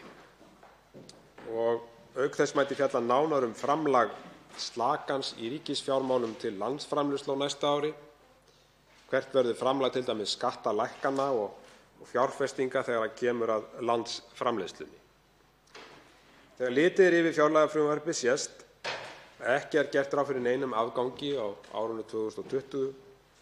Þvert á móti verður ríkissjóður rekinn með halla og endurspeglar sú staðreynd breytingar á efnahagshorfum á liðnum misserum. Það skiptir máli á óvissu tímum sem þessum að skuldastaða ríkissjóðs er góð. Og er óhætt að hrósa ríkisstjórninni fyrir það að hafa haldið áfram að greiða niður skuldir. Það er mikilvægt og reynist vel í niðursveiflu sem núna er framundan. Áhersla stjórnvalda á niðurgreiðslu skulda síðustu ár mun reynast mikilvæg og góð ráðstöfun. Þessi staða gerir betur kleift að bregðast við óvissum horfum í efnahagsmálum. Að sjálfsögðu skiptir það miklu máli hver þróunin verður í útflutningstekjum þjóðarinnar. Undanfarin ár hefur þjóðin notið uppgangs í ferðaþjónustu og hefur greinin orðið burðarás í atvinnulífi landsmanna og mikilvæg uppspretta gjaldeyristekna. Áberandi er að framvinda í ferðaþjónustu er meðal helstu óvissu þátta fjárlagafrumvarpsins. Enda hafa horfur í ferðaþjónustu veruleg áhrif á efnahagsforsendur frumvarpsins. Það vekur því óneitanlega athygli að framlög til ferðaþjónustu í frumvarpinu lækka að raungildi 292 milljónir króna eða 12,8% frá fjárlögum 2019. Samkvæmt upplýsingum Seðlabanka Íslands hefur verðbólga verið eða yfir 3% frá því í vor, en í október mældist hún 2,8%. Undirliggjandi verðbólga hefur hins vegar verið þrálátari. Að dómi bankans eru horfur á að verðbólga hjaðni hraðar en spáð var í ágúst og hún verði komin í markmið undir lok þessa árs. Áætlað er að afborgunum af lánum ríkisfyrirtækja og sjóða í B-hluta ásamt Landsvirkjun muni greiða 91,3 milljarða króna í lán af afborgunum á næsta ári. Þetta er 45,6 milljarða króna aukning og tvöföldun á áætluðum afborgunum 2019.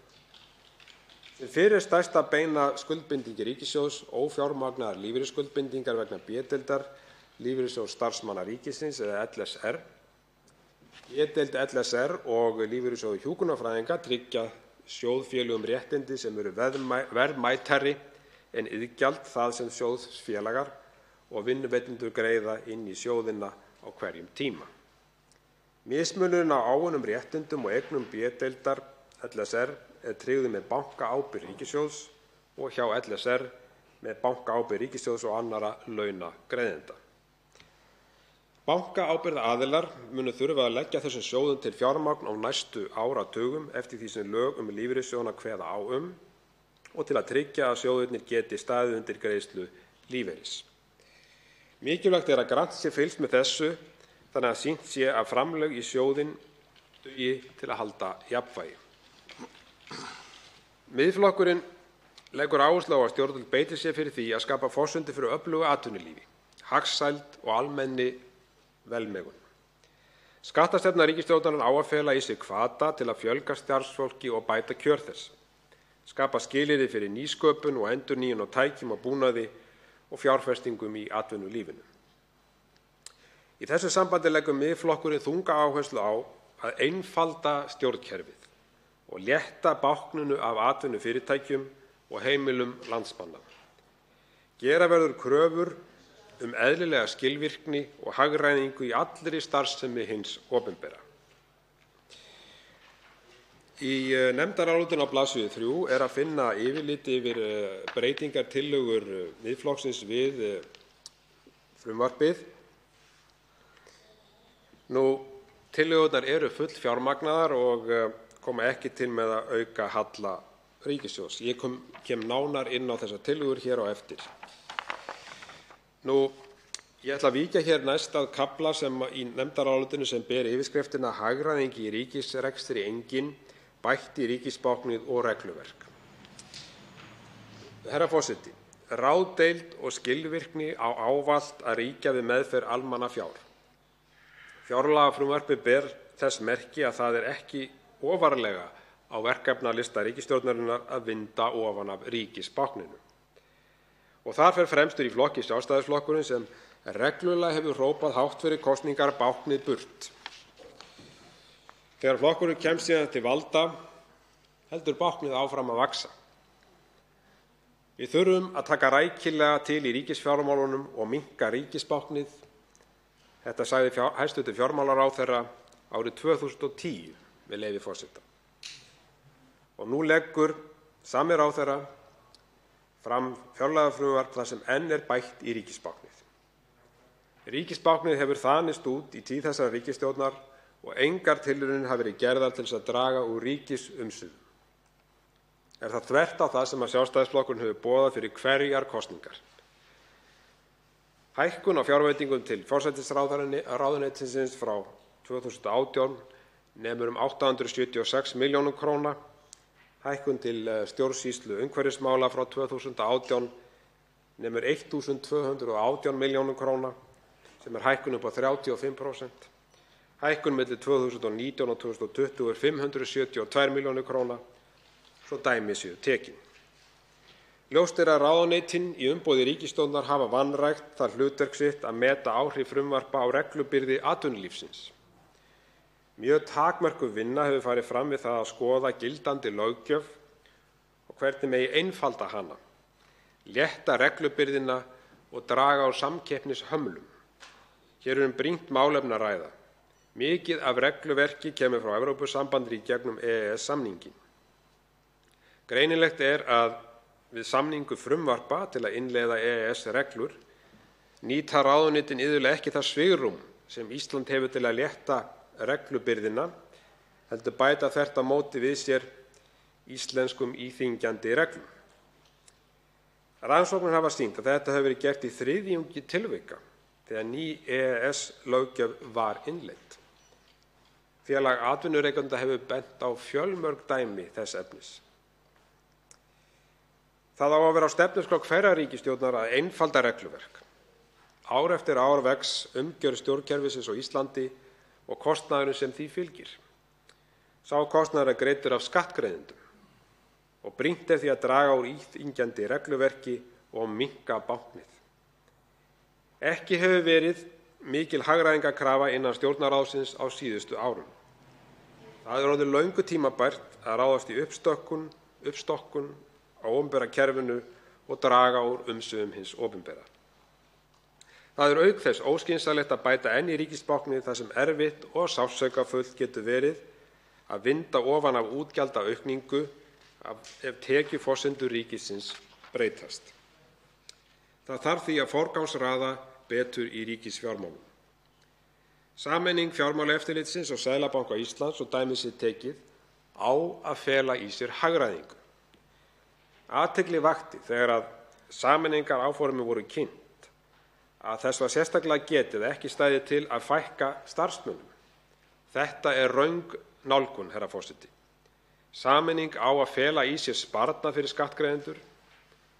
Laun í ráðuneytum hafa auk þess hækkað mikið á undanförnum misserum og eru þau há miðað við einkageirann. Hækkanir á fjárveitingum til ríkisstofnana umfram almennar verðlagshækkanir eru regla fremur en undantekning.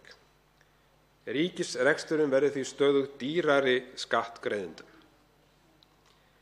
Þannig er síaukinn kostnaður vegna eftirlitsstofnana ríkisins og í frumvarpinu eru aðhaldskröfur til ríkisstofnana litlar. Sjálfstæðisflokkurinn fer nú með fjármála- og efnahagsráðuneytið og hann hefur öll tök á því að taka hér til hendinni eins og hann hefur margoft predikað fyrir kosningar og á öðrum vettvangi. Þess í stað bætir hann í ríkisbáknið enn eina ferðina.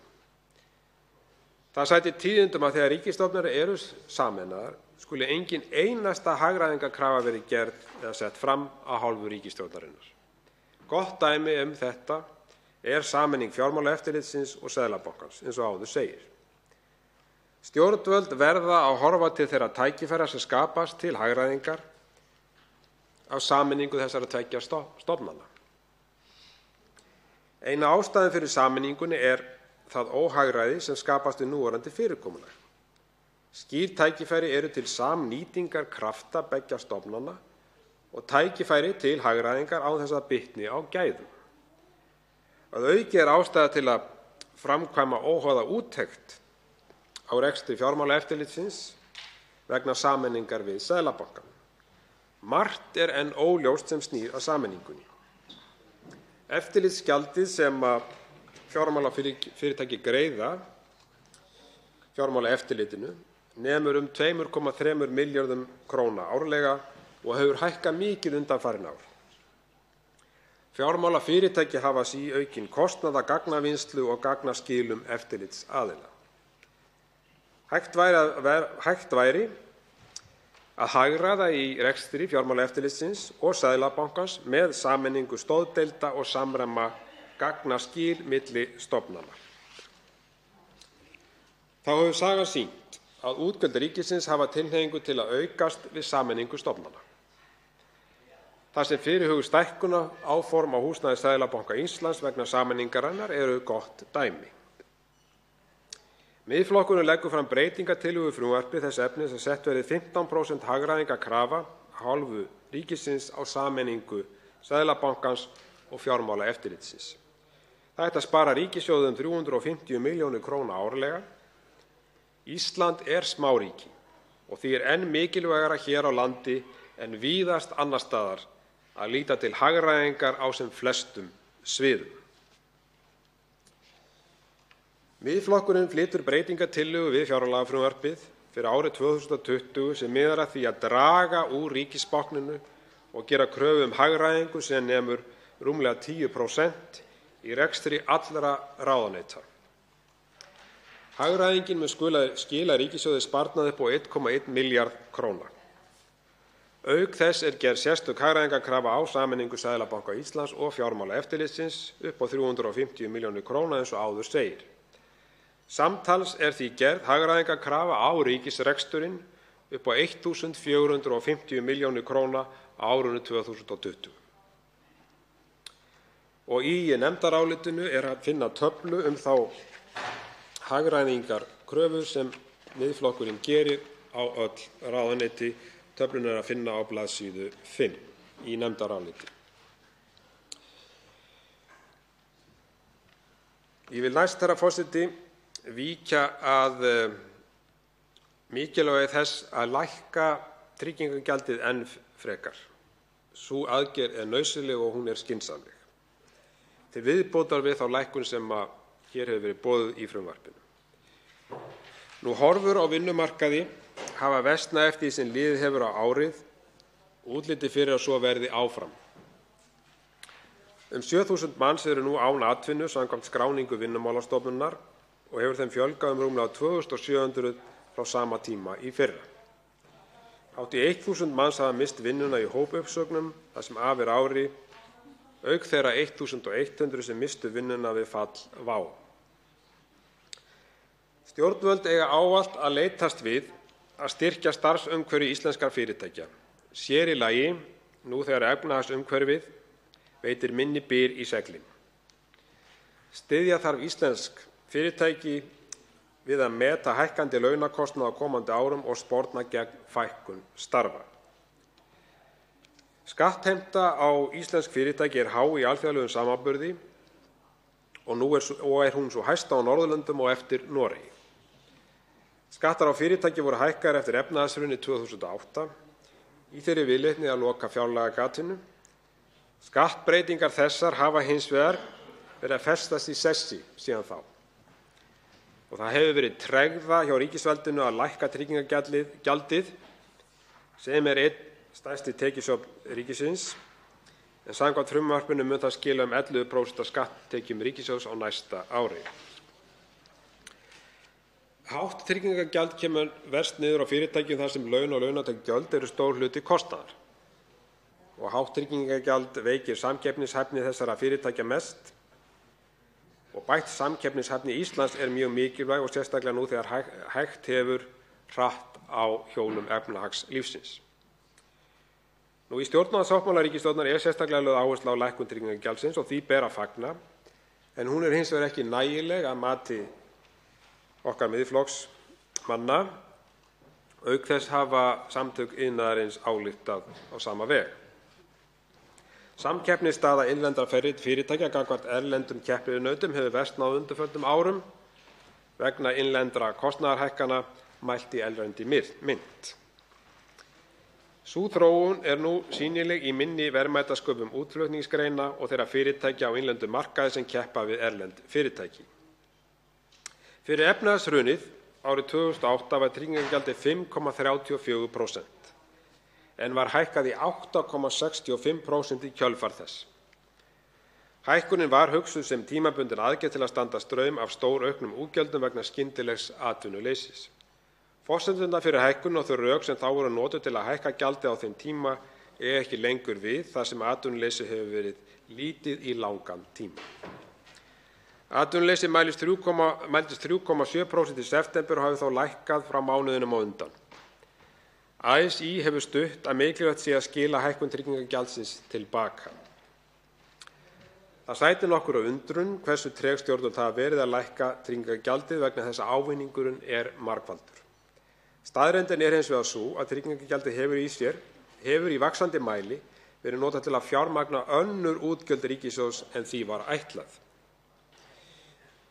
Eigi lækkunin að þjóna þeim tilgangi að stuðla að jafnvægi á vinnumarkaði og að launahækkanir á næsta ári leiði síður til verðbólgu þarf hún að vera meiri en 0,25%. Gjaldið er reiknað sem hlutfall af þeim launum sem fyrirtæki greiðir til starfsmanna sinna. Því fleiri krónur sem að fyrirtæki greiðir í laun, því hærri fjárhæð þarf að greiða í tryggingagjald. Og því hærri sem tryggingagjaldsprósentan er, því dýrari er hver starfsmaður fyrir sitt fyrirtæki. Því hærri sem prósentan er, því minni launahækkun getur fyrirtæki staðið undir. Gjaldið dregur úr getu fyrirtækja til að fjárfesta og búa til störf. Vaxtarmöguleikar einkafyrirtækja eru því hindraðir með háu tryggingagjaldi. Miðflokkurinn flytur hér breytingartillögu við frumvarpið að tryggingagjaldshlutfallið lækki 0,25% á næsta ári til viðbótar við 0,25% lækkun eins og gert er ráð fyrir í frumvarpinu. Við breytingartillöguna mun gjaldið þá lækka úr 6,35% í 6,10%. Eðlilegt er að miða við að þessi skattheimta verði ekki meiri en hún var fyrir hrun þegar atvinnustigi var sambærilegt og það er nú.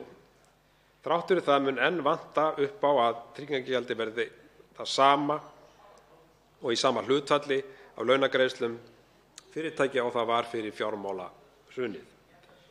Tekjuáhrif af lækkun tryggingagjaldsins 0,25% á næsta ári til viðbótar við fyrirhugaða lækkun samkvæmt frumvarpinu er neikvæð fyrir ríkissjóð 2 milljarða króna. Þessi tillaga Miðflokksins er fullfjármögnuð og það er hægt að skoða nánar í nefndaráliti en m.a. gerir Miðflokkurinn ráð fyrir því að byggingarlóð Landsbankans við Austurhöfn verði seld og áætlað söluandvirði lóðarinnar sé 2 milljarðar kr. en Landsbankinn keypti lóðina fyrir rúmum 5 árum fyrir tæpan 1 milljarð kr. Söluandvirðið rennur síðan í ríkissjóð en ríkissjóður er eigandi bankans að 98% og einnig gert ráð fyrir því að í tillögu Miðflokksins, annars minnihluta hér, að framkvæmdum við byggingu Stjórnarráðshússins verði frestað og það mun hafa í för með sér 515 milljónir króna til ráðstöfunar fyrir ríkissjóð. Lækkun tryggingagjaldsins gerir fyrirtækjum auðveldara með því að ráða nýtt starfsfólk og gera betur við það sem fyrir er og sem síðan eykur skatttekjur ríkissjóðs, þannig að ávinningurinn er mikill eins og áður sagði og ekki síst nú þegar gert er ráð fyrir auknu atvinnuleysi. Herra forseti, ég vil næst víkja hér að hjúkrunarheimilunum. Miðflokkurinn er með breytingartillögu við frumvarpið sem gerir ráð fyrir því að settar verði 800 milljónir króna til að bæta brýnan rekstrarvanda hjúkrunarheimila. En hjúkrunarheimilin eru ein af mikilvægustu grunnstoðum íslenska velferðarkerfisins og ríkisstjórnin hefur ekki staðið við þau áform sem koma fram í stjórnarsáttmálanum að styrkja rekstrargrunn hjúkrunarheimila og dagþjálfun. Á þeim 2 árum sem ríkisstjórnin hefur setið við völd hefur hún hrint í framkvæmd stöðugum skerðingum á rekstrarframlagi hjúkrunarheimila. Ríkisendurskoðun hefur bent á að rekstur hjúkrunarheimila sé almennt mjög þungur og hefur róðunni þyngst ár frá ári í samræmi við fjárhagsskerðingar ríkisstjórnarinnar. Rammasamningur milli hjúkrunarheimila og Sjúkratrygginga Íslands rann út í árslok 2018 þegar Sjúkratryggingar breyttu aðferðafræði sinni við útgreiðslu fjármagns. Það er ámælisvert að ákvörðun Sjúkratrygginga sem tekin var einhliða og án viðræðna við hjúkrunarheimilin og verður að segjast eins og að það er ekki gott veganesti í að semja við fyrirtæki eins og Samtök fyrirtækja í velferðarþjónustu eða Samband íslenskra sveitarfélaga. Í fjármálaáætlun ríkisstjórnarinnar fyrir 2020–2024 kemur fram að stærsta verkefni ríkissjóðs í tengslum við málefnasvið hjúkrunar- og endurhæfingarþjónustu sé átak sem felst í fjölgun hjúkrunarrýma, bæði með endurgerð nýrra rýma og byggingu nýrra, meðal annars byggingu hjúkrunarheimila. Er að ræða rúmlega 900 rými í heild sinni. Stjórnvöld hafa boðað að rúmlega 700 rými verði byggð til 2024. Þegar áætlað að þau verði orðin 3.400 rúmlega í heild, sem er 26% aukning frá árinu 2018. Á sama tíma gerir ríkisstjórnin ráð fyrir aðeins 6% auknu fjármagni til reksturs málefnasviðsins, þar að segja rekstur hjúkrunarheimila. Ljóst er að í fjármálaáætluninni hefur lítið tillit verið tekið til byggingar eða rekstur nýrra hjúkrunarheimila og verður það að teljast ámælisvert. Ekki nóg að byggja ný hjúkrunarheimili, það verður líka að tryggja forsvaranlega rekstrarforsendur fyrir heimilin til að þau geti sinnt hlutverki sínu. Nauðsynlegt er að fara alvarlega ofan í saumana á fjárhagsgrunni hjúkrunarheimilanna og rýna betur skýrslu Ríkisendurskoðunar málefnasviðið. Illa gengur að manna stöður hjúkrunarfræðinga og sjúkraliða á hjúkrunarheimilum og formaður Sjúkraliðafélags Íslands segir alvarlegan skort á sjúkraliðum á hjúkrunarheimilum. Þetta hefur gert það að verkum að vísa hefur þurft frá einstaklingum með mikla þjónustuþörf þar sem ekki fæst heilbrigðisstarfsfólk til starfa. Ástæða þess að illa gengur að manna stöður starfsfólks er meðal annars sú að hjúkrunarheimili landsins hafi setið eftir hvað varðar fjárveitingu á þjónustu undanfarin ár. Nauðsynleg styrking á rekstrarfé hefur orðið hjá spítölum, heilbrigðisstofnunum og heilsugæslu en skorið hefur verið niður hjá hjúkrunarheimilum. Samtök fyrirtækja í velferðarþjónustu hafa ítrekað bent á nauðsyn þess að styrkja rekstur hjúkrunar- og dvalarheimila og endurhæfingarrýma. Rekstur hjúkrunarheimila á landsbyggðinni er afar þungur. Þetta kemur meðal annars til að því ómögulegt er að ná fram þeirri stærðarhagkvæmni sem næst með þeim fjölda rúma sem alla jafna þekkist á höfuðborgarsvæðinu. Það verður að fara fram, herra forseti, trúverðugt samtal milli fulltrúa heilbrigðisráðuneytisins, Sjúkratrygginga Íslands, öldrunarstofnana og sveitarfélaga. Forsenda árangurs og breiðari sáttar málaflokkinn stóraukið samráð og skilningur á eðli og rekstri hjúkrunarheimila. Þetta kemur meðal annars fram í umsögn Samtaka fyrirtækja í velferðarþjónustu. Miðflokkurinn telur mjög brýnt að mæta þeim rekstrarerfiðleikum sem ríkja í þessum mikilvæga málaflokki og leggur eins og áður sagði fram viðbótarfjármagn í breytingartillögu til þessara stofnana upp á 800 milljónir króna til að bæta brýnan rekstrarvanda. Herra forseti, næst ætla ég að víkja hér að kafla í nefndarálitinu sem ber yfirskriftina Nýir skattar draga úr boðaðri skattalækkun. Áformaðar eru verulegar breytingar á tekjuskattskerfi einstaklinga til að mæta loforðum stjórnvalda í tengslum við kjarasamninga á almennum vinnumarkaði í vor. Tekið verður upp nýtt 3 þrepa tekjuskattskerfi með nýju lágtekjuþrepi sem taki gildi í 2 áföngum á árunum 2020 til 2021. Þannig áætlað að þriðjungur breytinganna taki gildi á árinu 2020 og 2/3 2021. Gert ráð fyrir að þessar aðgerðir auki ráðstöfunartekjur þeirra lægst launuðu 10.000 krónur á mánuði. Hins vegar á sama tíma lagt til að skerðingarmörk barnabóta hækki í 325.000 krónur á mánuði sem kemur þá væntanlega verst niður á tekjulægsta hópnum. Ýmsar skattahækkanir að finna í frumvarpinu þrátt fyrir boðaða skattalækkun. Gert til dæmis ráð fyrir hækkun vörugjalds á bensín og dísilolíu, bifreiðagjald hækkar, áfengi og tóbak, útvarpsgjald hækkar, gjald í framkvæmdasjóð aldraðra, úrvinnslugjald hækkar og svo framvegis. Nýr urðunarskattur sem ríkisstjórnin áformaði í fjárlagavinnunni en hefur nú orðið afturreka með vegna lélegs undirbúnings mun kosta heimilin í landinu 6.000 krónur á næsta ári og 12.000 krónur árlega þegar hann kominn á fullu til framkvæmda og það ljóst að það vilji ríkisstjórnarinnar að þessi skattur verði lagður á en hann mun greinilega frestast hugsanlega 1 ár vegna áðurnefnds lélegs undirbúnings. Síðan mun kolefnisgjaldið hækka 10% á næsta ári sem mun þýða hækkun á bensín og dísilolíu.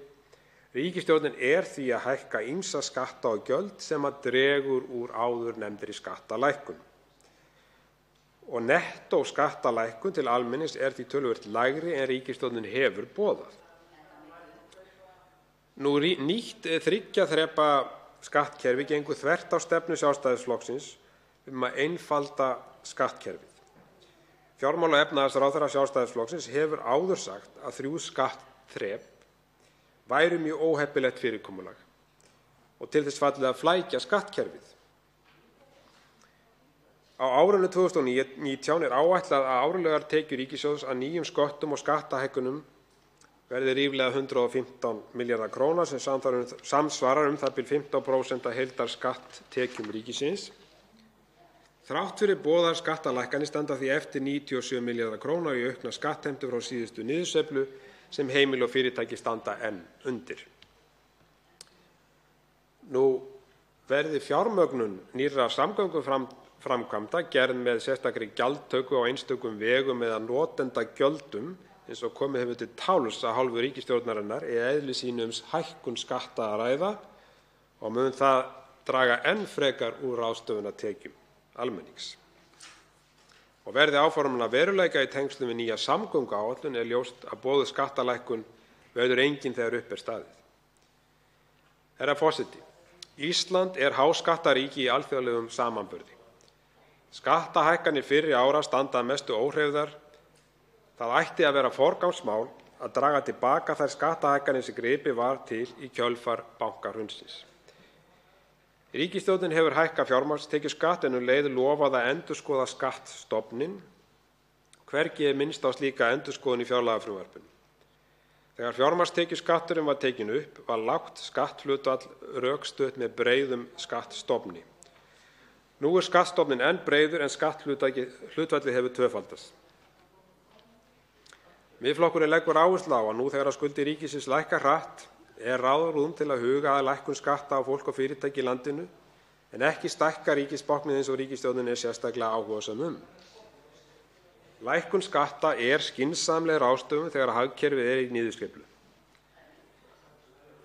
Og vissulega ríkisstjórnin að lækka hér skatta á lægstu tekjur en hún hins vegar að hækka ýmis önnur gjöld þannig að nettóskattalækkunin ekki sú sem að boðað Skattar á Íslandi eru með þeim hæstu í heimi þegar lífeyrisgreiðslur eru teknar með í reikninginn. Það löngu tímabært að draga úr álögum á almenning og fyrirtæki og leysa þannig úr læðingi aukna verðmætasköpun. Það gagnast samfélaginu öllu að leyfa fólki og fyrirtækjum í auknum mæli að ráðstafa eigin tekjum. Á sama tíma þurfa ríki og sveitarfélög að fara betur með það almannafé sem þau taka til sín. Og næst vil ég, herra forseti, víkja hér aðeins að kolefnisskattinum og þeirri 10% hækkun sem ríkisstjórnin stefnir að.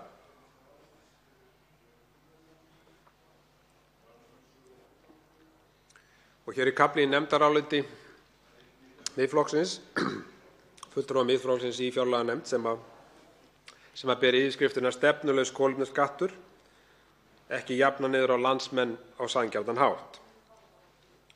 Náttúruvernd og önnur umhverfisvernd á meðal mikilvægustu viðfangsefna samtímans. Viðbrögð stjórnvalda hafa hins vegar ekki verið í samræmi við það.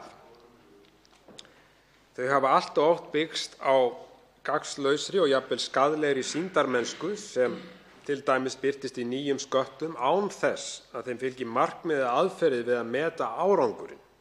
Að meta árangurinn afar mikilvægt í þessu sambandi. Og kolefnisgjaldið nýr skattur á Íslandi eins og við þekkjum. Og í frumvarpinu kemur fram að tekjur á kolefnisgjaldi séu áætlaðar 6,3 milljarðar á árinu 2020. Gjaldið hefur nú þegar hækkað 65% á mjög skömmum tíma eða 2 árum. Þá mun kolefnisgjaldið hækka 10% á næsta ári til viðbótar 65% hækkun sem nú þegar hefur átt sér stað frá árinu 2017. Tekið saman hefur því kolefnisgjaldið hækkað 82% frá árinu 2017 gangi áform stjórnvalda eftir með 10% hækkun á næsta ári.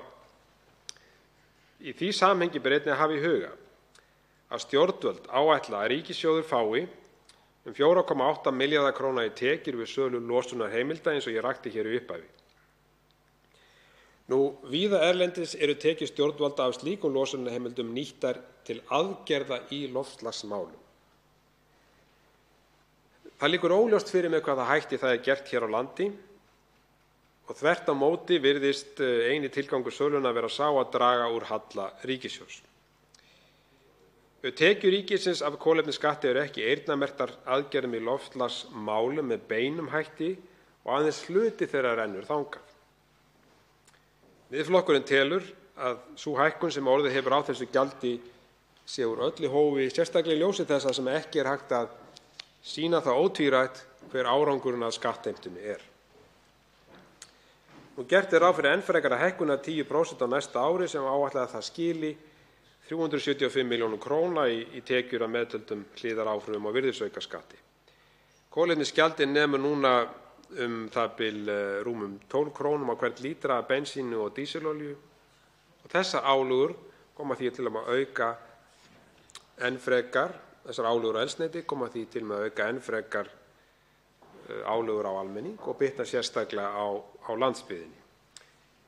Og færa má rök fyrir því, herra forseti, að með kolefnisgjaldinu sé verið að skattleggja landsbyggðarfólk umfram aðra enda á rafbílavæðingin mun auðveldara vik hér á höfuðborgarsvæðinu en landsbyggðinni, þar sem innviðir eins og hleðslustöðvar eru mun fleiri hér á höfuðborgarsvæðinu heldur en á landsbyggðinni.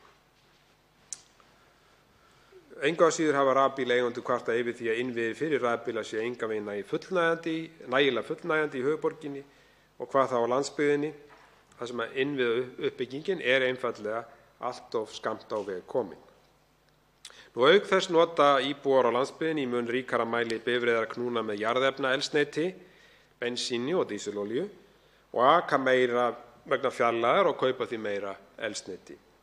Eðlilegt er að samfara hækkun kolefnisgjalds lækki gjöld og skattar á umhverfisvæna starfsemi samsvarandi ef markmiðið er eitt að draga úr mengun, en svo er þó ekki. Meginmarkmið kolefnisgjaldsins er að hvetja bæði heimili og fyrirtæki til þess að draga úr losun með því að skipta yfir í hreinni orku. Í fyrsta lagi er það ekki á færi allra að skipta yfir í rafmagnsbifreið og í öðru lagi henta rafmagnsbifreiðar síður á landsbyggðinni en sem komið er. Og lýtur það fyrst og fremst að drægni bifreiðanna og fjölda hleðslustöðva. Kolefnisgjaldið leggst því með öðrum hætti á íbúa höfuðborgarsvæðisins annars vegar og íbúa landsbyggðarinnar hins vegar. Það er því í raun munur á gjaldheimtu milli þessara hópa. Þannig bitnar skatturinn hlutfallslega verst á þeim tekjulægri og íbúum landsbyggðarinnar. Hvatning til orkuskipta er góður að gjalda verð en hún verður að vera í takt við raunveruleikann. Orkuskipti fyrir sjávarútvegsfyrirtæki, ýmsan iðnað og atvinnutæki er ekki raunhæfur kostur enn sem stendur. Kolefnisskatturinn hefur bein efnahagsleg áhrif á hagkerfið. Án nokkurra mótvægisaðgerða dregur skatturinn þrótt úr hagkerfinu og minnkar samkeppnishæfni fyrirtækja. Hugmyndafræðin má teljast göfug og góð en stjórnvöld verða að ígrunda vel tilgang, forsendur og markmið með skattheimtunni. Sérstaklega hverja er verið að skattleggja og hverja ekki. Markmiðið með gjaldinu er að draga úr losun án þess að grafa undan samkeppnishæfni atvinnulífs og ætti það sama að gilda hér á landi. Í öðrum löndum hafa því aðrir skattar verið lækkaðir á móti gjaldinu eða undanþágur gefnar frá öðrum sköttum. Ísland er til dæmis eina ríkið í Evrópu þar sem að fiskiskipaflotinn nýtur engrar undanþágu eða styrkja hvað varðar eldsneytisskatta. Þetta minnkar samkeppnishæfni greinarinnar.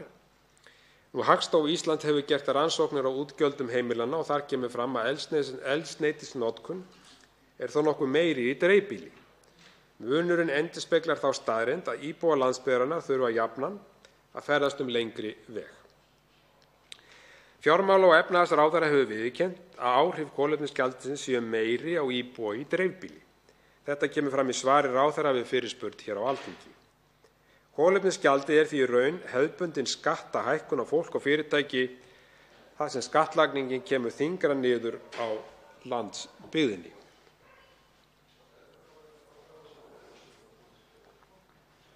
Þessari nýju skattbyrði er því ekki jafnað niður á landsmenn á sanngjarnan hátt. Við þetta má bæta að umhverfisráðherra hefur sagt að erfitt sé að meta nákvæmlega árangur af gjaldinu mælt í minni losun en ella hefði gjaldið ekki verið sett á. Þetta kom fram í svari ráðherra við fyrirspurn hér á Alþingi og staðfest af umhverfisráðuneytinu á fundi fjárlaganefndar. Engar aðgerðir eru boðaðar í frumvörpum tengdum fjárlagafrumvarpinu sem koma til móts við landsbyggðina vegna gjaldsins. Auk þess er ekki að sjá að ívilna eigi umhverfisvænni starfsemi en að aðrir skattar verði lækkaðir á móti. Breytingar á kolefnisgjaldi er skattahækkun, sett í búning græns skatts. Eðlilegt væri þá að lækka gjöld á aðra umhverfisvænni þætti og við verðum að horfa til annarra landa í þeim efnum. Í Danmörku fóru stjórnvöld til dæmis allt á geislastað þegar þeir hækkuðu skatta vegna umhverfismála á fyrirtæki og í Noregi er kolefnisgjaldið lægra en á Íslandi og að hluta til endurgreitt uppfylltum ákveðnum skilyrðum. Kolefnisgjaldið má ekki auka kostnað íslenskra fyrirtækja umfram það sem erlendir samkeppnisaðilar búa við. Slíkt dregur úr samkeppnishæfni, rýrir afkomu íslensku fyrirtækjanna og þar með svigrúm til fjárfestinga. Leið dregur úr líkum á því að markmiðunum með gjaldinu verði náð. Það sem minnkar samkeppnishæfnina enn frekar er að aðilar eru ekki virðisaukaskattsskyldir hér á landi eru undanþegnir kolefnisgjaldinu. Þannig þurfa erlend skip sem taka olíu hér á landi ekki að greiða gjaldið en í sumum tilfellum eru þau við veiðar við sömu veiðislóð og þau íslensku. Hvorki erlend fiskiskip, skemmtiferðaskip né flutningaskip greiða kolefnisgjald við eldsneytistöku hér á landi og ekkert kolefnisgjald er greitt af flugeldsneyti hérlendis í ríkissjóð. Þótt tækniframþróun sé hröð í þessum efnum er það ekki svo að hægt sé að fá stærri ökutæki, vinnuvélar og sum iðnaðartæki þannig að þau nýti endurnýjanlega orkugjafa. Það á t.d. við jarðvinnugeirann og í landbúnaði. Orkuskipti því ekki raunhæfur kostur sem stendur sér í lagi fyrir iðnað og atvinnutæki sem nota svokallaða litaolíu og möguleikar slíkra aðila til orkuskipta eru hverfandi. Kolefnisgjaldið skattur sem leggst með mismunandi hætti á atvinnugreinar og eðlilegt að gera þá kröfu að það sé til heildstæð stefna í málaflokknum áður en lengra haldið. Og það vekur sérstaklega athygli að það virðist ekki vera haldið nákvæmt bókhald yfir framlög ríkisins til mótvægis við skattlagninguna til verkefna meðal annars sem tengjast samdrætti í losun gróðurhúsalofttegunda eða bættra loftgæða almennt. Sjálfsögð og eðlileg krafa að stjórnvöld birti opinberar áætlanir sínar ráðstöfun kolefnisgjaldsins. Miðflokkurinn leggur því til að boðuð hækkun kolefnisgjaldsins í fjárlagafrumvarpinu 10% komi ekki til framkvæmda þar til heildstæð stefna liggur fyrir hvernig Ísland ætlar að nota kolefnisgjöld í baráttunni við loftslagsbreytingar án þess að þær bitni á landsbyggðinni eða samkeppnishæfni atvinnugreina og dragi þróttun úr hagkerfinu. Lækkun á kolefnisgjaldinu mun draga úr verðbólguþrýstingi og með lækkun á verði eldsneytis.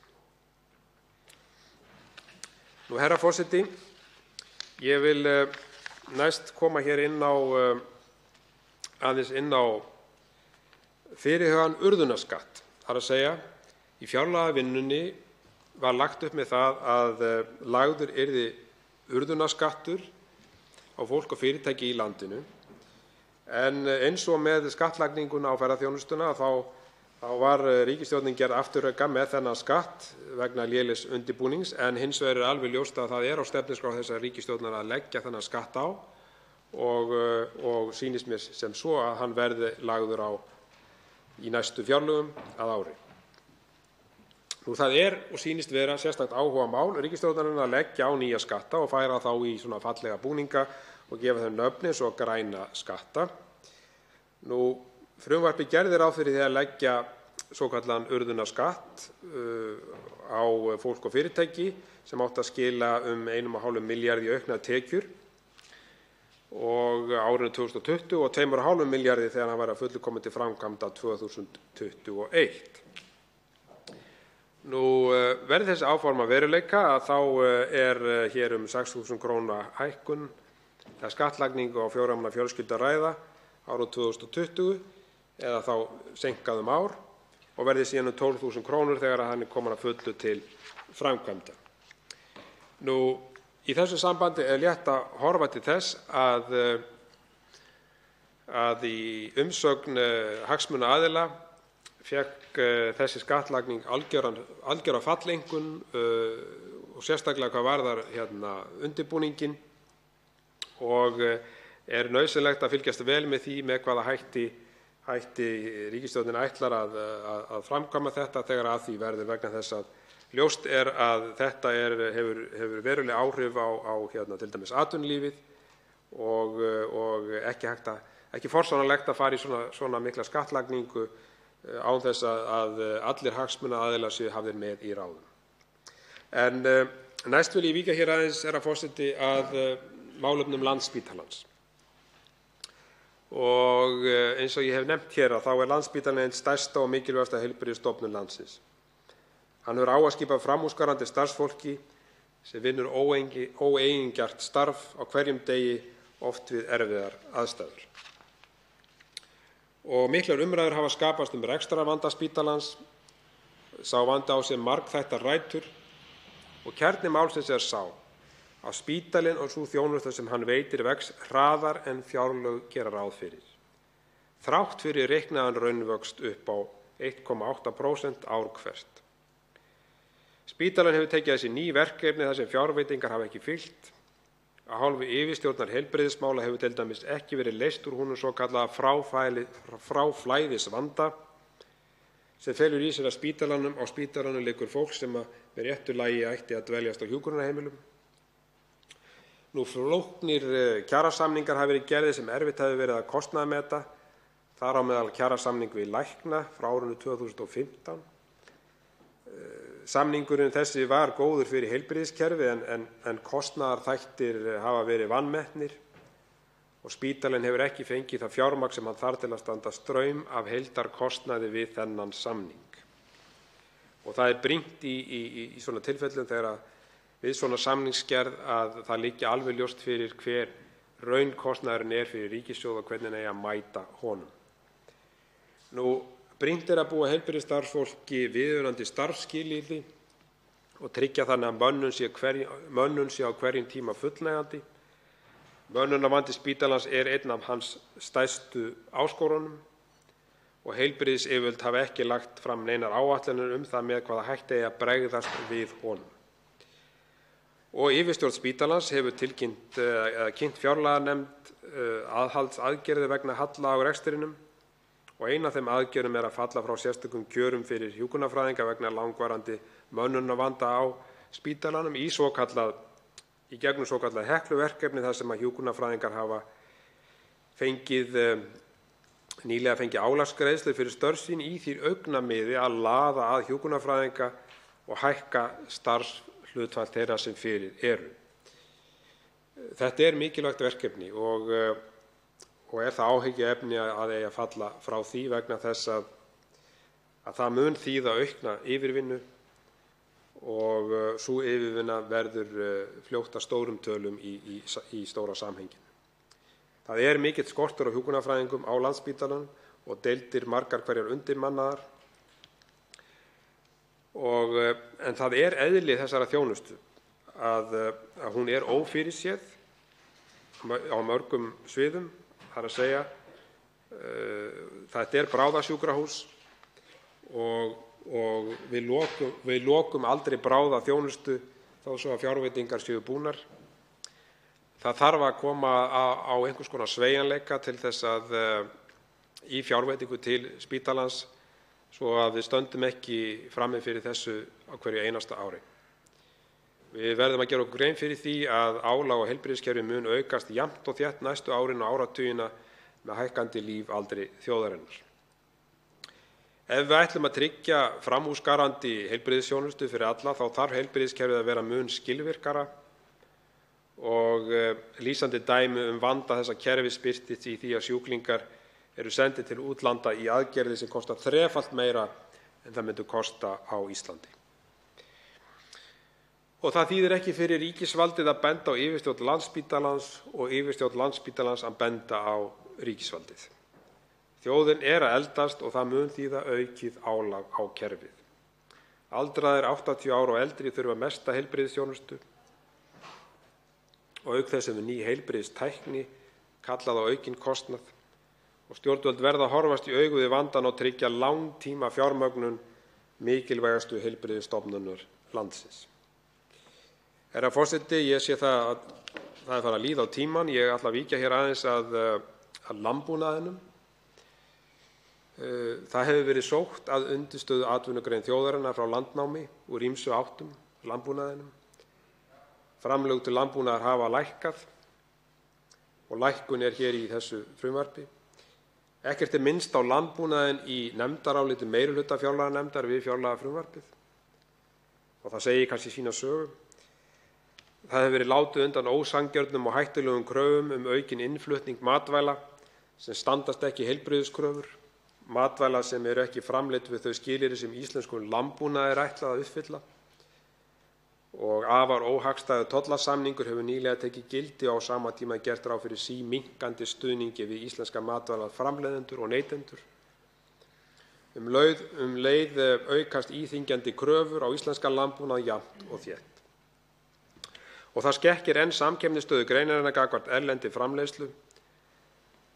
Landbúnaður og matvælaframleiðsla er undirstaða byggðar víða land.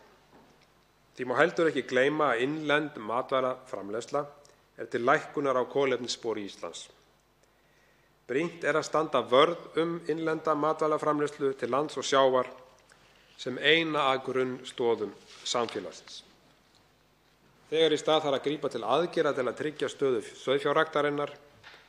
Þess sjást nú ekki merki í frumvarpinu og þegar í stað þarf að koma fram með mótvægisaðgerðir gegn þeim óhagstæða tollasamningi sem nýlega hefur tekið gildi og er ógn við innlenda matvælaframleiðslu.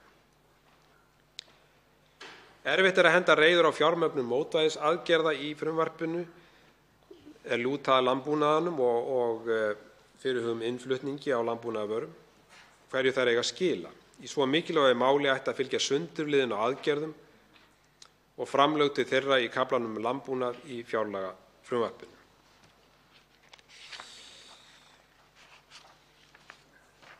Ég vil víkja hér næst aðeins að ferðaþjónustunni sem er okkar stærsta atvinnugrein og stendur frammi fyrir mikilli óvissu. Þróun í ferðaþjónustu er meðal helstu óvissuþátta í forsendum fjárlagafrumvarpsins. Á undanförnum árum hefur vægi ferðaþjónustu í vergri landsframleiðslu vaxið úr rúmum 3,4% á árinu 2010 í 8,6% á árinu 2017. Framlag ferðaþjónustunnar við öflun gjaldeyristekna er verulegt. Horfur í greininni hafa því veruleg áhrif á efnahagsforsendur frumvarpsins. Stærsta útflutningsgrein landsins býr enn við allt of mikla óvissu og það vekur því athygli að framlög til ferðaþjónustunnar lækka að raungildi 292 milljónir króna eða 12,8% frá fjárlögum 2019. Greinin hefur vaxið hratt undanfarin ár en þarf nú að takast á við hægari vöxt og jafnvel samdrátt. Mikilvægt er að bregðast við þessu með því að bæta rekstrarskilyrði greinarinnar strax, til dæmis með hraðari lækkun tryggingagjalds. Þó línur í ferðaþjónustu hafi skýrst undanfarna mánuði eftir fall flugfélagsins WOW hefur óvissunni ekki verið aflétt og aðlögun ferðaþjónustunnar að breyttum aðstæðum er ekki lokið. Ætla má að ferðaþjónustan muni þurfa að takast á við mjög neikvæð áhrif á útgöngu Bretlands úr ESB, auk þess sem tvísýnar efnahagshorfur í Bandaríkjunum og Kína kunna að hafa áhrif. Undir slíkum kringumstæðum getur samkeppnishæfni íslenskrar ferðaþjónustu skipt sköpum. Þetta kemur m.a. fram í umsögn Samtaka ferðaþjónustunnar við frumvarpið.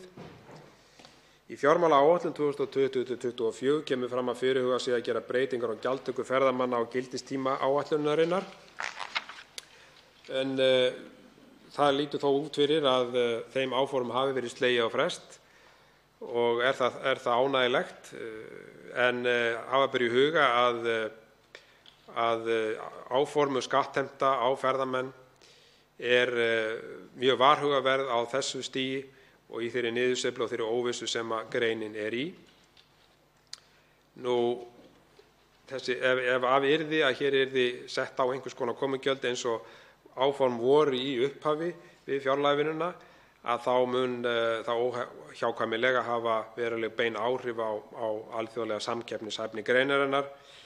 Þannig að ég vil hvetja hér ríkisstjórnina til þess að stíga varlega til jarðar þegar kemur að hugleiðingum um skattheimtu á þessa mikilvægu grein. Að lokum, herra forseti, vil ég nefna það sérstaklega að Miðflokkurinn leggur áherslu á auknar fjárveitingar til tollgæslu, fíkniefnaeftirlits og örugg landamæri upp á 250 milljónir króna og auk þess mun ég víkja að því hér síðar í þessari umræðu að við erum með breytingartillögu upp á 525 milljónir króna aukalega til öryrkja og hún er tvenns konar, það er að segja hækkun framlaga til Vinnumálastofnunar svo fjölga megi störfum öryrkja með stuðningi. Þetta er mikilvægt úrræði sem hefur því miður verið vannýtt og mun ég fjalla nánar það síðar, en auk þess leggjum við áherslu á það að hækka frítekjumark öryrkja og er það þáttur ein af þeim breytingartillögum sem við erum með það að leggja 325 milljónir króna í það að hækka frítekjumark öryrkja sem er einnig mikilvægt til þess að þeir öryrkjar sem geta stundað einhverja vinnu fái þá hærri ráðstöfunartekjur. En ég sé það, herra forseti, að tíma mínum er lokið og það er nokkur atriði sem ég hef ekki komið inn á og mun reyna að koma inn á þau hér síðar í þessari umræðu. Svo háttar til að 4 hv. þingmenn óska eftir að veita andsvör og hafa því 1 mínútu til umráða í hvert sinn. En fyrstur veitir andsvar hv. 9. þingmaður Suðvesturkjördæmis, Willum Þór Þórsson.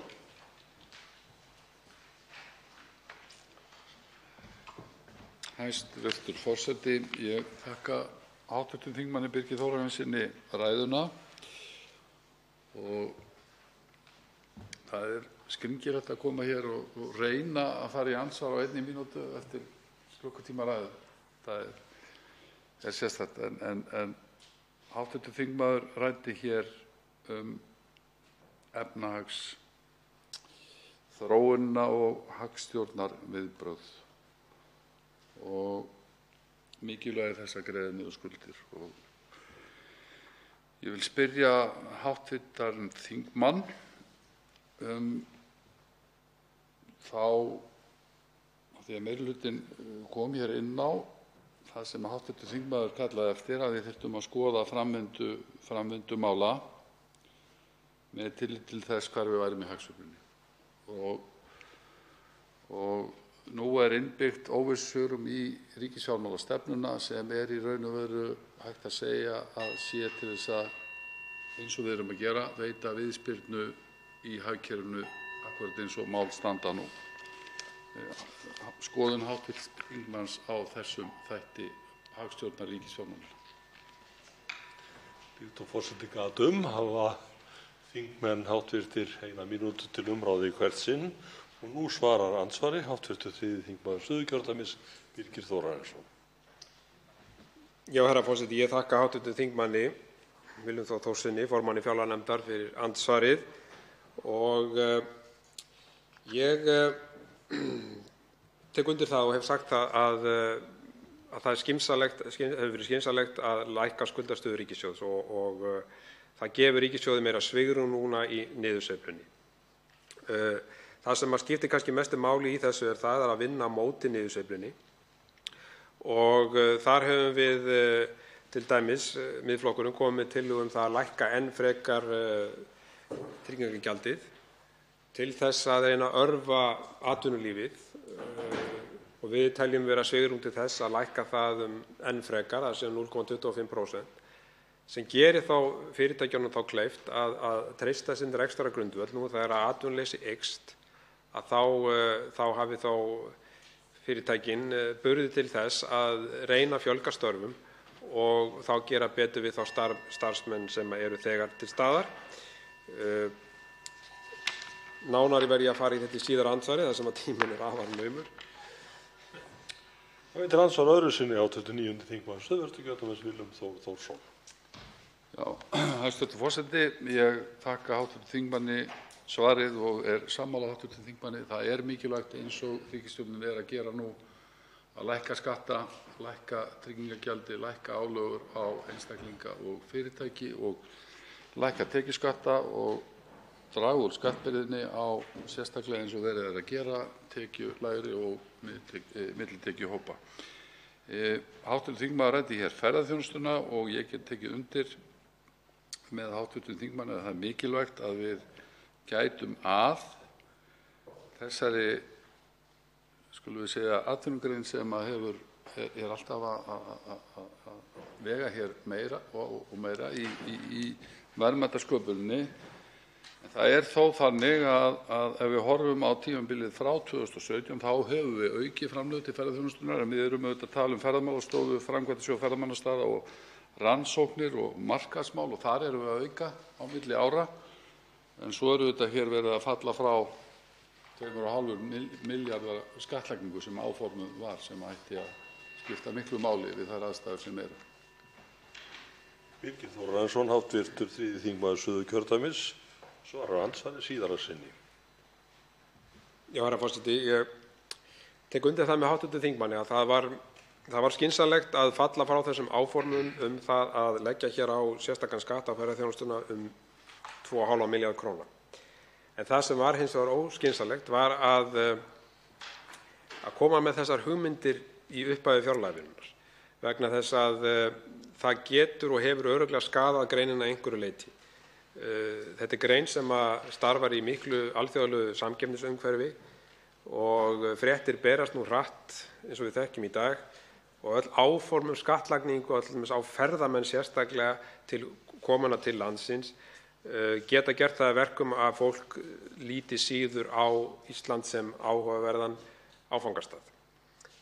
Einfaldlega vegna þess að gjöld eru það há á ferðamenn þegar þeir koma til landsins og við þekkjum það nú að Ísland nú frekar dýrt ferðamannaland. Þannig að En ég þakka þó fyrir það að ríkisstjórnin sá af sér í þessum efnum og það verður að segjast eins og að þessar hugmyndir voru bara mjög vanhugsaðar og vonandi læra menn af reynslunni í þeim efnum. Ari Trausti Guðmundsson, hv. 5. þingmaður Suðurkjördæmis, til andsvars.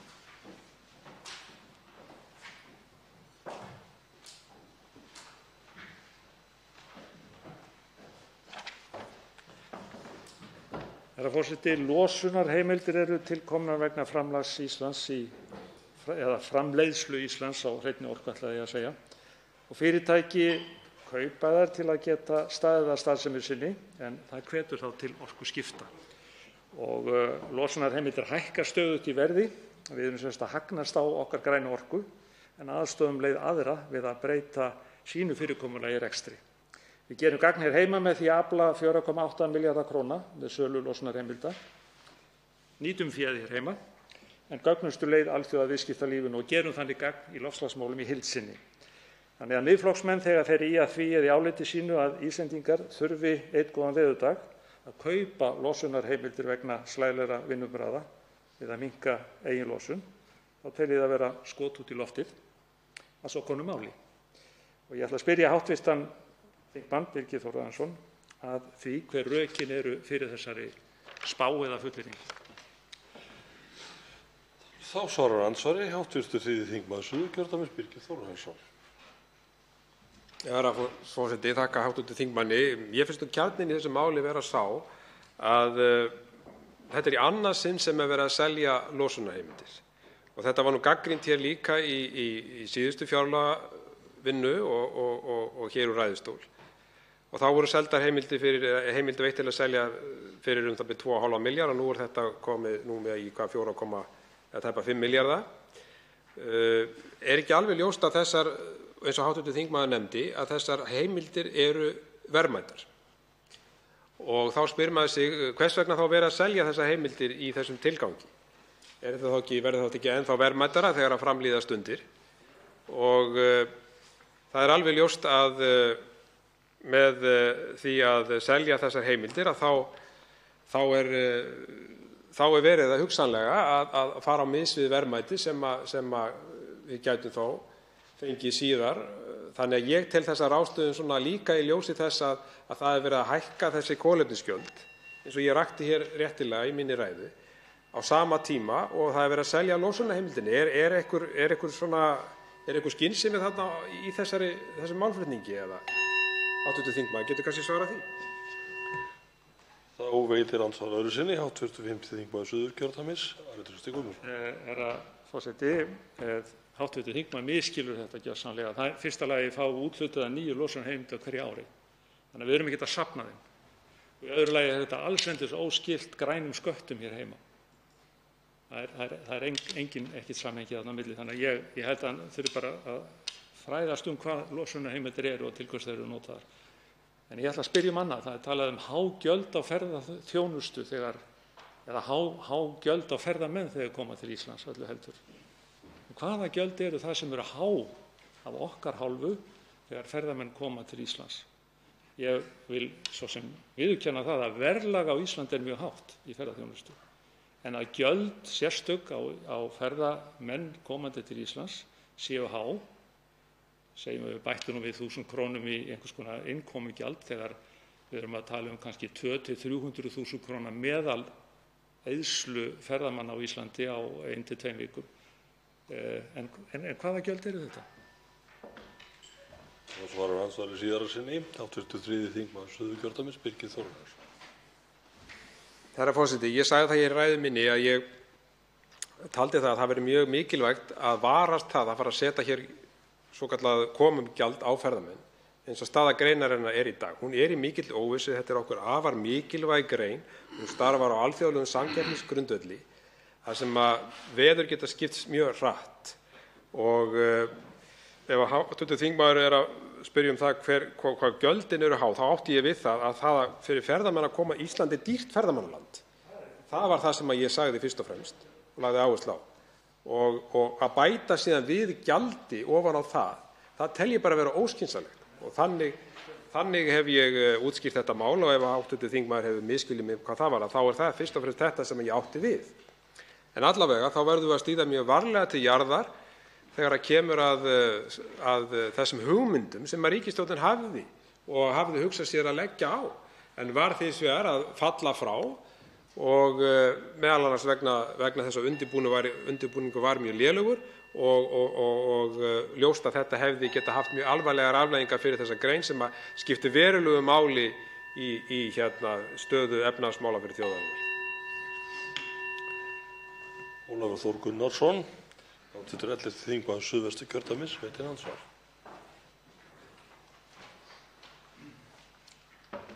Herra forseti, ég þakka hv. þingmanni Birgi Þórarinssyni fyrir ræðuna. Auðvitað er ég honum ekkert sammála í öllum atriðum, en þannig er það náttúrulega oft í þessum sal að við erum ekki sammála um allt. Sérstaklega er ég ekki sammála röksemdafærslu hv. þingmanns í sambandi við kolefnisgjaldið, en ég ætla ekki að ræða það frekar, heldur spyrja hv. þingmann út í eitt atriði sem snýr að aukinni tekjuöflun fyrir ríkissjóð, sem hér er nefnd í töflu annars vegar og hins vegar hér í textanum á blaðsíðu 6, það er að segja sölu á Landsbankalóðinni, sem hv. þingmaður telur að verða að selja fyrir 2 milljarða. En ég næði ekki saman hvernig er hægt að gera ráð fyrir því að þessi peningur komi bara út úr bókum Landsbankans.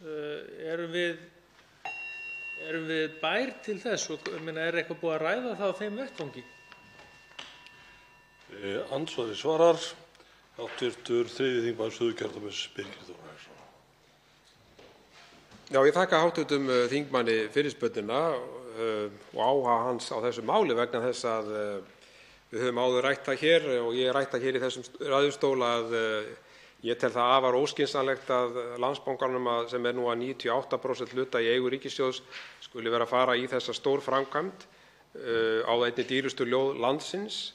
Ég minni nú á að það eru miklar breytingar í bankaþjónustu fram undan, það er að segja, og hafa verið að eiga sér stað. Starfsemönnum hefur fækkað mjög mikið, þannig að rökstuðningur fyrir því að byggja 17.000 fermetra byggingu á þessum stað er afar hæpinn að mínu mati, auk þess sem áform Landsbankans eru að leigja stóran hluta byggingarinnar út til annarrar starfsemi. Þannig að ég tel þetta ekki vera hlutverk Landsbankans. En hv. þingmaður spurði með hvaða hætti þessi greiðsla kæmi þá inn í ríkissjóð. Þá yrði Landsbankanum einfaldlega gert í krafti eigandastefnu að selja þessa lóð, og andvirði hennar myndi síðan renna í ríkissjóð í gegnum þá arðgreiðslu í gegnum Landsbankann. Ólafur Þór Gunnarsson, 11. þingmaður Suðvesturkjördæmis, veitir andsvar öðru sinni. Herra forseti, ég á nú eftir að sjá að þessi aðferðafræði hv. þingmanns myndi ganga eftir, sérstaklega þegar við erum ítrekað búin að segja hér í þessum sal og margverið haldið fram að við stjórnmálamennirnir eigum ekki að vera að skipta okkur af beinum rekstri Landsbankans hér inni. Við erum með apparat til þess sem heitir Bankasýsla ríkisins og við eigum ekki að vera að hlutast til einstakar ákvarðanir þar inni. Það hélt ég að væri hugmyndin. Mér langar hins vegar í seinna andsvari að spyrja hv. þingmann aðeins út í urðunarskattinn sem fær dálítið pláss í nefndaráliti þingmannsins, og ég fagna því hvað er jákvæður andi í þeim kafla í garð þess að við þurfum að draga úr urðun.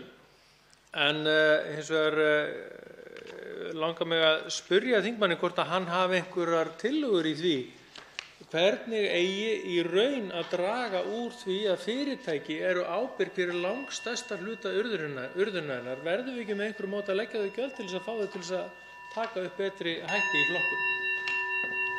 Og þá svarar andsvari síðara sinn hv. 3. þingmaður Suðurkjördæmis, Birgir Þórarinsson.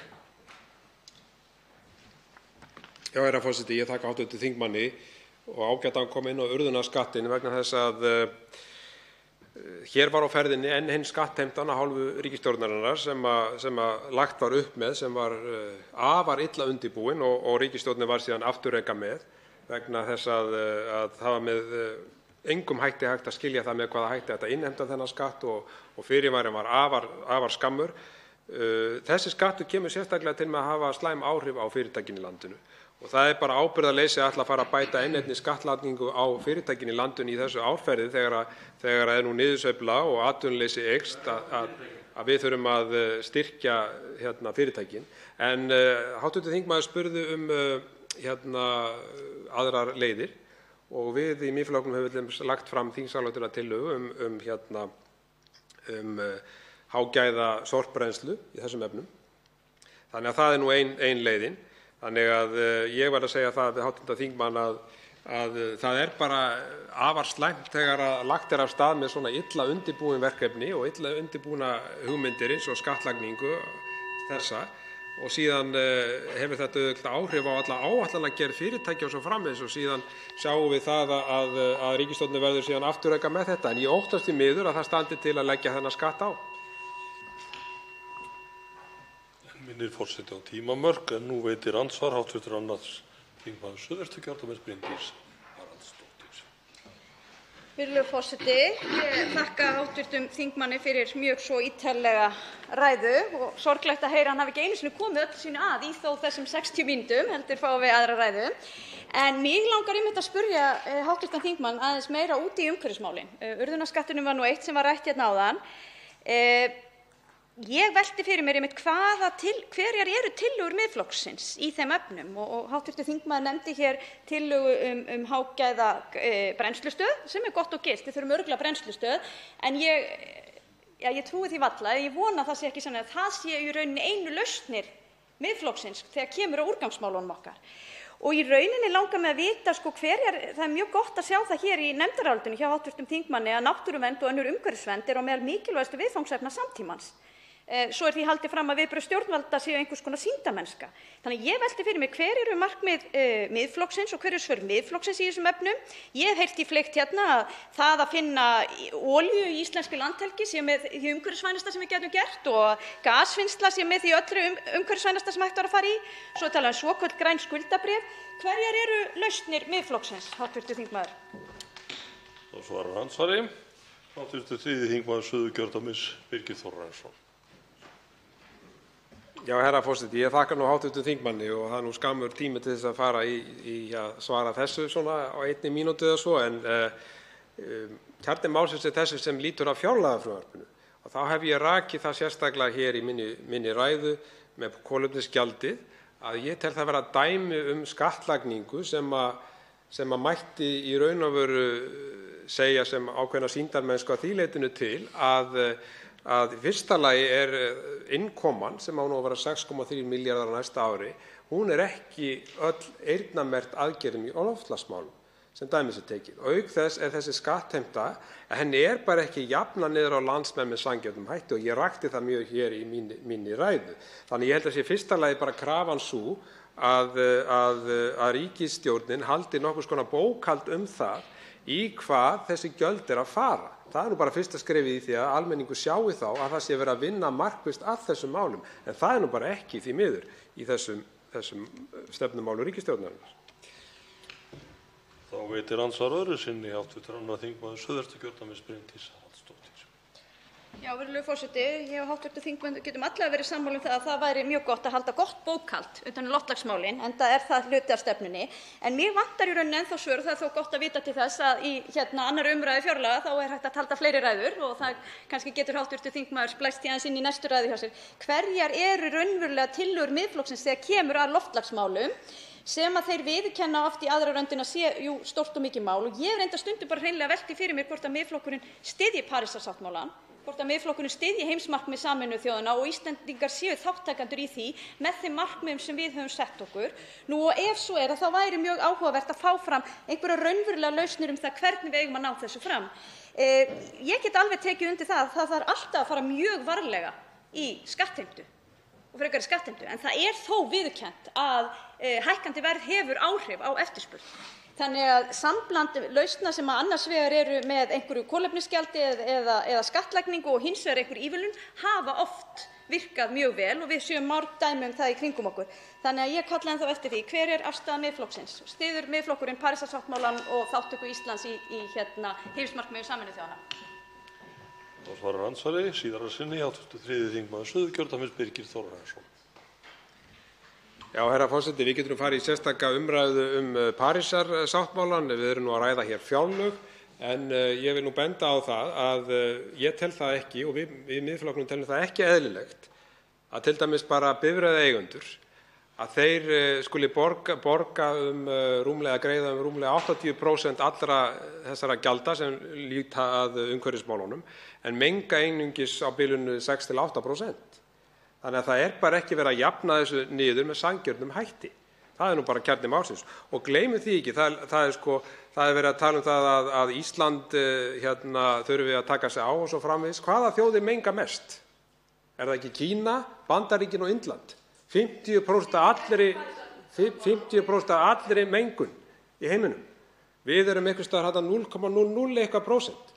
Við erum til dæmis með hitaveitu í 90% heimila. Ef við ekki að tala um það sem er gott, það sem við gerum gott, við framleiðum rafmagn með mjög umhverfisvænum hætti, ef við ekki að tala um það.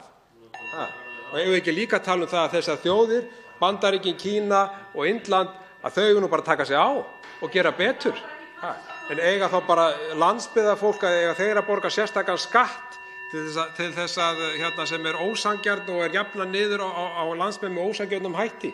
Tölum við það sem þessar þjóðir eiga að gera, Bandaríkin, Kína og Indland, tölum við það. Forseti minnir enn á ræðutíma og biður hv. þingmenn að gefa ræðumönnum hljóð, en andsvörum er lokið og til máls tekur framsögumaður 3. minnihluta fjárlaganefndar, hv. 11. þingmaður Reykjavíkurkjördæmis suður, Björn Leví Gunnarsson.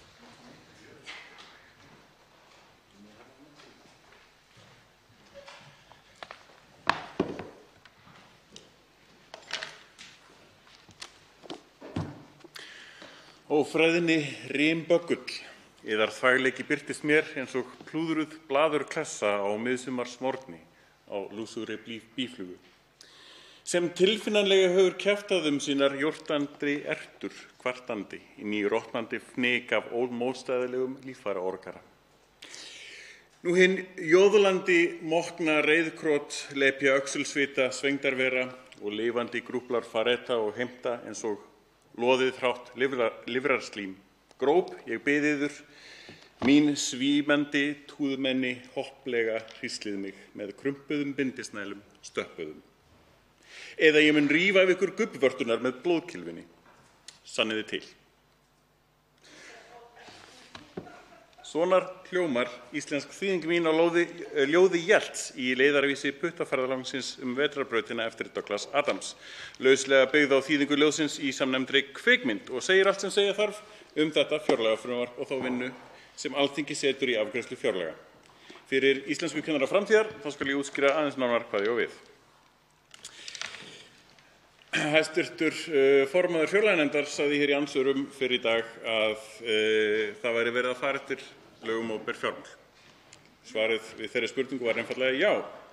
Það er hins vegar eins langt frá og hægt að fara hvað þetta varðar, því að við búum við ákveðna fortíðarhyggju.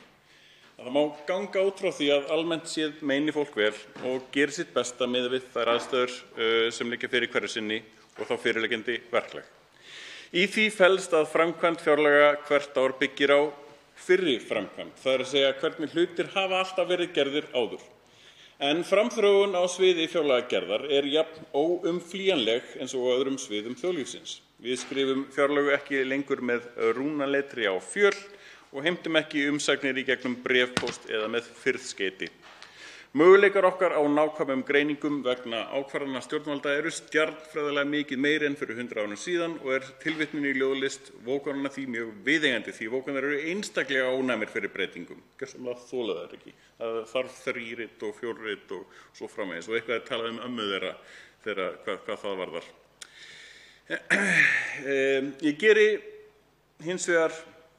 Ég get hins vegar ekki séð að þessi greiningatæki séu notuð. Við höfum kallað eftir þó nokkuð mikið upplýsingum úr fjárlaganefnd.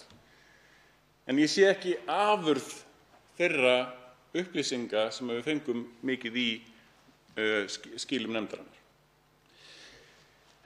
Við höfum enn í höndunum þetta frumvarp til fjárlaga sem nokkurn veginn óbreytt og í því viðbótarsamkomulag vegna kirkjujarðasamkomulagsins. Þetta tvennt stenst ekki lög opinber fjármál.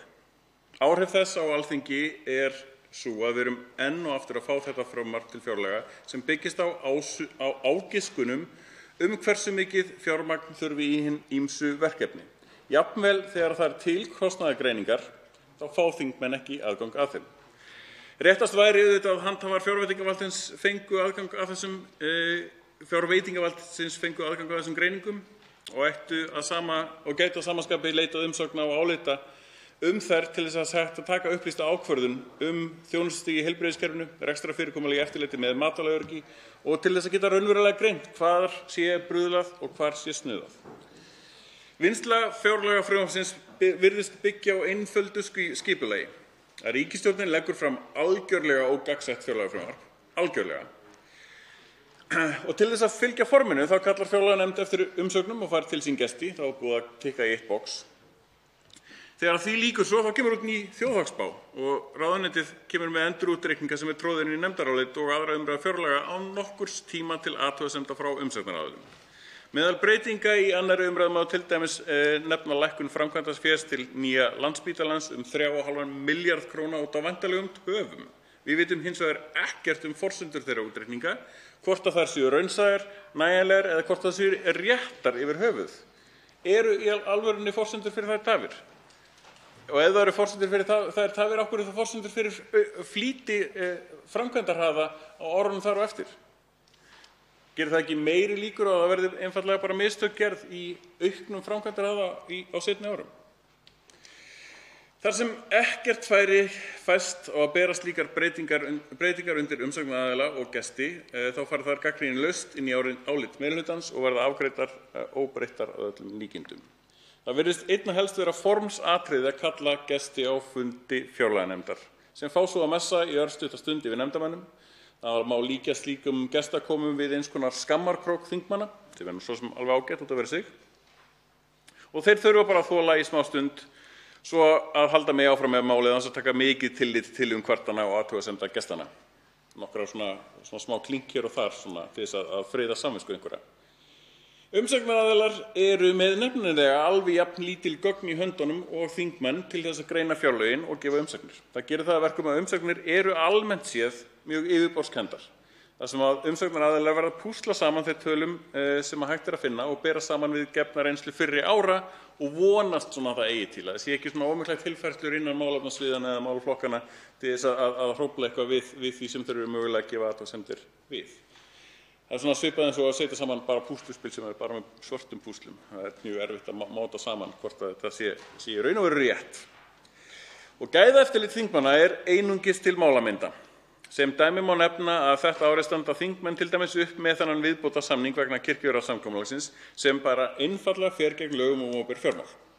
Ætla mætti að gefinn hefði verið tími til þess að rannsaka forsendur þess samnings og áhrif hans á fjárlög eða fjármálaáætlun. En hið rétta að það rétt gefst tími til að spyrja ráðuneytið álits á þeim álitaefnum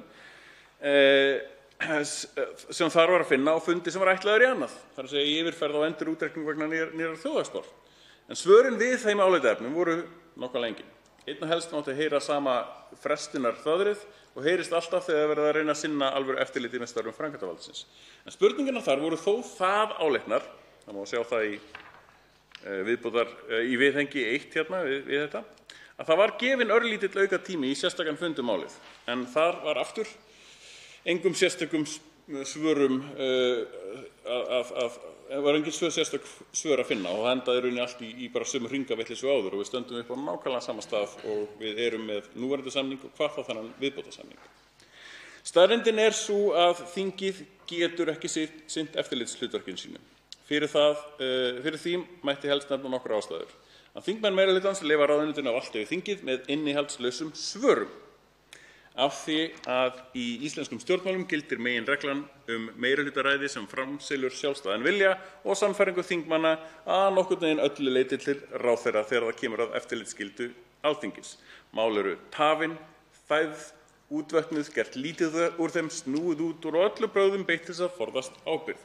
Ég get minnst á spurningar mínar akstursgreiðslur og starfskostnað þingmanna sem tók heilt ár að grafa upp. Það er mál fyrir fjárlaganefnd sem er búið að viðurkenna í skjölum og svörum þingsins að ráðherrar hafa ekki verið að fara eftir reglum dagpeninga. Það er ekki ennþá búið að klára það og það er vel rúmt ár síðan það var. Ég þori ekki einu svona að telja hversu langur tími er búin að fara í það mál. Það er að reyna að ýta eftir því að fá eitthvað í gang þar en ekkert gerist, svona eins og venjulega með þegar eftirlitshlutverkið er annars vegar. Augljósa spurningin hlýtur því að vera hvernig er hægt að gera betur. Æskilegt fyrsta skref væri fyrir stjórnvöld að fara eftir lögum, enda er ágætis snið að gæðakerfi fyrir fjárlög að finna í lögum opinber fjármál. Fólk spurði sig hérna áður, hvernig getum við gert betur? Og niðurstaðan var lögum opinber fjármál. Hérna kom gott plagg, gerum þetta svona, þetta er sniðugt. En svo er ekkert farið eftir því. Galið, algjörlega. Það er gæðakerfi sem byggist upp á kostnaðar- og ábatagreiningu. Dæmi slíka greiningu er að finna í til dæmis þingsályktun stefnumótandi áætlun í málefnum sveitarfélaga. Þar kemur fram að sameining sveitarfélaga gæti sparað 3 til 5 milljarða á ári. Og jú, það er ekki allt fullkomið með þetta. Auðvitað er engin kostnaðar- og ábatagreining alveg laus við alla gagnrýni og pólitík hverfur ekkert með slíkum greiningum. En hún gæti breyst. Pólitíkin grundvallast með slíkum áætlunum á betri gögnum og færri getgátum áhrif einnar hugmyndafræði umfram aðra. Rökræður og skoðanaskipti verða hnitmiðaðri og allt starf þingmanna og fjárlaganefndar verður markvissara og áhrifaríkara. Krónur eru síðan ekki upp á enduráls í þessum greiningum af því að þar er verið að tala stefnu stjórnvalda, miklu meira. Það má taka þar tillit til ýmissa annarra þátta heldur bara krónutölunar. Þar sem að stjórnvöld bera ábyrgð á ýmsu öðru eins og þjónustustigi og lýðheilsu. Þar koma til dæmis inn í spilið ágætis hugmyndir velsældarhagkerfið sem verður nánar fjallað hérna aðeins síðar vonandi. Lögum opinber fjármál, þetta er uppáhalds umræðu efnið mitt svona á undanförnum fjárlögum og fjármálaáætlunum. Og kannski eilítið öðruvísi pólitík sem ég stunda heldur en ýmsir aðrir flokkar sem að tala krónutölur hingað og þangað, en mér finnst það tiltölulega gagnslaust í því ógagnsæja fjárlagafrumvarpi sem við erum með núna.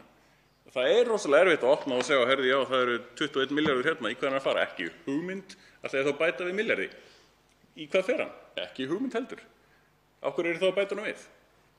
Ég með nokkrar breytingartillögur, en þær eru mjög tæknilegs eðlis, hugmyndafræðilegs eðlis að einhverju leyti og spila þannig sé ekki inn í ógagnsæið á fjárlaganum.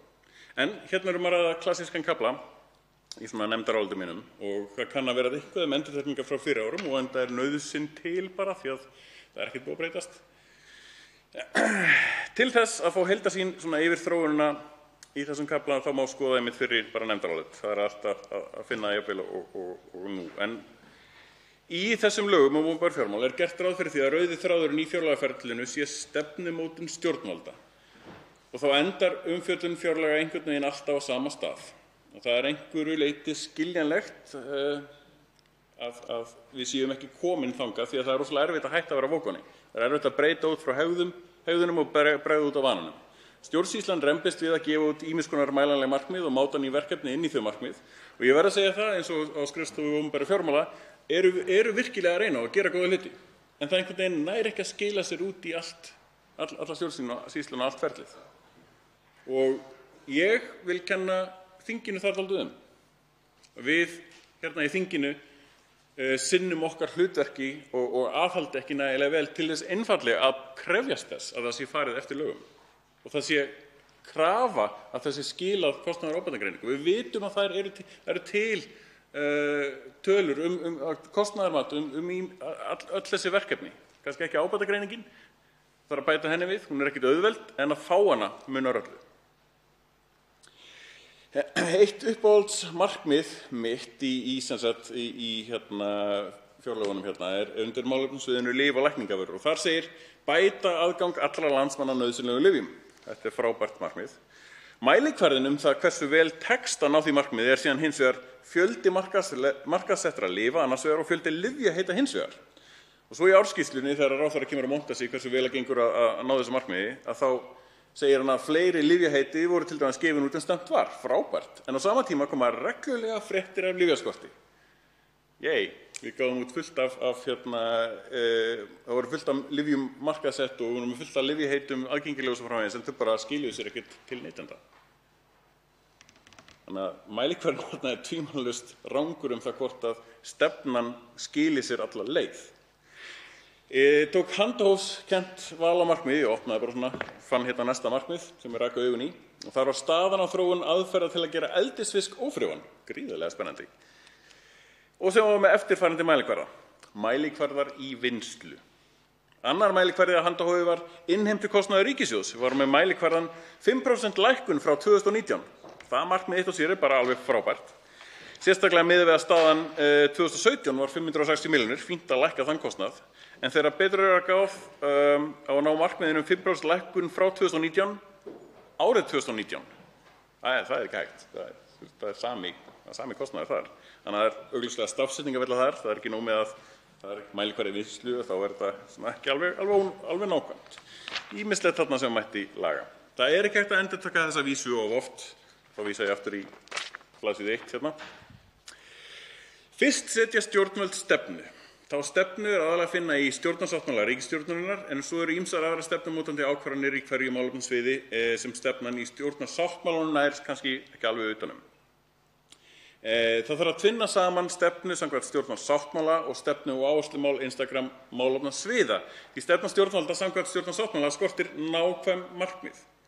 Hvað þýðir til dæmis að ríkisstjórnin ætlar að leggja sérstaka áherslu á listnám og aukna tækniþekkingu, með leyfi forseta. Þýðir það fjölgun nemenda í listnámi og tæknigreinum? Þýðir það aukið fé til listamanna eða rannsóknarstyrkja? Er það fleiri umsóknir? Er það nóg? Fleiri nemendur en í fyrra, 10% aukning nemenda, 10 milljónir aukalegi styrk eða 10% aukning í styrk? Allt þetta uppfyllir stefnu stjórnvalda en stendur ekki alveg endilega undir væntingum þeirra loforða sem voru gefin í stjórnarsáttmálanum. Það eru svona spurningar sem að þarf að svara í stefnu stjórnvalda í fjármálaáætlun og svo í fjárlögum. Hvernig á að ná þessu markmiði? Þegar það er búið að ákveða stefnu og mælikvarða þá er þetta að leggja til aðgerðir til þess að ná þeim markmiðum. Sumar aðgerðirnar kunna virðast augljósar sem dæmi sem að taka þá er að aukningu fjármagns í rannsóknarsjóði. En málið er ekki endilega svo einfalt að bara aukum fjármagn í rannsóknarsjóði. Virðist vera augljóst að ná því markmiði bara með að setja meira fjármagn þangað. En það er nefnilega búist við að það eigi síðan sýna fram á árangur af útdeilingu fjárveitinga. Lög um opinber fjármál gerir ráð fyrir að stjórnvöld eigi að sýna fram á þann vænta árangur sem að þar er, en það er lítið gagn í því að veita meira fjármagni eitthvert ef árangurinn minnkar miðað við að gera ekki neitt. Ef að það eru allir sem að sækja og allir fá styrk í þennan rannsóknarsjóð þá virkar ekki endilega að setja meira fjármagn í, kannski fá allir meira fjármagn þangað en ef að umsóknum fjölgar ekki þá verður bara fjármagn afgangs til dæmis og það er ekki mikið kannski gagn í því, ekki mjög nákvæmt. Annað er til dæmis ef það er byggt nýtt hjúkrunarheimili sem tekur við öðru eldra hjúkrunarheimili en nýja húsnæðið er ekki byggt með hagræði í huga og endur að kosta meira í rekstri en fyrra húsnæðið. Það er ekki mjög hagkvæm nýting á fjármunum. Annað dæmi er til dæmis að byggja nýjan þjóðarspítala án staðarvalsgreiningu þar sem að núverandi staðsetning hefur verið gagnrýnd af mörgum fyrir óhagkvæmni vegna ýmissa þátta. Lykilatriðið í markmiða og mælikvarðasetningu stjórnvalda er því kostnaðar- og ábatagreining. Ég get ekki sagt þetta nægilega oft. Í opinberu fjármálum þá er það upphaf og endir allrar stefnumótunar stjórnvalda því Alþingi og þjóðin á skilið að fjárveitingar og skattheimta skili árangri. Ég geri þó ekki lítið úr því verki sem kostnaðarábatagreining er og það er langt frá því að vera sjálfsagt og einfalt verk. En það á að vera, það er nauðsynlegt verk. Því að búast má við svona nokkru ónákvæmni til að byrja með, því að við erum ekki endilega alveg fullkomlega góð í því svona frá byrjun. En þessi tækni er alveg til, þessar aðferðir eru til, það er að leita til ýmissa aðila sem geta hjálpað með að gera þetta betra. En við getum einungis orðið betri með því að byrja að gera þetta. Þetta verður bara nákvæmara eftir því sem líður á. Þá fáum við umsagnir líka þessar kostnaðarábatagreiningar sem geta hjálpa okkur að gera betur og það hjálpar fjárlaganefnd gríðarlega mikið í sinni vinnu. Að fá umsagnir kostnaðargreiningar. Hugmyndir eitthvað annað. Hugmyndir forgangsröðun.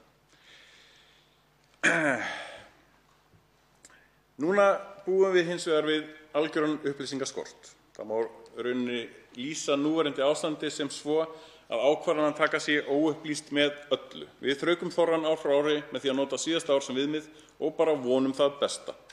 Þegar vel árar veldur þetta verklag litlum vandræðum. En þegar illa árar gera það hins vegar allt mjög snúið. Þá er dreiður fjárfestingum og öðrum verkefnum sem getur skilað okkur betri árangri inn í framtíðina en önnur verkefni sem ekki frestað. Ef kostnaðarábatagreiningar lægi fyrir þá gætu við tekið betri ákvarðanir sérstaklega þegar harðnar í ári. Ef við bregðum síðan aðeins út frá svona ljóði Jelts og lítum til framtíðar. Hvernig gæti Ísland litið út ef ekki væri íhaldsstjórn við völd sem gerir lítið annað en það sama og venjulega? Engin dómur í því, nei. Hvað ef á Íslandi væri ríkisstjórn sem gerði meira en það augljósa?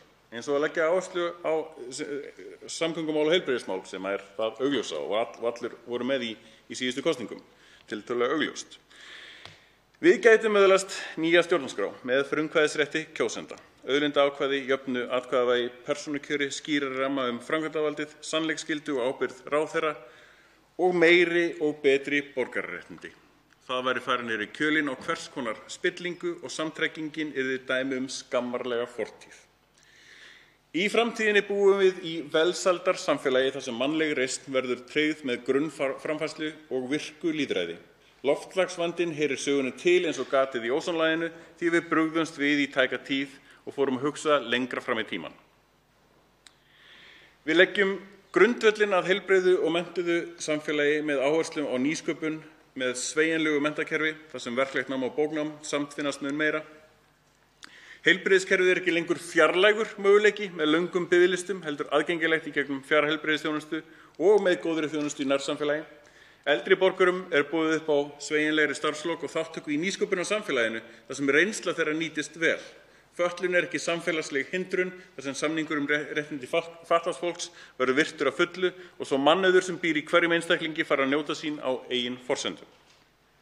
Við hættum að láta ungt fólk hefja lífið með skuldabaka námslána á bakinu og það hefur rödd sem fara að hljóma hvívetna í samfélaginu. Við búum í samfélagi fjölbreyttra tækifæra, samfélagi sem kann að taka á móti fólki og kann að ræða vandamál á opinn og sanngjarnan hátt. Samfélag sem byggir á borgararéttindum, lýðræði, ábyrgð, gagnsæi og friðhelgi. Tækifærin þau liggja fyrir framan okkur. Við þurfum bara að velja ganga fram á við og hætta hringsóla úrelda framtíð. Það þarf að stíga ábyrgðarskref til þess að fortíðin hangi ekki háls okkar eins og akkeri. Við þurfum að gera upp við okkur hvers konar uppgjör við þurfum við hrunið. Við nýfrjálshyggjuna, við landsréttarmálið og samtrygginguna. Við þurfum að klára það uppgjör áður en haldið áfram vegna þess að óuppgerð fortíð kemur alltaf eins og draugur í bakið seinna. Mér langar til þess að tala aðeins velsældarhagkerfið sem hefur aðeins komið svona upp á undanförnum mánuðum. Það er hagkerfi, hagkerfi þar sem alltaf gert ráð fyrir vexti gerir ráð fyrir óendanlega stóru hagkerfi að lokum. Vöxtur ofan á vöxt er veldisvöxtur sem stækkar alltaf hraðar og meira eftir þess að varir lengur og vex þannig út í hið óendanlega. En óendanleikin er ekki eðlislegt hugtak svona fyrir okkur. Tengsl óendanleika og hagkerfis eru svo enn flóknara fyrirbæri þegar allt kemur til alls þá eru hagkerfi nátengd samfélögum manna. Það er augljóst að hagkerfið er nokkuð svona margfeldi ofan á mannfjölda. Mest af hagvexti á undanförnum árum og áratugum hefur rauninni bara mannfjöldað þróun. Ef maður horfir það gróft á myndina. En allavega í einfaldri mynd hagkerfisins þá annaðhvort stækkar hagkerfið í margfeldi af fjölda fólks eða með því að fjölga fólki. Samhengi óendanleika og hagkerfis takmarkast því í sinni einföldustu mynd af þessum tveimur stærðum. Þar sem við gerum ekki ráð fyrir óendanlegum mannfjölda, það sjálfsögðu ekki, nema við getum numið land og öðrum plánundum, þá takmarkast möguleikinn á óendanlegu hagkerfi á margfeldisbreytunni. En það erfitt að sjá hvernig margfeldisbreytan getur staðið undir óendanleikanum þar sem að góður hluti af þeirri breytu úreldist reglulega. Og við erum að sjá þetta í sjálfvirknivæðingunni þeim mun meira. Við treystum ekki lengur á munka til að skrifa bækur af því að prentvélin er komin. Munkar duttu síðan út úr þá hagkerfinu fyrir nokkur hundruð árum. Þá kom prentvélin staðinni með. Tækniþróun hefur síðan gert okkur kleift að búa til óendanlega mörg eintök af hverri bók.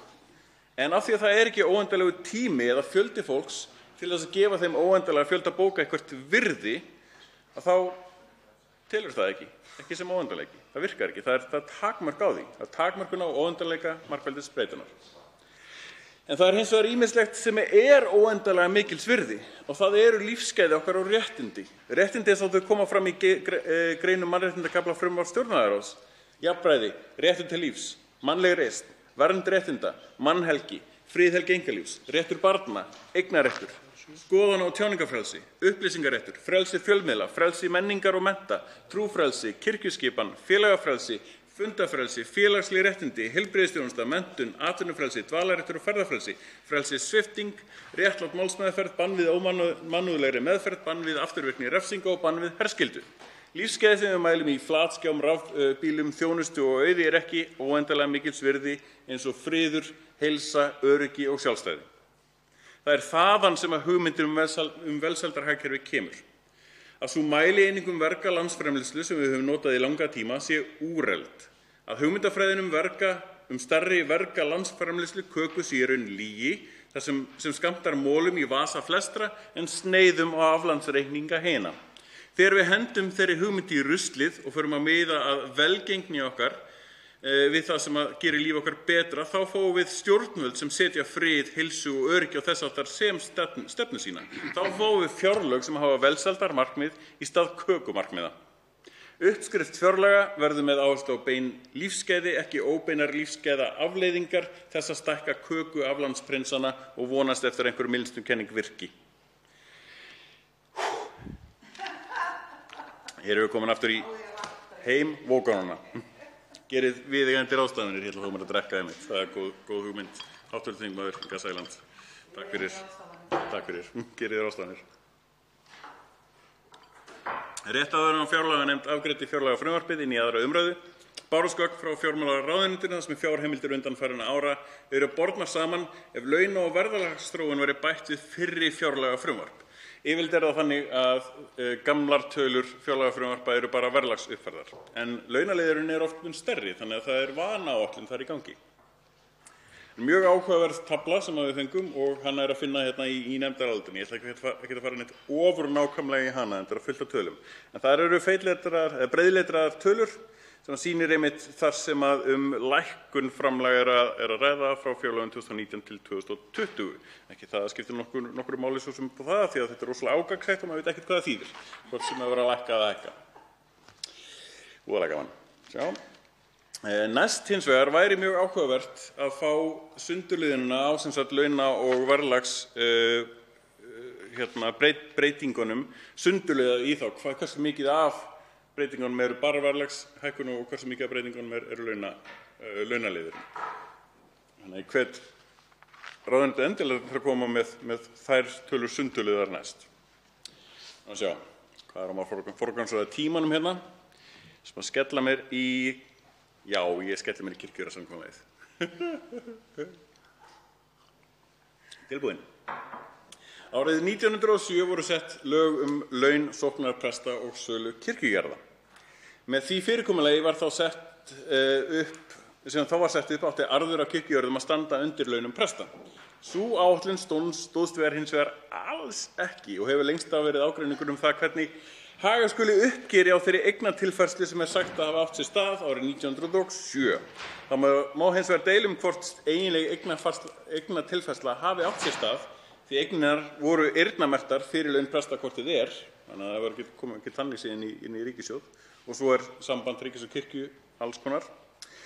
En það virðist þó hafa verið markmiðið því að í kirkjujarðasamkomulaginu sem var gert á árunum 97 og 98 þá kemur fram með leyfi forseta að aðilar líta á samkomulag þetta eignaafhendingu og skuldbindingu sem fullnaðar uppgjör þeirra og vegna þeirra verðmæta sem ríkissjóður tók við árið 1907.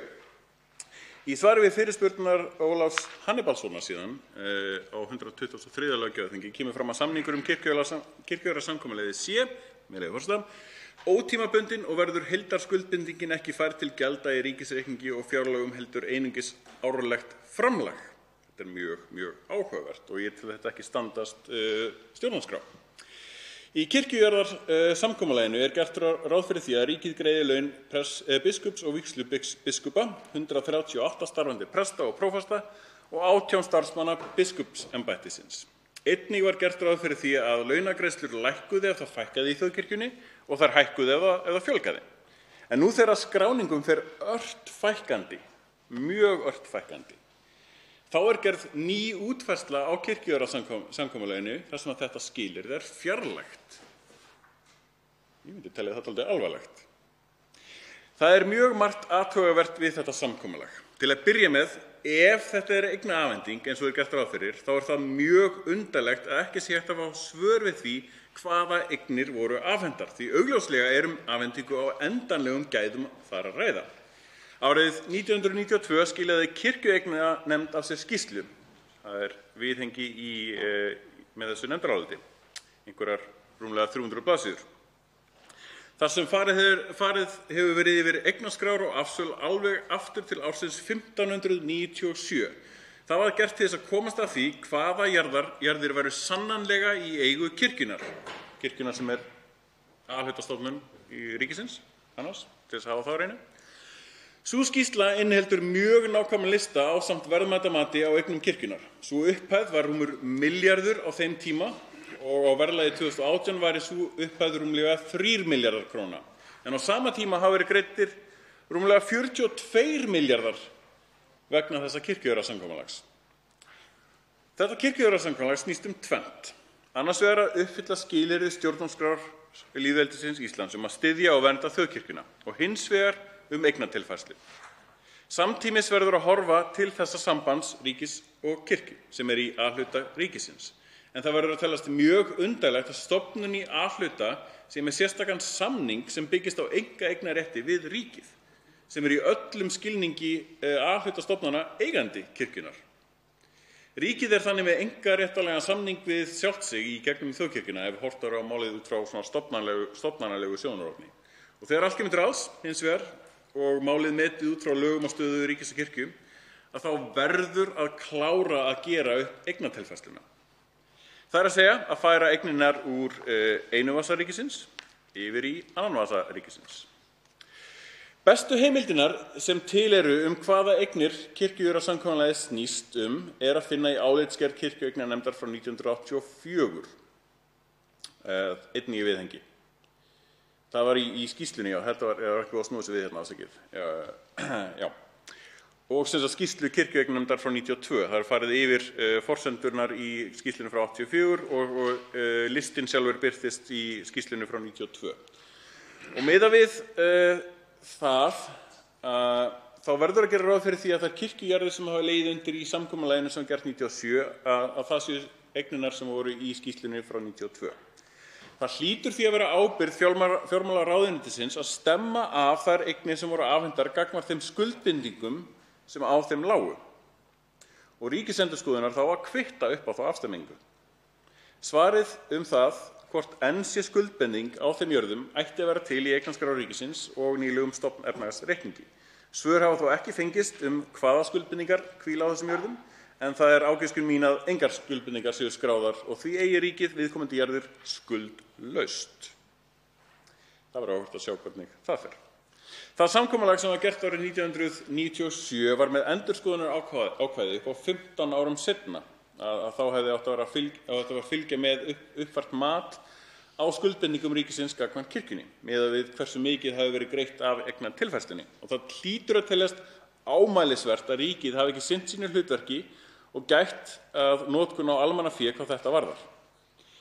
Það viðbótarsamkomulag sem gert síðan 6. desember síðastliðinn einnig með 15 ára endurskoðunarákvæði, en síðan kirkjujarðasamkomulag var gert árið 1997 þá var ný lög opinber fjármál verið sett og lög opinber fjármál gera ekki ráð fyrir lengri samningstíma en 5 ár nema í mjög sérstökum undantekningartilvikum. Og það er ekki einu sinni reynt að gera grein fyrir því hvernig viðbótarsamkomulagið uppfyllir þau undantekningartilvik, né heldur hvernig á að fylgja á eftir ákveðnum öðrum skilyrðum sem eru gerð í lögum opinber fjármál, eins og til dæmis varðandi eftirlit, eins og þau koma fram í 40. grein laga opinber fjármál. Það er augljóst ef borin eru saman skilyrði laganna og efnisatriði viðbótarsamkomulagsins að ýmis atriði standast ekki lög. Það væri því að mati minnihluta hérna, 3. minnihluta, mjög ábyrgðarlaust af Alþingi að samþykkja þær fjárveitingar sem lagðar eru til vegna þessa samnings. Alþingi hefur, þegar allt kemur til alls, fjárveitingavaldið. Alþingi á að hafna þessum samningi og rifta núverandi kirkjujarðasamkomulagi. Ganga svo til samninga uppgjör á eignum sem ég tel vera full uppgert, þannig að það ætti að vera fljótgert. Alþingi ákveður síðan annars hvað ætti að vera nægilegt til að standa skil á stjórnarskrárákvæði þjóðkirkjunnar. Ef samningar nást ekki þá verður málið bara einfaldlega að fara fyrir dóm þar sem aðilar leggja öll gögn á borðið. Niðurstaðan í slíku máli yrði aldrei kostnaðarsamari en núverandi fyrirkomulag sem að ég tel ganga gegn lögum opinber fjármál og 41. grein stjórnarskrárinnar að ekkert gjald megi greiða nema heimild sé fyrir því í fjárlögum eða fjáraukalögum. Það er einfaldlega gegn stjórnarskránni að skuldbinda ríkið ókomna framtíð á þann hátt sem gert í kirkjujarðasamkomulaginu. Fullyrði það. Og ég tel það einmitt vera gríðarlega mikilvægt að sjá þetta einmitt í þessu samhengi. Við erum að greiða þessa upphæð miðað við þær forsendur sem sagðar séu á því fyrirkomulaginu núna, að það séu ekki með neina lokadagsetningu, bara til eilífðar. Sú upphæð yrði aldrei hærri þó að málið tapaðist fyrir dómi. Aldrei. Það er bara ómögulegt. Allavega, afgreiðsla fjárlaganefndar. Það má breyta mörgu í afgreiðslu fjárlaganefndar á frumvarpi til fjárlaga. Hefðin er að fá frumvarpið eftir 1. umræðu, kalla eftir umsögnum, raða inn gestum á fundi fjárlaganefndar og skila svo nefndaráliti fyrir ákveðna dagsetningu, óháð því hvort afgreiðslu er lokið eða ekki. Áður þá var það kannski frekar nauðsynleg dagsetning sem rak vinnu fjárlaganefndar áfram því að klára þurfti fjárlög fyrir áramót, en nú er það hins vegar 11. nóvember. Þá gagnrýni ég ekkert endilega að fjárlaganefnd klári afgreiðslu málsins almennt fyrir þessa dagsetningu eða eitthvað í kringum hana, en ég gagnrýni þó að málið hafi verið tekið úr nefnd því umfjöllun nefndarinnar var hvergi nærri lokið eins og ég rakti áðan. Fullt af nýjum gögnum voru nýbúin að berast nefndinni og engin tími var gefinn til þess að fá athugasemdir þau gögn hvort þau stæðust eða ekki, hvaða áhrif þau höfðu eða hvað annað. Breytingatillögur koma frá ríkisstjórninni í kjölfar breytinga á þjóðhagsspá og þær breytingar komu með svo skömmu fyrirvara að gafst engin tími til athugasemda. Ég tel það að vera mjög gagnrýnisvert hversu miklum fundartíma er eytt í gestakomur á kostnað greiningarvinnu innan nefndar. Þó gestakomur séu mun umfangsminni nú en á árum áður, enda er líka búið að breyta lögunum. Það er ekki sömu forsendur sem við höfum í þessari vinnu og þegar lögunum er breytt þá ætti að breyta vinnu nefndarinnar líka. Það færi betur með tíma nefndarinnar ef meiri tími var gefinn fyrir greiningarvinnu og samskipti við ráðuneyti efni umsagna og álitaefna eins og hæstv. Formaður kom inn á í sinni framsöguræðu. Í stað þess að fá umsagnaraðila á fund nefndarinnar væri til dæmis skilvirkara að biðja viðbótar umsögn atriði sem nefndarmenn hafa spurningar áður en ákveðið er hvort tilefni sé til gestakomu. Það er nefnilega ákveðin hefð fyrir gestakomu og þær eru vissulega verðmætar fyrir vinnu nefndarinnar og ég hef mikinn skilning á mikilvægi þess að umsagnaraðilar geti lesið yfir hausamótunum á nefndarmönnum. En ef Alþingi á að geta tekið upplýsta ákvörðun þær fjárheimildir sem eru lagðar fram í frumvarpi til fjárlaga, þá þarf fjárlaganefnd að spyrja annarra spurninga en var gert samkvæmt gömlu lögunum fjárreiður ríkisins. Lög opinber fjármál krefjast annars konar vinnulags af hendi nefndarinnar ef þá ná markmiðum laganna. Eins og þá getur fjárlaganefnd einfaldlega komið saman þegar það koma fram nýjar tillögur ríkisstjórnarinnar eftir þjóðhagsspá í nóvember og afgreitt frumvarp til fjárlaga til 2. umræðu. Fundir fjárlaganefndar fram að því eru tiltölulega gagnslausir. Ég hef meira að segja viðrað þá skoðun á vettvangi fjárlaganefndar að fjárlaganefnd verði einfaldlega lögð af og fjárlagavinnan verði farið fram í fagnefndum, þar sem að væri kannski aðeins meiri tenging við eiginleg notkun fjárheimilda í þeim verkefnum sem að fagráðuneytin stýra. Skiptum aðeins gír, förum í umhverfismál, mál málanna. Og þá meina ég það eins innilega og ég get sagt, engin kaldhæðni þar, alls engin. Umhverfismál eru mál málanna þessa dagana, en sitt sýnist hverjum hvort, hvað og hvernig á að glíma við þau. Við stöndum frammi fyrir nokkrum staðreyndum miðað við bestu vísindin sem við höfum aðgang að. Aukning á magni kolefnis í andrúmsloftinu af mannavöldum og hlýnunin sem því fylgir líka. Alþjóðasamfélagið búið að sættast við 1,5 til 2 gráða hækkun á meðalhita. Það sem búið að sættast á. Sú hlýnun á eftir að hafa nokkur áhrif, en það ekkert sem við getum ekki brugðist við. Það talið ásættanlegar breytingar sem að þarf vissulega að bregðast við á þó nokkurn hátt. Það verða breytingar ef að við náum að halda okkur innan þessarar hlýnunar. Við erum ekki komin þangað ennþá, við erum strax farin að sjá teikn og vísbendingar þessar breytingar og þegar við nálgumst mörkin enn meira þá kemur það til með að kannski, vonandi, kveikja á perum hjá fleira fólki og við bregðumst þá vonandi betur við. En aftur vandamál sem við stöndum frammi fyrir að án aðgerða þá mun hlýnunin verða meiri og afleiðingarnar þeim mun víðtækari og þeim mun dýrari svo að auðveldlega megi kalla þær afleiðingar, þegar við erum komin fram yfir þessi viðmið sem við búið að sættast á, þær afleiðingar verða tvímælalaust hamfarir. Sú aðlögun og þær breytingar sem við munum þurfa að gera þá ef við förum yfir þessi viðmið sem búið að sættast á, þær verða gríðarlega kostnaðarsamar. Mögulega breytingar eru til dæmis súrnun sjávar, breytingar á gróðurfari. Þetta hefur áhrif á fiskistofnana okkar, þetta hefur áhrif á það hvar landbúnaður stundaður, hvernig landbúnaður stundaður. Það þarf að færa til ýmis gróðurbelti færast og það hefur gríðarlega áhrif á uppbyggingu fyrir landbúnað og þann mikilvæga, ég meina við þurfum mat, það ekki flóknara en það. Hlýrri sjór og hærri sjávarstaða hefur áhrif á afl og áhrif storma líka. Það var $125 milljón, ég fór með þetta í ræðu einhvern tímann fyrir nokkuð síðan, hvað áhrifin í Karolínu og New Orleans. Gríðarlegur skaði af flóðinu sem að verður einfaldlega algengara út allan heim ef sjávarstaða hækkar og sjór hlýnar. Hamfarirnar voru þarna eitt tilvik. Tímalaust hamfarir. Þetta eina tilvik.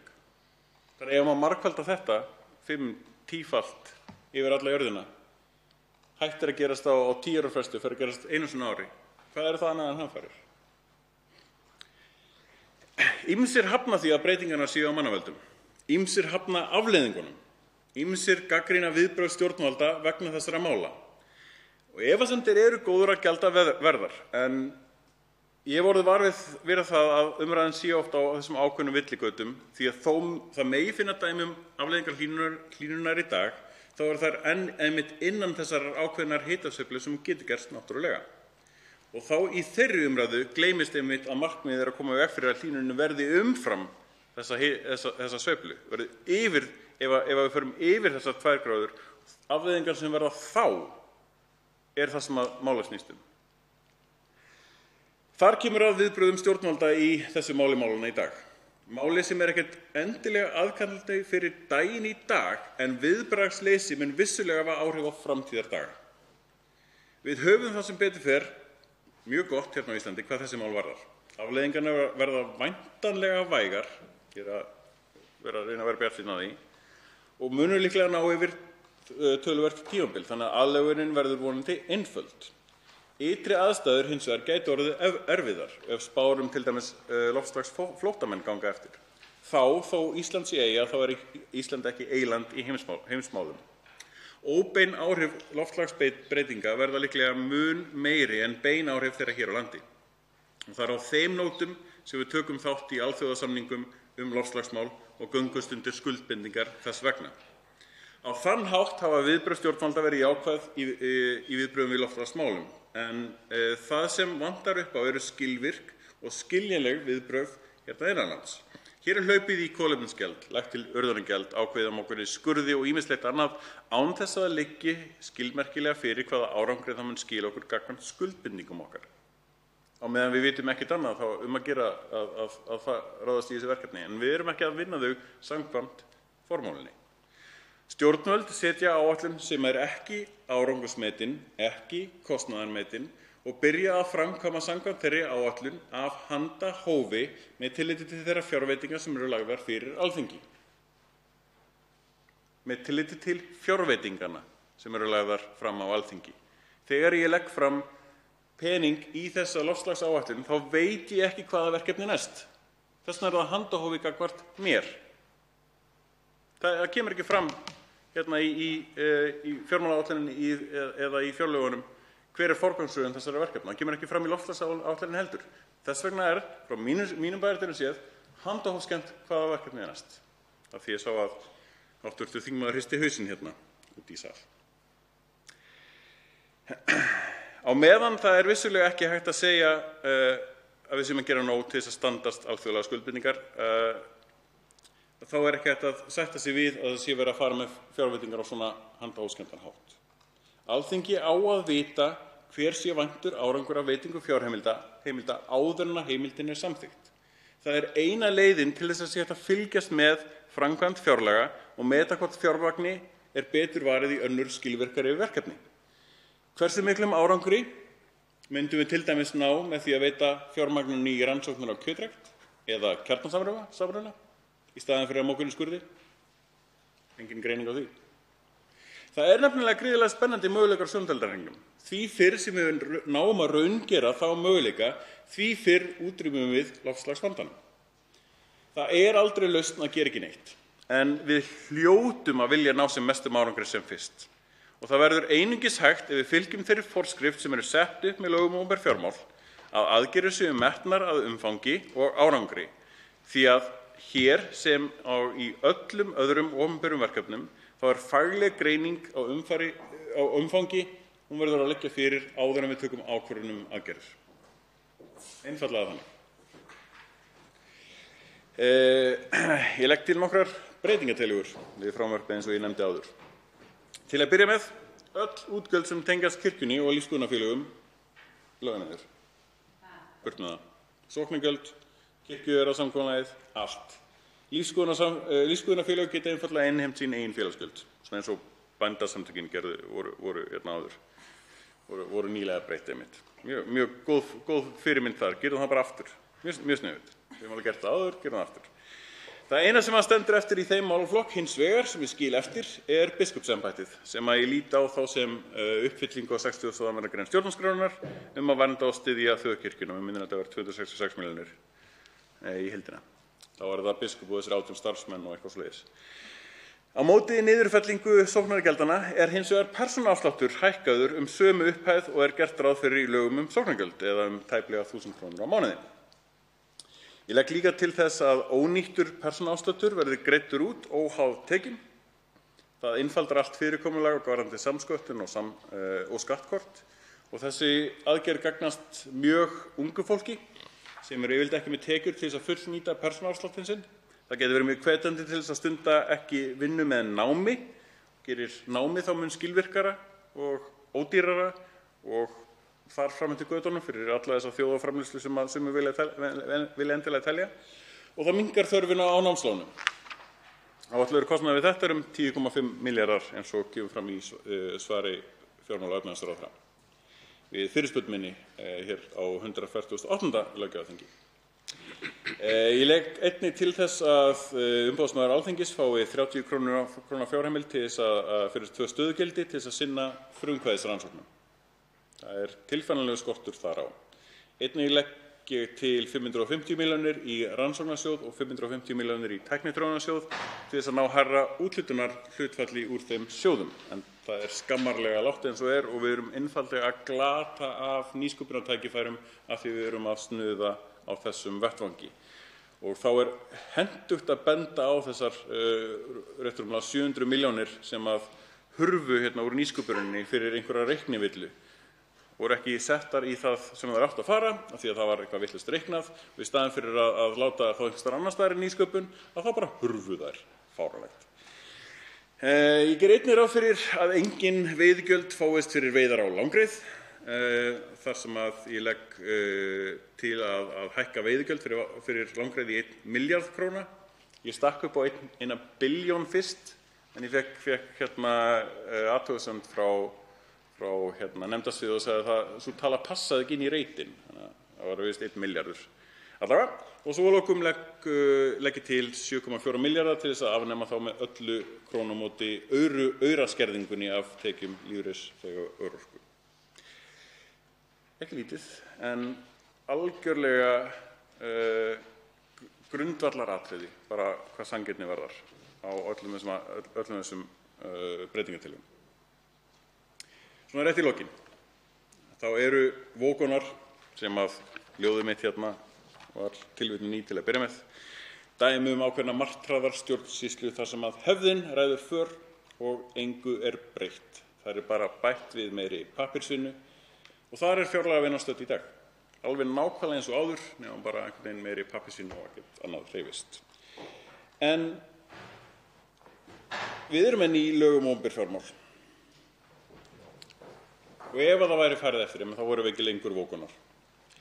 Við þurfum að brjótast út úr gömlu hefðunum sem að byggðu á öðru umhverfi og taka upp þessa fínu tillögu sem að liggur í lögum um opinber fjármál það hvernig við getum gert og betur til framtíðar. Við þurfum einfaldlega að vera að hætta að vera vókunni, hætta að vera Bjartur í sumarhúsum sem að ég áttaði mig á þegar ég var að skoða þetta samhengi að Bjartur í sumarhúsum er vókunni okkar Íslendinga. Hann vildi engar breytingar, vildi bara vera með sínar kindur á sínu goti og eyðilagði allt í kringum sig í þeirri þrjósku. Þar tel ég fjárlagavinnuna vera stadda eins og og mig langar gríðarlega mikið til þess að losna úr því. Svo háttar til að 3 hv. þingmenn hafa óskað eftir að veita andsvar og hafa því 1 mínútu til ráðstöfunar í seinni ræðu. Og fyrstur veitir andsvar hv. 1. þingmaður Norðvesturkjördæmis, Haraldur Benediktsson.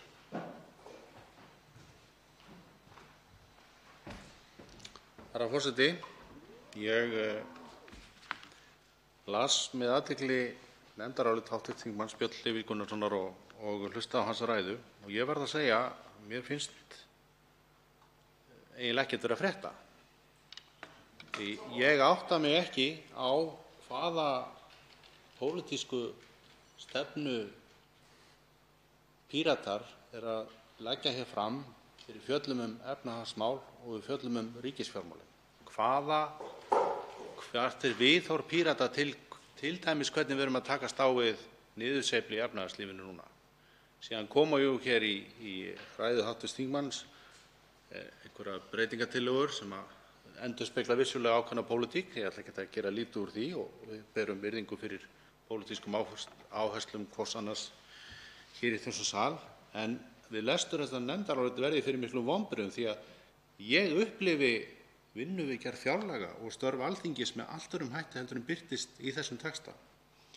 Og ég get bara ekki orðabundist í andsvari við hv. þingmann annað en að segja að við sem störfum í fjárlaganefnd erum að fá þær upplýsingar bestar á hverjum tíma sem mögulegt er að veita okkur.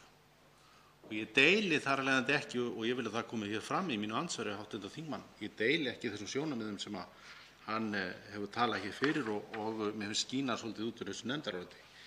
Við getum hins vegar alveg verið pólitískt ósammála og hann kemur inn á títtnefnt samkomulag við þjóðkirkjuna sem að ég vil í mínu seinna andsvari við hv. þingmann fara aðeins nánar út í en byrja á því að spyrja hv. þingmann hver efnahagspólitík Pírata? Þá svarar andsvari hv. 11. þingmaður Reykjavíkurkjördæmis suður, Björn Leví Gunnarsson. Virðulegur forseti, ég skil það mjög vel að hv. þingmaður skilji þetta ekki því að við stundum einfaldlega öðruvísi pólitík og Sjálfstæðismenn virðast ekki ennþá vera farnir að átta sig á því á kalli tímans í rauninni hvað það varðar. Píratar leggja stund á fagmennsku. Svo einfalt er það. Og hvað hagfræðistefnuna varðar og svo framvegis, að þá get ég alveg tekið undir að það er ýmislegt verið að gera í rétta átt hvað það varðar í fjárlögunum eins og er. Það er verið að reyna að fara í svona ákveðnar hagkerfishvetjandi aðgerðir. Ég ætla ekkert að mótmæla almennu stefnunni hérna. Það eru áhersluatriði sem hægt að fara út í og svona núansar, svona smá atriði sem hægt að gera öðruvísi og svo framvegis. Til að deila það, en almennt séð hef ég ekkert sérstaklega mikið það að athuga og sérstaklega af því að fjárlögin eru ógagnsæ. Þá get ég ekki grafið mig niður í ábatagreininguna og sagt, hérna er verið að velja verkefni sem er bara gríðarlega óhagkvæmt að fara út í núna. Þess vegna get ég gagnrýnt að það sé verið að skera niður 3,5 milljarð í byggingu nýs Landspítala. Því að við vitum það að sú greining sem liggur þar að baki er með ábatagreiningu fyrir Landspítalann.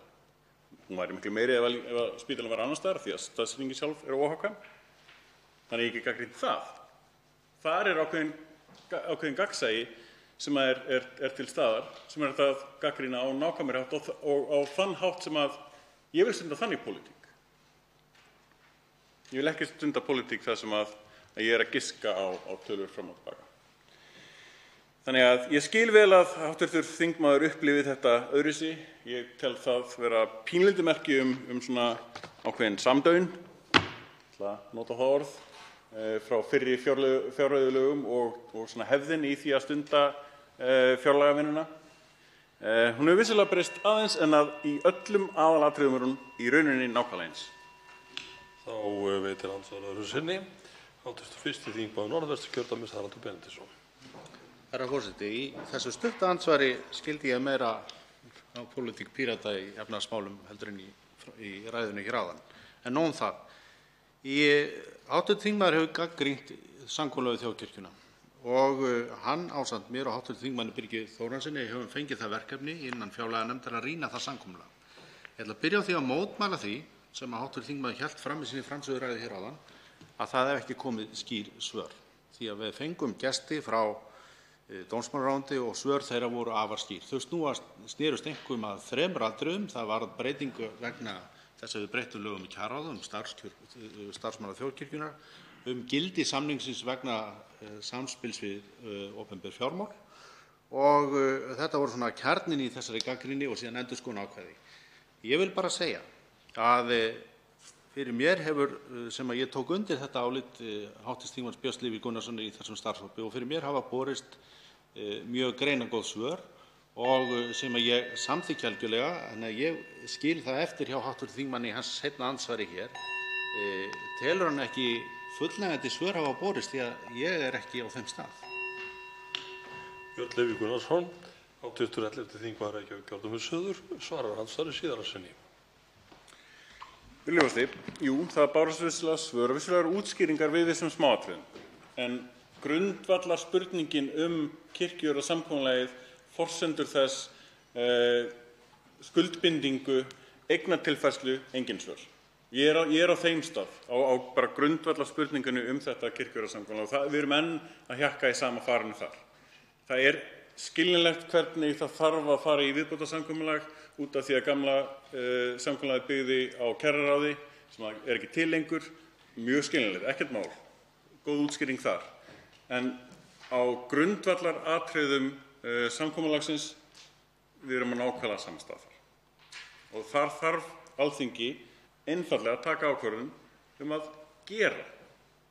Hætta að hjakka í sama farinu eins og í fjárlögum og fara að gera hlutina á gagnsæjan, faglegan og greinargóðan hátt sem að brjóta ekki lög opinber fjármál.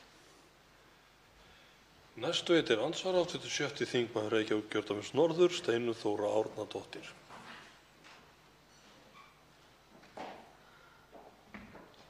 Herra forseti, ég hef hér lesið nefndarálit hv. þingmanns Björns Levís Gunnarssonar og hlustað á ræðu hans og ég verð að viðurkenna það að ég skil heldur ekki þá pólitík sem að hv. þingmaður hér talar fyrir og ég er heldur ekki miklu nær hana eftir orðaskipti hans og hv. þingmanns Haraldar Benediktssonar hér í andsvörum. Jú, ég heyri það vissulega að hv. þingmaður kallar eftir því að fá betri kostnaðar- og ábatagreiningar, en ég bara átta mig ekki alveg á því hvað það er sem að þingmaðurinn ætlar að gera við það ef hann hefur ekki einhvers konar pólitíska sýn eða plattform það, afsakið slettuna, herra forseti, það hvað hann ætlar að nota þessar kostnaðar- og ábatagreiningar í. Hv. þingmaður talaði það að pólitík hverfi ekki með slíkum greiningum, en ég vil snúa þessu við. Þú þarft að hafa einhverja pólitík til þess að geta nýtt þér slíkar greiningar, en ég hef reynt að kafa ofan í og reyna að finna þá pólitík sem að hér er. Hv. þingmaður talaði hér mylsnuhagkerfi versus grunnframfærslu og mig langar því að spyrja, er það hér brauðmálakenningin sem að hv. þingmaður að vísa í, það er að segja það að bitarnir hrynji frá hinum ríku og niður til hinna fátæku, og mig langar að spyrja hvernig er hægt að stilla því upp versus hugmyndum grunnframfærslu, því að grunnframfærslan snýst það að smyrja jafnt á alla, eins og ég hef skilið, allavega skilyrðislausa grunnframfærslu. Og það er í rauninni það sama og kemur fram í breytingartillögu hv. þingmanns varðandi útgreiðslu á persónuafslættinum, því að ég sé ekki hvernig þessar aðgerðir verði til þess að forgangsraða peningum til þeirra sem hafa minna í samfélaginu, og þess vegna vil ég biðja hv. þingmann að útskýra þetta, því ég bara skil ekki þessa pólitík. Björn Leví Gunnarsson, hv. 11. þingmaður Reykjavíkurkjördæmis suður, svarar andsvari. Já, það eru fleiri sem skil ekki pólitíkina, það kemur mér aftur ekkert á óvart. Hv. þingmaður virðist ekki skilja hvað kostnaðar- og ábatagreining er, kannski ef að hún væri fyrir framan hv. þingmann, þá kannski myndi verðmæti þannig greininga hjálpa til við að útskýra það. Það má til dæmis taka borgarlínuna verkefni og samgönguverkefnin á höfuðborgarsvæðinu sem dæmi. Þau eru byggð út frá kostnaðar- og ábatagreiningu.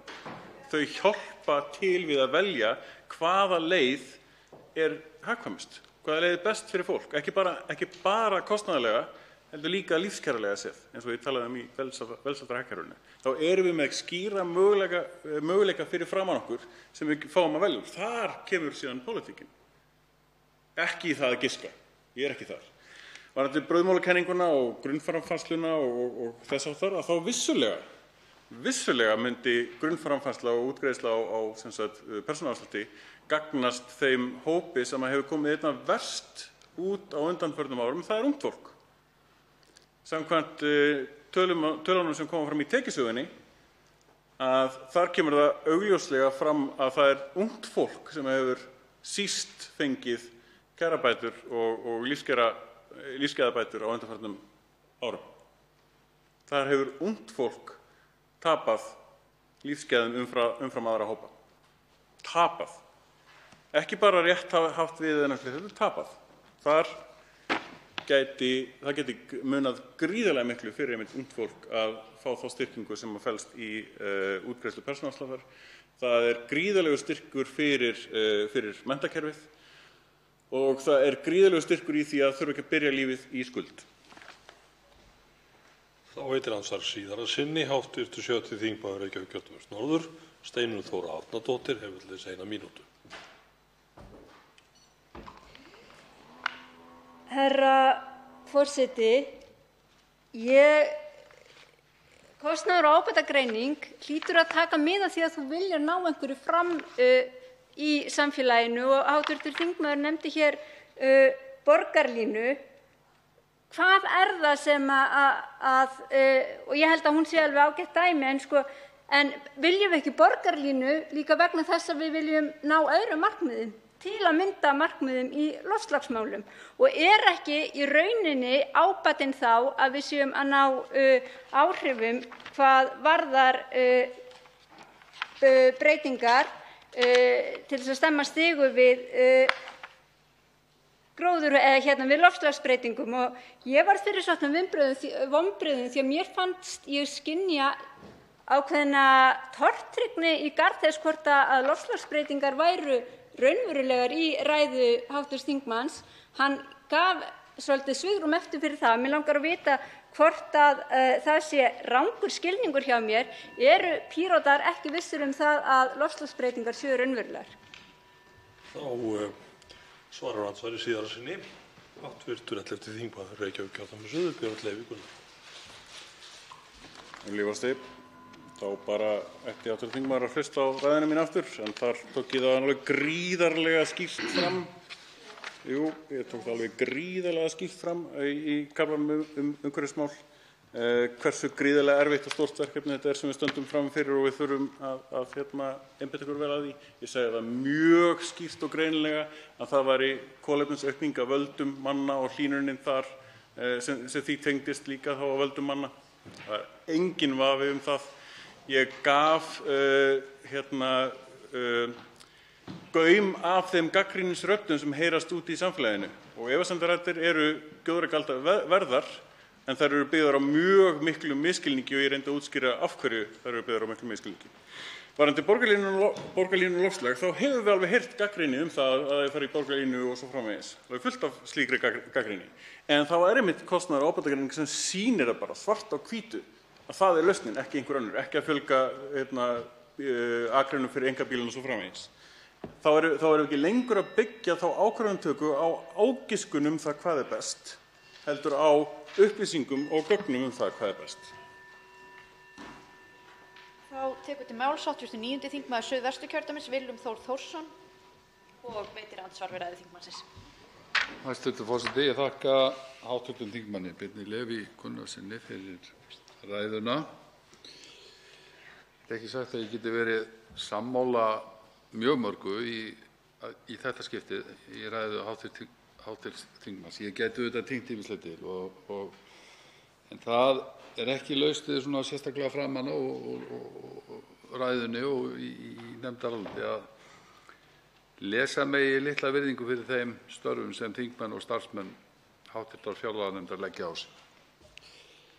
Í öllu falli finnst mér hv. þingmaður í vissum tilvikum og bæði í ræðu og hér í nefndaráliti dansa ansi fína línu þegar kemur að því. Og ég er auðvitað með öllu ósammála að við séum ekki varðandi fjárlagaferlið og í ramma opinberra fjármála að það sé ekki verið að vinna í samræmi við þetta stefnumótandi ferli, og af því að hv. þingmaður talar hér svo hátíðlega kostnaðar og ábatagreiningar, þar sem ég get tekið undir með hv. þingmanni að það skipti máli að kostnaðarmeta og ábatagreina og það sé lykiltæki í allri ákvarðanatöku, þá er ég leið að segja að hv. þingmaður er nú ekki að velja besta dæmið þegar hann tekur 3.500 milljónir á Landspítalanum, vegna þess að það er hliðrun á verkefnum. Það er einmitt skynsamleg fjárstýring að vera ekki að henda hv. þingmaður, vegna þess að það er kostnaðarmat á bak við tiltekin verkefni og verkhluta, en varla ætlast hv. þingmaður til þess þegar það er hliðrun á verkefnum frá þeim sem halda utan um verkefnið og fjármálaráðuneytis og inn til þingsins, varla ætlast hv. þingmaður til þess að fjárlaganefnd setji bara opna heimild. Stundum hefur sjálfur hv. þingmaður notað þetta orðalag opin tékka, Það setji bara opna heimild þegar ekki þörf á að nýta það því að þetta bara 1 ár í senn og hefur ekkert með kostnaðar og ábatagreiningu að gera. Þá svarar andsvar í fyrra sinni hv. 11. þingmaður Reykjavíkurkjördæmis suður, Björn Leví Gunnarsson. Virðulegi forseti, þetta var áhugavert. Já, ég viðurkenni það tvímælalaust að ég verð svartsýnni eftir því sem á líður og það kannski breytist tónninn eftir því þó að innihaldið sé í rauninni verið það sama. Já, þetta hliðurinn á fjármögnun nýs Landspítala og ég kom einmitt skýrt inn á það að hvað það sem gefur það til kynna að sú hliðrun virki. Það þá aukið álag á seinni árum sem að aukið álag gefur tækifæri fyrir meiri mistök, einfaldlega þannig. Það sem ég gagnrýndi sérstaklega að það kemur inn 3,5 milljarða króna töf þá, eða afturköllun á fjárheimildum fyrir þennan tíma, en hún var ekki útskýrð. Hún ekki fullnægjandi. Það var bara sagt að það verið tafir. Ég hef heyrt það áður. Ég hef heyrt þessa afsökun að það séu tafir í fjármálaáætlun varðandi hjúkrunarheimilum og svo framvegis. En maður fær ekkert konkrétt nema bara það eru tafir, engin gögn þar á bakvið. Þess vegna skipta kostnaðar og ábatagreiningar einmitt máli. Það ekki búið að vera að gera mikið en að grafa þarna nú undanfarið. Hvernig þetta að tefja upp á 3,5 milljarða? Hvernig þetta að fara í sem sagt aukna framkvæmdir á næstu árum þar og eftir en ekki núna? Það komu ekki útskýringar og það það sem ég gagnrýndi. Ekki það að ef það standast allar, flott, endilega, gerum þetta svona, stenst að það sé hægt að fara í auknar framkvæmdir á næstu árum eftir það. Eða stenst það ekki, á hvaða forsendum það? Ekkert svoleiðis og það það sem ég gagnrýndi. Þá veitir andsvar síðara sinni hv. 9. þingmaður Suðvesturkjördæmis Willum Þór Þórsson. Já, hæstv. Forseti, ég þakka svarið. Þakka hv. þingmanni svarið. Það þá ágætt, ef ég skildi hv. þingmann rétt, að þetta dæmi sem hv. þingmaður tekur, það hefur ekki með kostnaðar og ábatagreininguna að gera, heldur þær upplýsingar sem fylgdu tímann. Þá liggur það fyrir. Það alveg hægt að deila áhyggjum af því þegar svona risastórt verkefni tefst, en það þarf heldur ekki endilega að þýða það að það ná ekki að vinnast á þeim framkvæmda áætlunartíma og við höfum nú fengið upplýsingar það hvað lagt upp með. En ég ætlaði hér í seinna andsvari að spyrja út í stóru efnahagsmyndina. Ég hef orðað það þannig að því við höfum fengið hér svona staðfestingu á því að ríkisfjármálastefna og peningamálastefna sé að vinna í sömu átt og ríkisfjármálastefnan hönnuð til þess að veita viðspyrnu í hagkerfinu. Og hér erum við að gefa eftir afkomu, skilja peningana eftir út í hagkerfinu. Skoðun hv. þingmanns á þeirri stefnu og það mælt í krónum. Þá svarar andsvari síðara sinni hv. 11. þingmaður Reykjavíkurkjördæmis suður, Björn Leví Gunnarsson.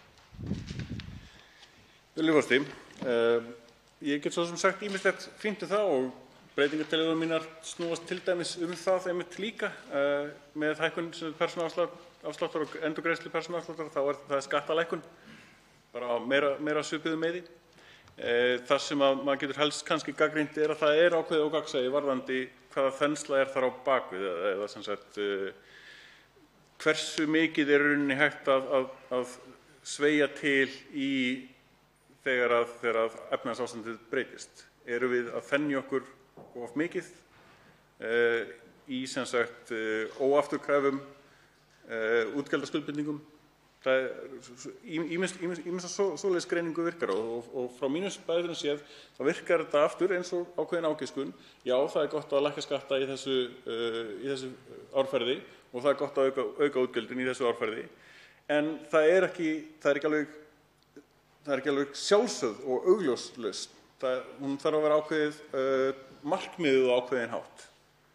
Og þar aftur kostnaðar og ábatagreiningar það hvað við erum að velja til þess að leggja útgjöld í. Og fjármálaráð var mjög skýrt til dæmis með það má alveg auka útgjöld hvað það varðar ef það liggur fyrir ábatagreining hvað það varðar.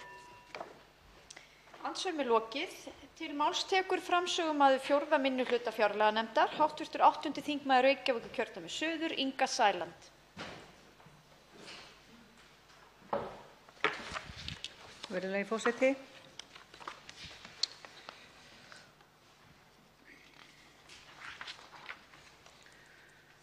Fjárlagafrumvarpið fyrir árið 2020 endurspeglar enn og aftur raunverulegan vilja ríkisstjórnarinnar til að bæta kjör þeirra sem lakast standa í samfélaginu.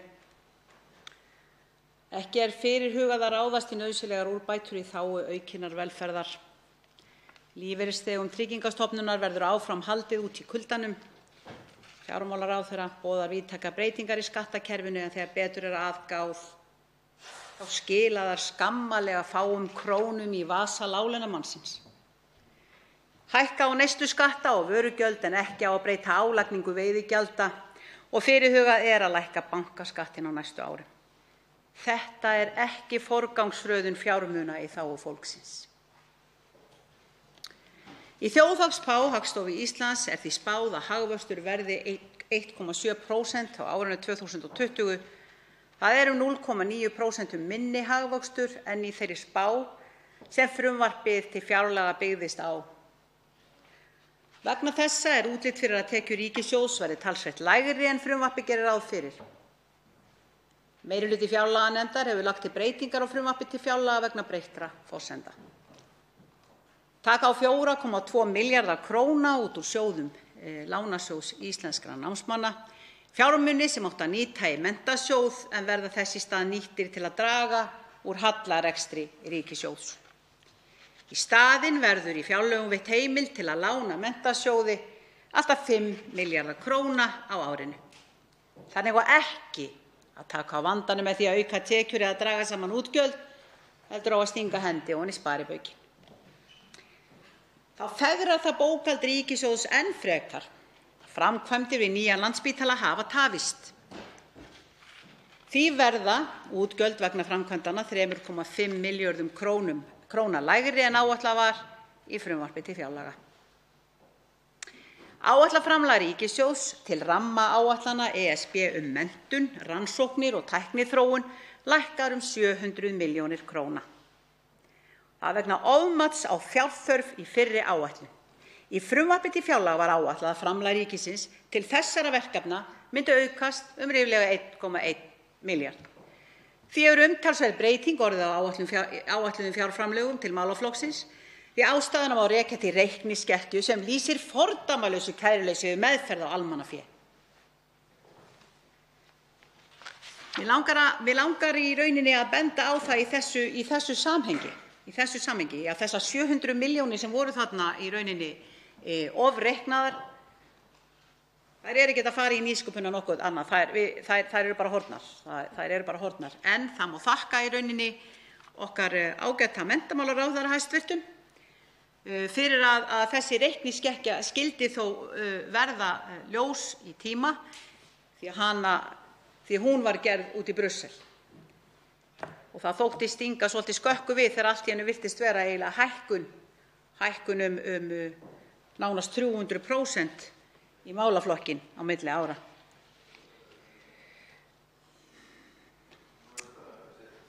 Fresta á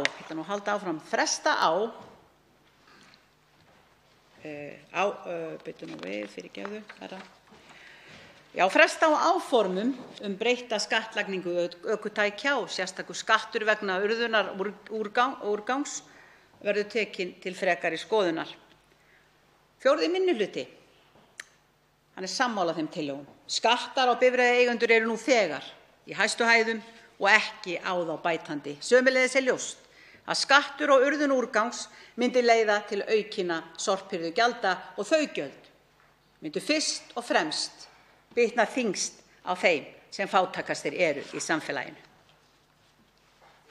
Það er áhyggjuefni að áætlaðar tekjur ríkissjóðs af veiðigjöldum verði 2,1 milljarði króna lægri á næsta ári en ráð var fyrir gert þegar fjárlagafrumvarpið var lagt fram í haust. Er það enn eitt dæmið brostnar forsendur fjárlagafrumvarpsins. Fiskistofnar á Íslandsmiðum eru ein helsta auðlind þjóðarinnar og fyrir afnot af henni skal greiða sanngjarnt endurgjald. 4. minni hluti bendir á að ástæða er til að vera á varðbergi gagnvart niðursveiflu í sjávarútvegi á næsta ári með tilheyrandi tekjutapi og jafnvel útgjöldum fyrir ríkissjóð. Allar líkur eru á að engar loðnuveiðar verði stundaðar á næsta ári og það er þá í annað árið í röð sem engar slíkar veiðar verða og á þessum lengst af næstverðmætasta fiskistofni þjóðarinnar. Slíkt ástand er í rauninni verulega slæmt. Djúp og viðvarandi niðursveifla loðnustofnsins gæti síðan haft neikvæð áhrif á vöxt og viðgang annarra fiskistofna, svo sem þorsks. Efnahagsleg áhrif af slíku fyrir afkomu ríkissjóðs gætu orðið slæm. Þetta allt ríkir þó mikil óvissa sem stendur. Þrátt fyrir breytingartillögu meirihluta fjárlaganefndar er áætlað að ríkissjóður verði rekinn með halla.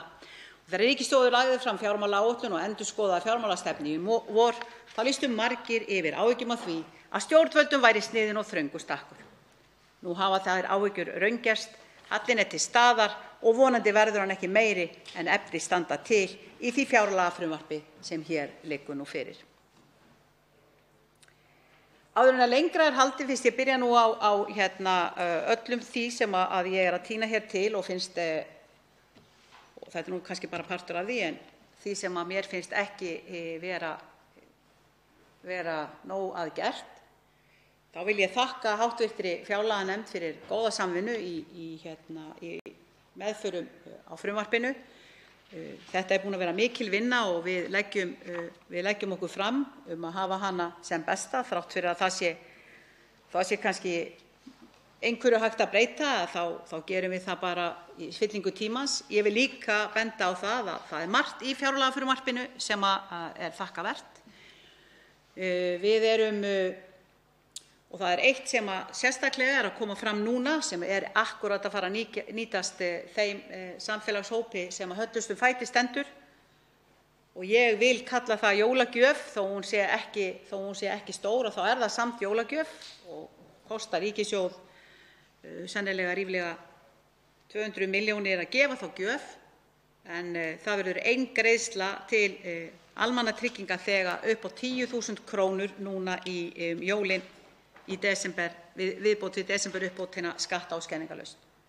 Þetta ber að virða og þetta ber að þakka.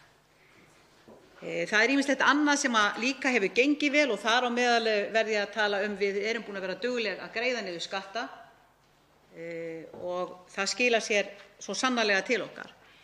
En það sem að Flokkur fólksins hefur gjarnan verið að tala og mun gera og var stofnaður út af, það er að setja fólki í fyrsta sæti og berjast gegn fátækt. Það er í rauninni að reyna að halda því á lofti að það þarf að forgangsraða fjármunum í þágu fólksins. Flokkur fólksins er með breytingartillögur hér við minnihlutaálit sitt. Ekkert af þeim kostnaði sem að breytingartillögurnar hafa í för með sér eru til þess fallnar að við séum að kalla á skattahækkanir. Við erum alltaf að tala breytta forgangsröðun fjármuna og það má alltaf, ef vilji er fyrir hendi, sækja fjármunina annað heldur en beint í vasa launþeganna og skattborgaranna. Til dæmis vil ég nefna fyrirhugaða lækkun bankaskatts upp á tæpa 8 milljarða króna. Er þetta rétti tíminn, virðulegi forseti? Ég sagði fyrir þig, hv. þingmaður sem ert að gaula hérna á hliðarkantinum, þá sagði ég á næstunni. En ef þú vilt koma í andsvör þá gjörðu svo vel. En að þessu sinni þá er það ég sem hef orðið með fullri virðingu. Fyrirhugaðar breytingar á skattkerfinu samhliða samhliða frumvarpi til fjárlaga þá kynnti fjármálaráðherra breytingar á skattkerfinu eins og ég hafði áður nefnt. Á undanförnum árum þá hefur skattbyrði lágtekjuhópa aukist til muna. Þetta er ástand sem ráða þarf bót á með því að endurskipuleggja tekjuskattskerfið. Flokkur fólksins hefur lagt fram tillögu þess efnis að skattleysismörk verði hækkuð og að tekin verði upp svokallaður fallandi persónuafsláttur. Þannig mætti hækka ráðstöfunartekjur lágtekjuhópa til muna. Í rauninni felur það í sér að þegar einstaklingur er kominn yfir ákveðin launamörk sem að við teljum að séu bara þegar hann er að detta yfir í hærri skattþrepin, hæsta hátekjuþrepið, þá hafa hann ekkert með persónuafslátt að gera, heldur eigi skilyrðislaust að flytja hann niður til þeirra sem þurfa á honum að halda. Fjármálaráðherra leggur hins vegar til lítils háttar breytingar á skattþrepum. Þær breytingar ganga ekki nógu langt. Því samkvæmt upplýsingum úr frumvarpi fjármálaráðherra munu ráðstöfunartekjur til dæmis einstaklings með 300.000 kr. mánaðarlaun einungis hækka 2.470 kr. á mánuði árið 2020. Hann þarf sem sagt að safna í 2 mánuði til að geta panta pizzu. Mikið svakalega hlýtur nú að líta illa út hinn helmingurinn ef hann ætlaði nú að reyna að skeita þessu saman í alveg heila pizzu þegar skattalækkunin flytur þessum einstaklingi ekki meira en raun ber vitni. Ekki 2.500 kall á mánuði, ekki 2.500 kall á mánuði árið 2020. En það er haft það að þriðja skattaþrepið sem er að koma á, að það sé búið að flýta framkvæmdinni þannig að það komi til fullrar að þá komi inn að fullu árið 2021 í stað ársins 2022. Það verður gaman að sjá hversu miklu þetta mun skila sér til þeirra sem eiga nú helst að fá að njóta þess. Þegar ríkisstjórnin verður búin að leggja á alla þá skatta og allar þær álögur sem fyrirhugað er að leggja á landsmenn á næsta ári.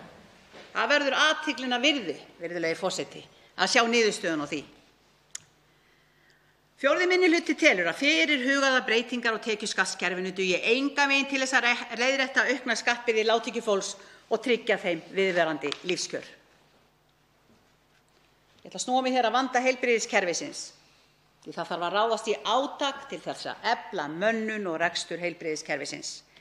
Bráðamóttaka Landspítalans ræður ekki við það álag sem á henni hvílir. Við þurfum að stórefla starfsemi hennar. Daglega dvelur þar fjöldi sjúklinga sem ekki er hægt að vísa í viðeigandi úrræði vegna plássleysis eða manneklu. Vandi á bráðamóttöku er þó aðeins alvarlegasta birtingarmynd þess víðtæka vanda sem heilbrigðiskerfið glímir nú við. Það þarf að endurnýja tækjabúnað, það þarf að fjölga starfsmönnum, það þarf að bæta húsnæði, auka þjónustu á öllum sviðum heilbrigðiskerfisins. Það þarf að efla sjúkraflutninga til muna, þá að vera sjúkrabíll ásamt fagmenntuðum sjúkraliðum í hverri byggð. Þá ekki að mismuna okkur eftir búsetu. Þá ekki að láta okkur bíða lengur bara því við kjósum með fótunum að búa einhvers staðar í litlu sveitarfélagi út á landi, bíða eftir fyrstu hjálp, bíða eftir læknisþjónustu. Það verður þó í það minnsta að búa þannig hnútana að það séu fagaðilar á staðnum sem geta veitt þá fyrstu hjálp og fyrstu þjónustu áður en að læknir kemur á staðinn eða sjúkrabíll. Þannig að það er í rauninni sárara en tárum taki hvernig ástandið er að verða í þessum efnum út um allt. Framkvæmdir vegna byggingar nýs Landspítala ganga hægt, enda kemur það nú ekki á óvart. Stjórnvöld kusu að byggja nýtt sjúkrahús þar sem umferð er hvað þyngst á höfuðborgarsvæðinu. Ég veit nú ekki alveg núna, bara í dag, akkúrat í dag, þá er nánast ómögulegt að finna bílastæði eða komast til læknis ef það þarf að fara á Landspítala háskólasjúkrahús við Hringbraut. Það er bara nánast ómögulegt.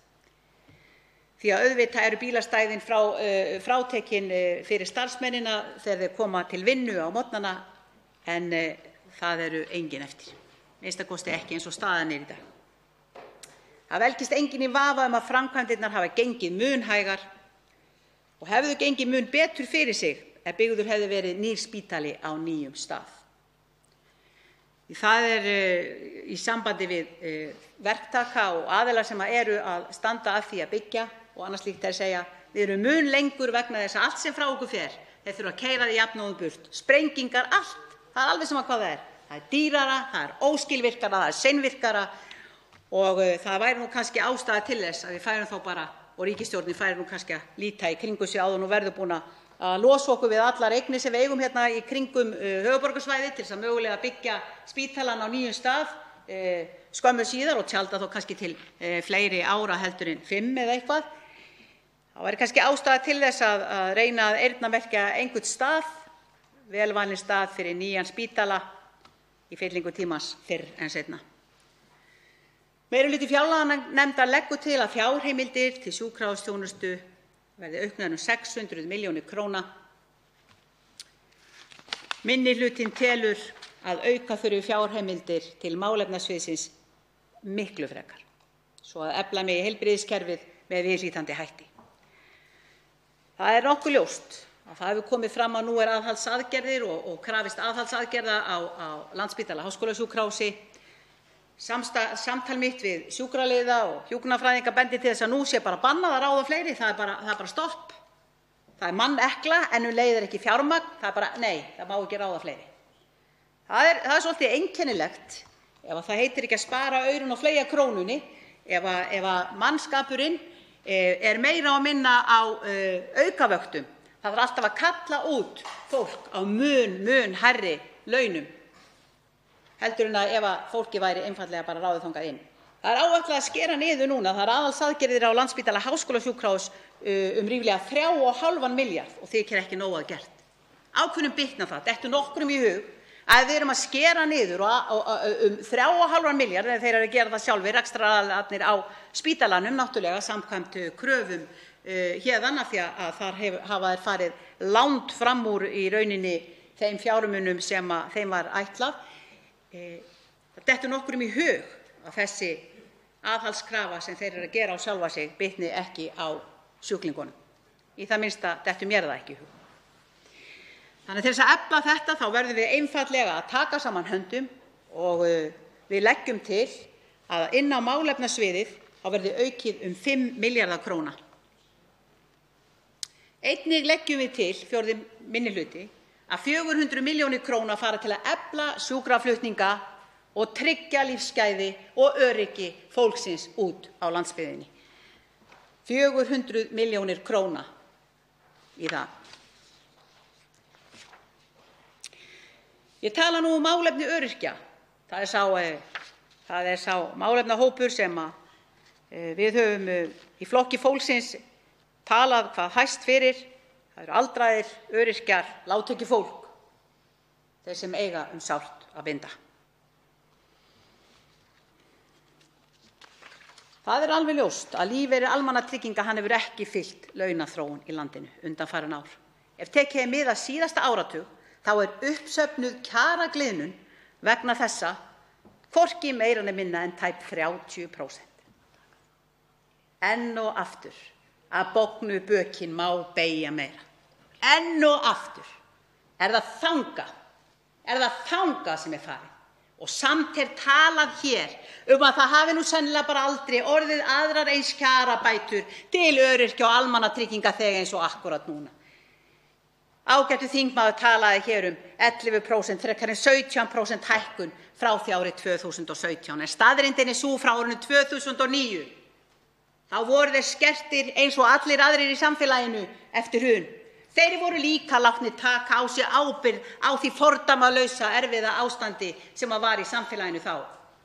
En svo einkennilega hefur nú samt sem áður vilja til að þrátt fyrir gefin loforð það að auðvitað myndi þetta verða leiðrétt og lagað og endurgreitt tilbaka þegar batnaði í dalnum og færi að blómstra á ný. Þrátt fyrir öll slík loforð þá hefur ekkert slíkt verið gert. Það var 2017 sem að öryrkjar og almannatryggingaþegar fengu 7,5% hækkun. Síðan, alltaf síðan, þá hafa þeir bara fylgt svokallaðri neysluvísitölu í landinu. Þannig að núna er áætlaðir hækkun 3,5% næstu áramót. Ég velti fyrir mér þegar verið að tala að sennilega muni vísitalan lækka niður í 3,2%, hvort það er ætli þá kannski að stíga inn og lækka þessa lúsarhækkun líka niður í 3,2% og sniðganga í rauninni þann hluta 69. greinarinnar sem felur í sér að laun og kjör almannatryggingaþega eigi að fylgja launaþróun almennri í landinu. Númer 1. Það eru engin áform það í fjárlagafrumvarpinu að leiðrétta þetta bersýnilega óréttlæti sem 30% kjaragliðnun er í sambandi við almannatryggingaþega. Og svo ég lesi þetta nú upp að því ég er nú ekki vön að hafa ræðuna á prenti en það er nú að gera það núna svo ég vaði nú ekki úr einu í annað en mér tekst það nú samt einhvern veginn alltaf að það á að hækka þennan lífeyri almannatrygginga eins og ég benti á hér áðan 3,5% næstu áramót.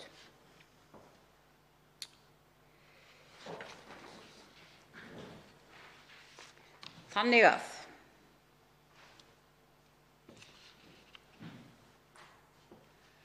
þegar hækka á þennan lífeyri almannatryggingu 3,5%, það hækkun sem lægri en þróun launavísitölunnar,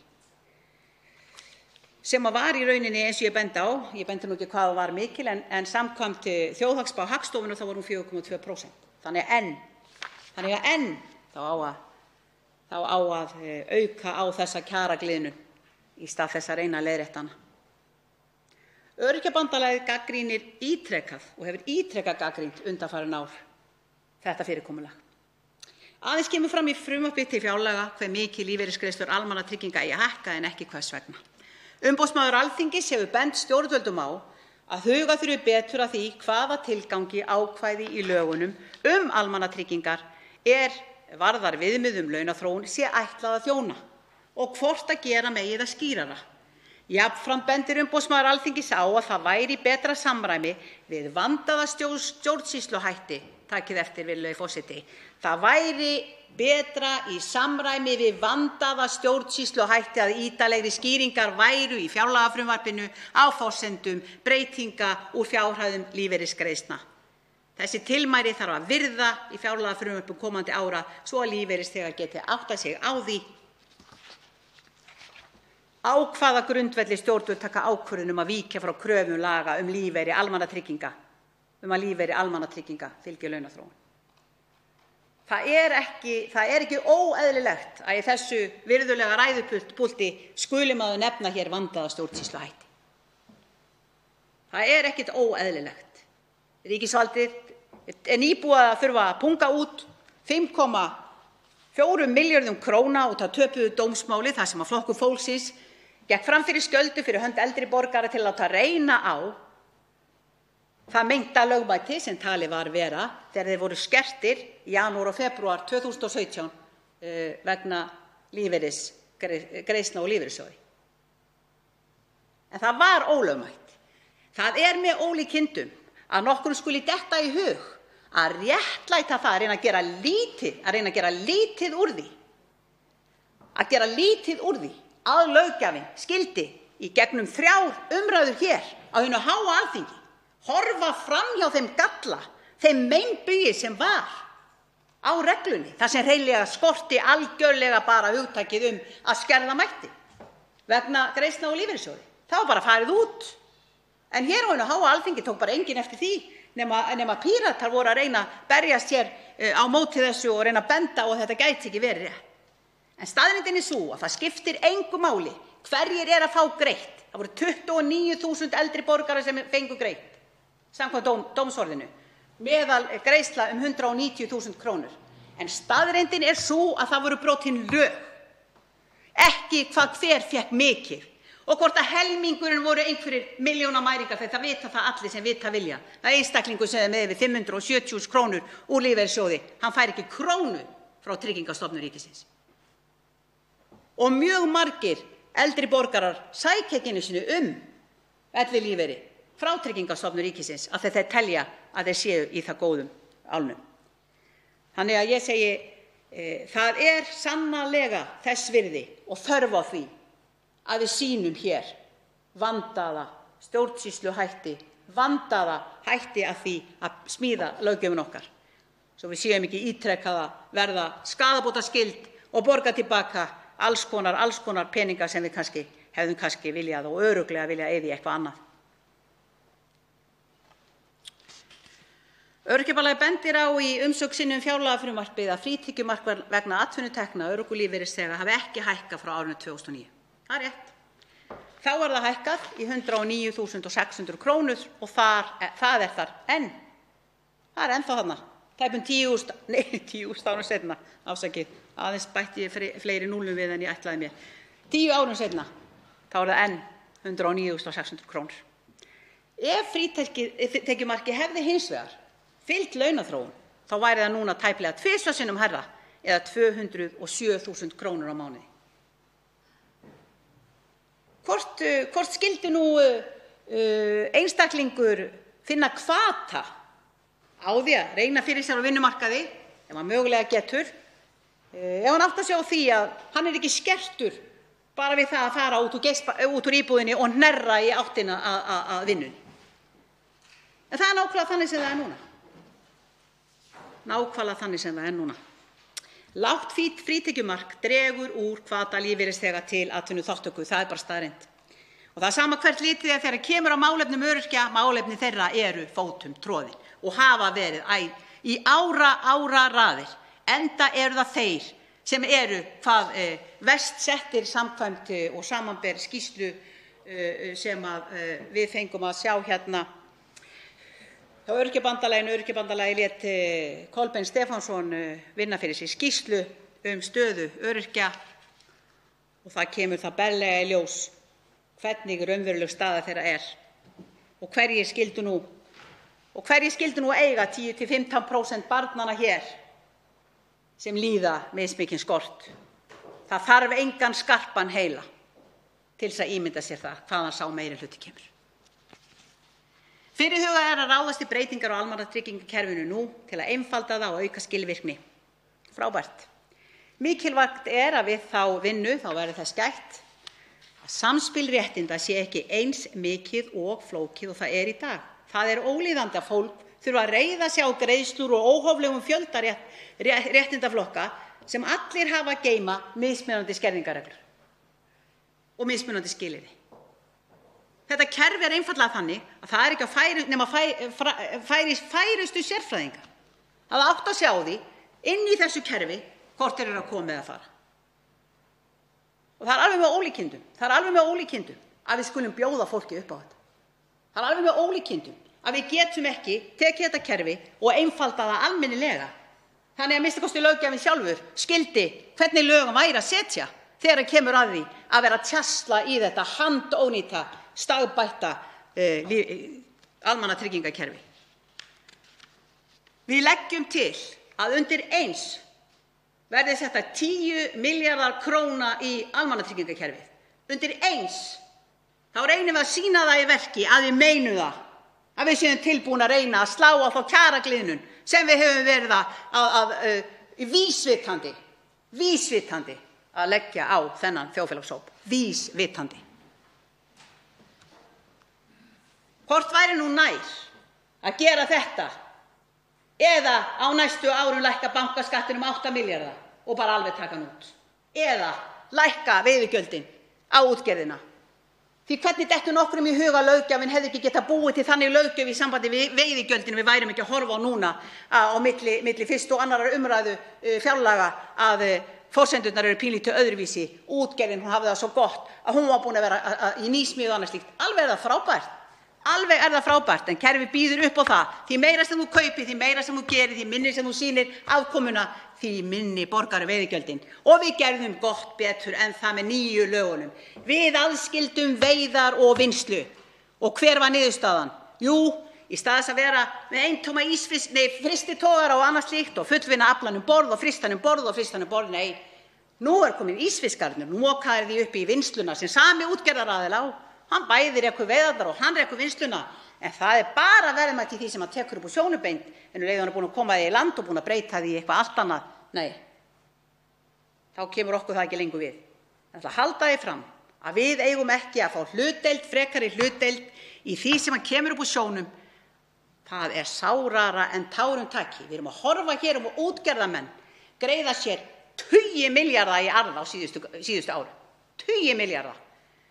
Ég ætla ekki að nefna einn útgerðarmann, mjög flottan útgerðarmann, sem tók 3,5 milljarða króna í vasann í fyrra, sem búinn að kaupa hér í nánast flest öllum fyrirtækjum. Hvar hagnaðist þessi útgerðarmaður svona mikið? Hvar skyldi þessi ágæti einstaklingur hafa fengið alla peningana? Jú, úr okkar sameiginlegu auðlind, sjávarauðlindinni.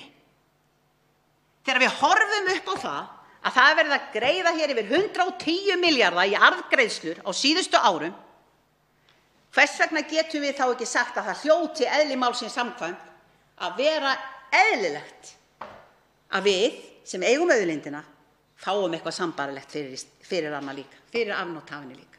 Því það meira að segja búið að skerða okkur almennt að því að fá að sækja í hana. Það er verið að passa hana. Við megum ekki ofveiða í henni. Við erum með kvóta. Við erum til fyrirmyndar, segjum við. Besta kerfi í öllum heiminum. En þó við höfum atvinnuréttindi og annað slíkt varin í stjórnarskrá, þá er nú eins gott fyrir þig að hafa leyfi. Þú ferð sko ekki út að veiða. Það eru hreinar línur. Það eru bara ákveðnir útvaldir einstaklingar sem fá að veiða.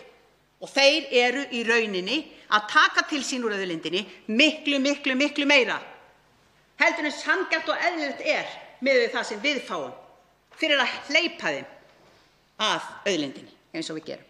Þannig að þegar ég segi hér, ég vildi 10 milljarða til almannatrygginga undir eins, þá er ég að segja, ég vil forgangsraða fjármunum fyrir fólkið fyrst og fyrst og síðast fyrir það fólk sem sérstaklega þarf á því að halda.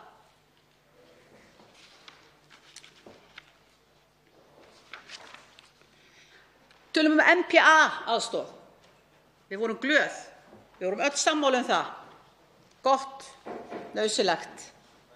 Við má koma til móts við fólk sem virkilega þarf á þjónustu og hjálp að halda. Sem svo fatlað, sem á svo bágt að það getur ekki hjálpað sér sjálft.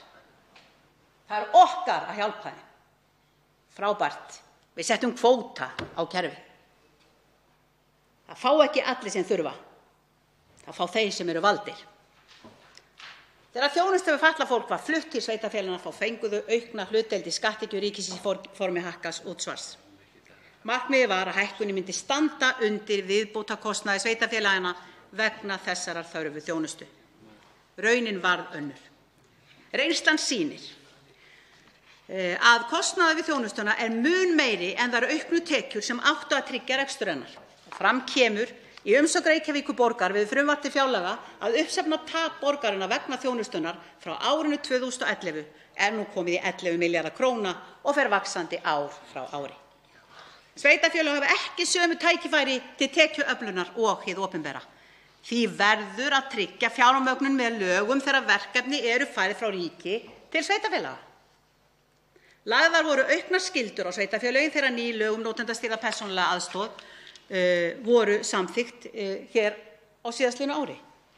Samhliða þessari lagasetningu þá tryggði ríkið ekki viðhlítandi fjármögnun, heldur færði ábyrgðina yfir á sveitarfélögin og það fer gegn þeirri meginreglu að þjónusta við fatlað fólk skuli vera fjárhagslega tryggð.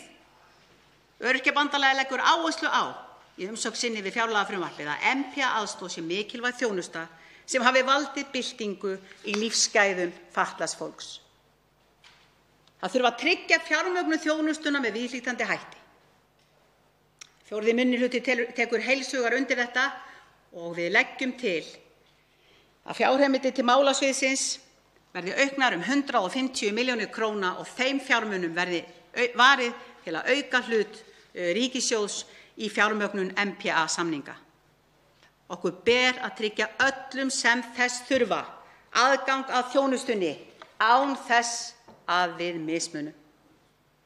Það er ætlað að mig minnir að séu 130 frekar en 40 einstaklingar sem þurfa á NPA-þjónustu að halda. Kvótinn segir 90. Þannig að eftir sitja 40 til 50 einstaklingar sem þurfa á þjónustunar með sem að fá hann ekki. Þetta, virðulegi forseti, heitir á mínu máli, tungumáli, mismunun. Algjör mismunun. Og þessi mismunun er í boði stjórnvalda.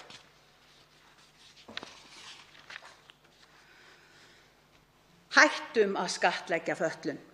Flokkur fólksins hefur lagt fram frumvarp sem felur það í sér að afnema virðisaukaskatt á hjálpartækjum vegna fötlunar. Undir þetta tekur Öryrkjabandalag Íslands í umsögn sinni fjárlagafrumvarpið. Það er sannarlega nóg. Það er nóg að þurfa að lifa við fötlun þó ríkisvaldið skattleggi ekki líka þessa sömu fötlun. Með afnámi á virðisaukaskatti vegna hjálpartækja þá munu lífsgæði fjölda fólks batna til muna. Flokkur fólksins segir fólki fyrst. Við setjum fólkið í fyrsta sæti. Og því fyrr sem fólkið áttar sig á því betra. Ég segi hér líka, í fíkniefnavá þarf að efla SÁÁ. Hver hefur ekki heyrt mig tala um þær hörmungar sem eiga sér stað núna úti í samfélaginu? Það er hreinlega fíkniefnafaraldur í landinu. 5 hvern dag deyr Íslendingur ýmist af völdum lyfjaeitrunar eða vegna þess að hann hefur tekið sitt eigið líf. Er þetta ásættanlegt? Er ekki möguleiki að við getum gert betur en þetta? Þurfum við að horfa upp á þetta? Við hljótum að geta eitthvað gert. Það er búið að taka við 240 kíló af dópi það sem að fyrstu 8 mánuði ársins. Á fyrstu 8 mánuðum ársins var tekið meira af dópi, gert meira dópi upptæk fíkniefnum heldur en allt árið í fyrra.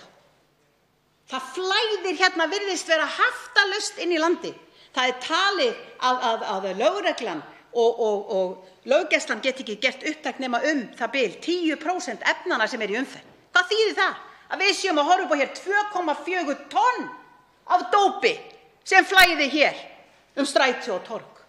Og á hverjum lendir það? Unga fólkinu, viðkvæmasta fólkinu, börnunum okkar. Við erum að missa mannauðinn okkar. Fólk okkar deyr í kringum okkur, ótímabærum dauða.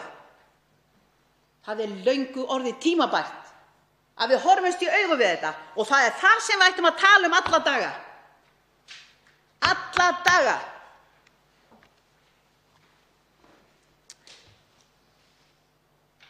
Ástandið er fordæmalaust.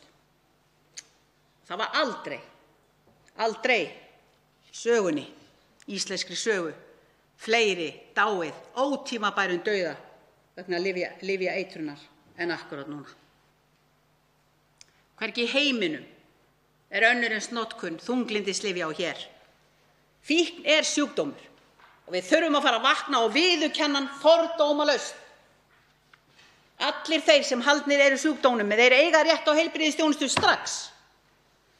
Það er því óverjandi með öllu að fárveikir sjúklingar skuli hundruðum saman þurfa að bíða eftir læknisþjónustu. Undanfarin ár hefur SÁÁ þurft að greiða fyrir stóran hluta starfsemi sinnar með sjálfsaflafé. Af hverju? Vegna þess að með þjónustusamningi ríkisins við samtökin þá er verið að greiða fyrir 1.530 innlagnir á ári.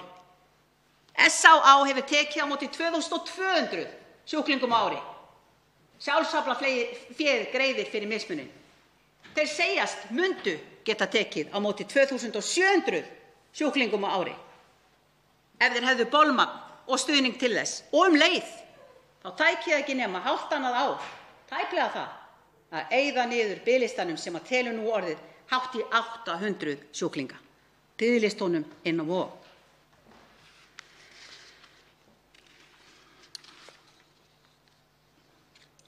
Fjórði minnihluti leggur til að fjárheimildir til málefnasviðs 2520 sem er endurhæfingarþjónustu þar á meðal Reykjalund og endurhæfingu almennt verði auknar 400 milljónir króna og að framlög til SÁÁ verði einnig aukin þó við séum þakklát fyrir það að við erum komið með inn á fjárlög hækkun þá sem við fengum í aukafjárlögunum í fyrra til að reyna, eins og við héldum hér löggjafinni, við værum að reyna að koma til móts við biðlistana inn á Vog. Við trúum því í alvörunni að við værum virkilega að setja þetta fjármagn til þess að fækka á biðlistunum inn á Vog, en það var nú einhvern veginn önnur raunin en nýtist samt sem áður í baráttunni við fíknisjúkdóminn. En núna þá er ástæða til þess að horfa heildstætt á málin, horfa á alvarleikann í samfélaginu, horfa á mannauðinn sem við erum að missa. Við þurfum að koma unga fólkinu okkar, fíklunum okkar, alkohólistunum. Við þurfum að hjálpa þeim. Við þurfum að reyna að koma strax inn í snemmtæk íhlutun. Því yngri, því betri, því meiri möguleiki að koma þeim út í lífið, út í samfélagið.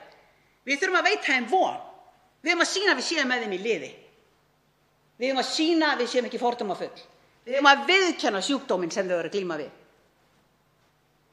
Við þurfum að efla þau til dáða. Það er það sem við eigum að gera.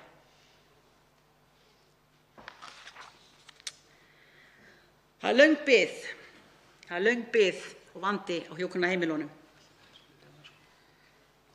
og hefur Hv. þingmaður. Forseti er smá vandi á höndum því við erum aðeins komin út af dagskrá. Má forseti spyrja hvort að hv. þingmaður eigi mikið eftir af ræðunni sinni? Velta fyrir okkur hvort að það væri í lagi að gera hlé. Já, Hv. þingmaður á ennþá 20 mínútur eftir af tímanum. Virðulegi forseti, ég á eftir svolítið, já. Þú mátt Er alveg það gera hv. hlé, þá er það tek ég.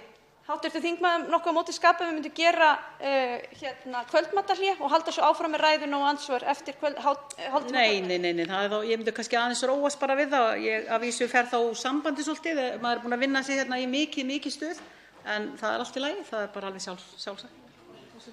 Takk fyrir það. Þá gerum við hlé á þessum þingfundi til 8:30 og höldum þá áfram með ræðu hv. þingmanns sem á 20 mínútur eftir. Verða kannski bara 5, sko. Ég er nefnilega eiginlega alveg að vera búin, það verður ekki miklu. Þú verður að tækifæri til þess að skrifa meira.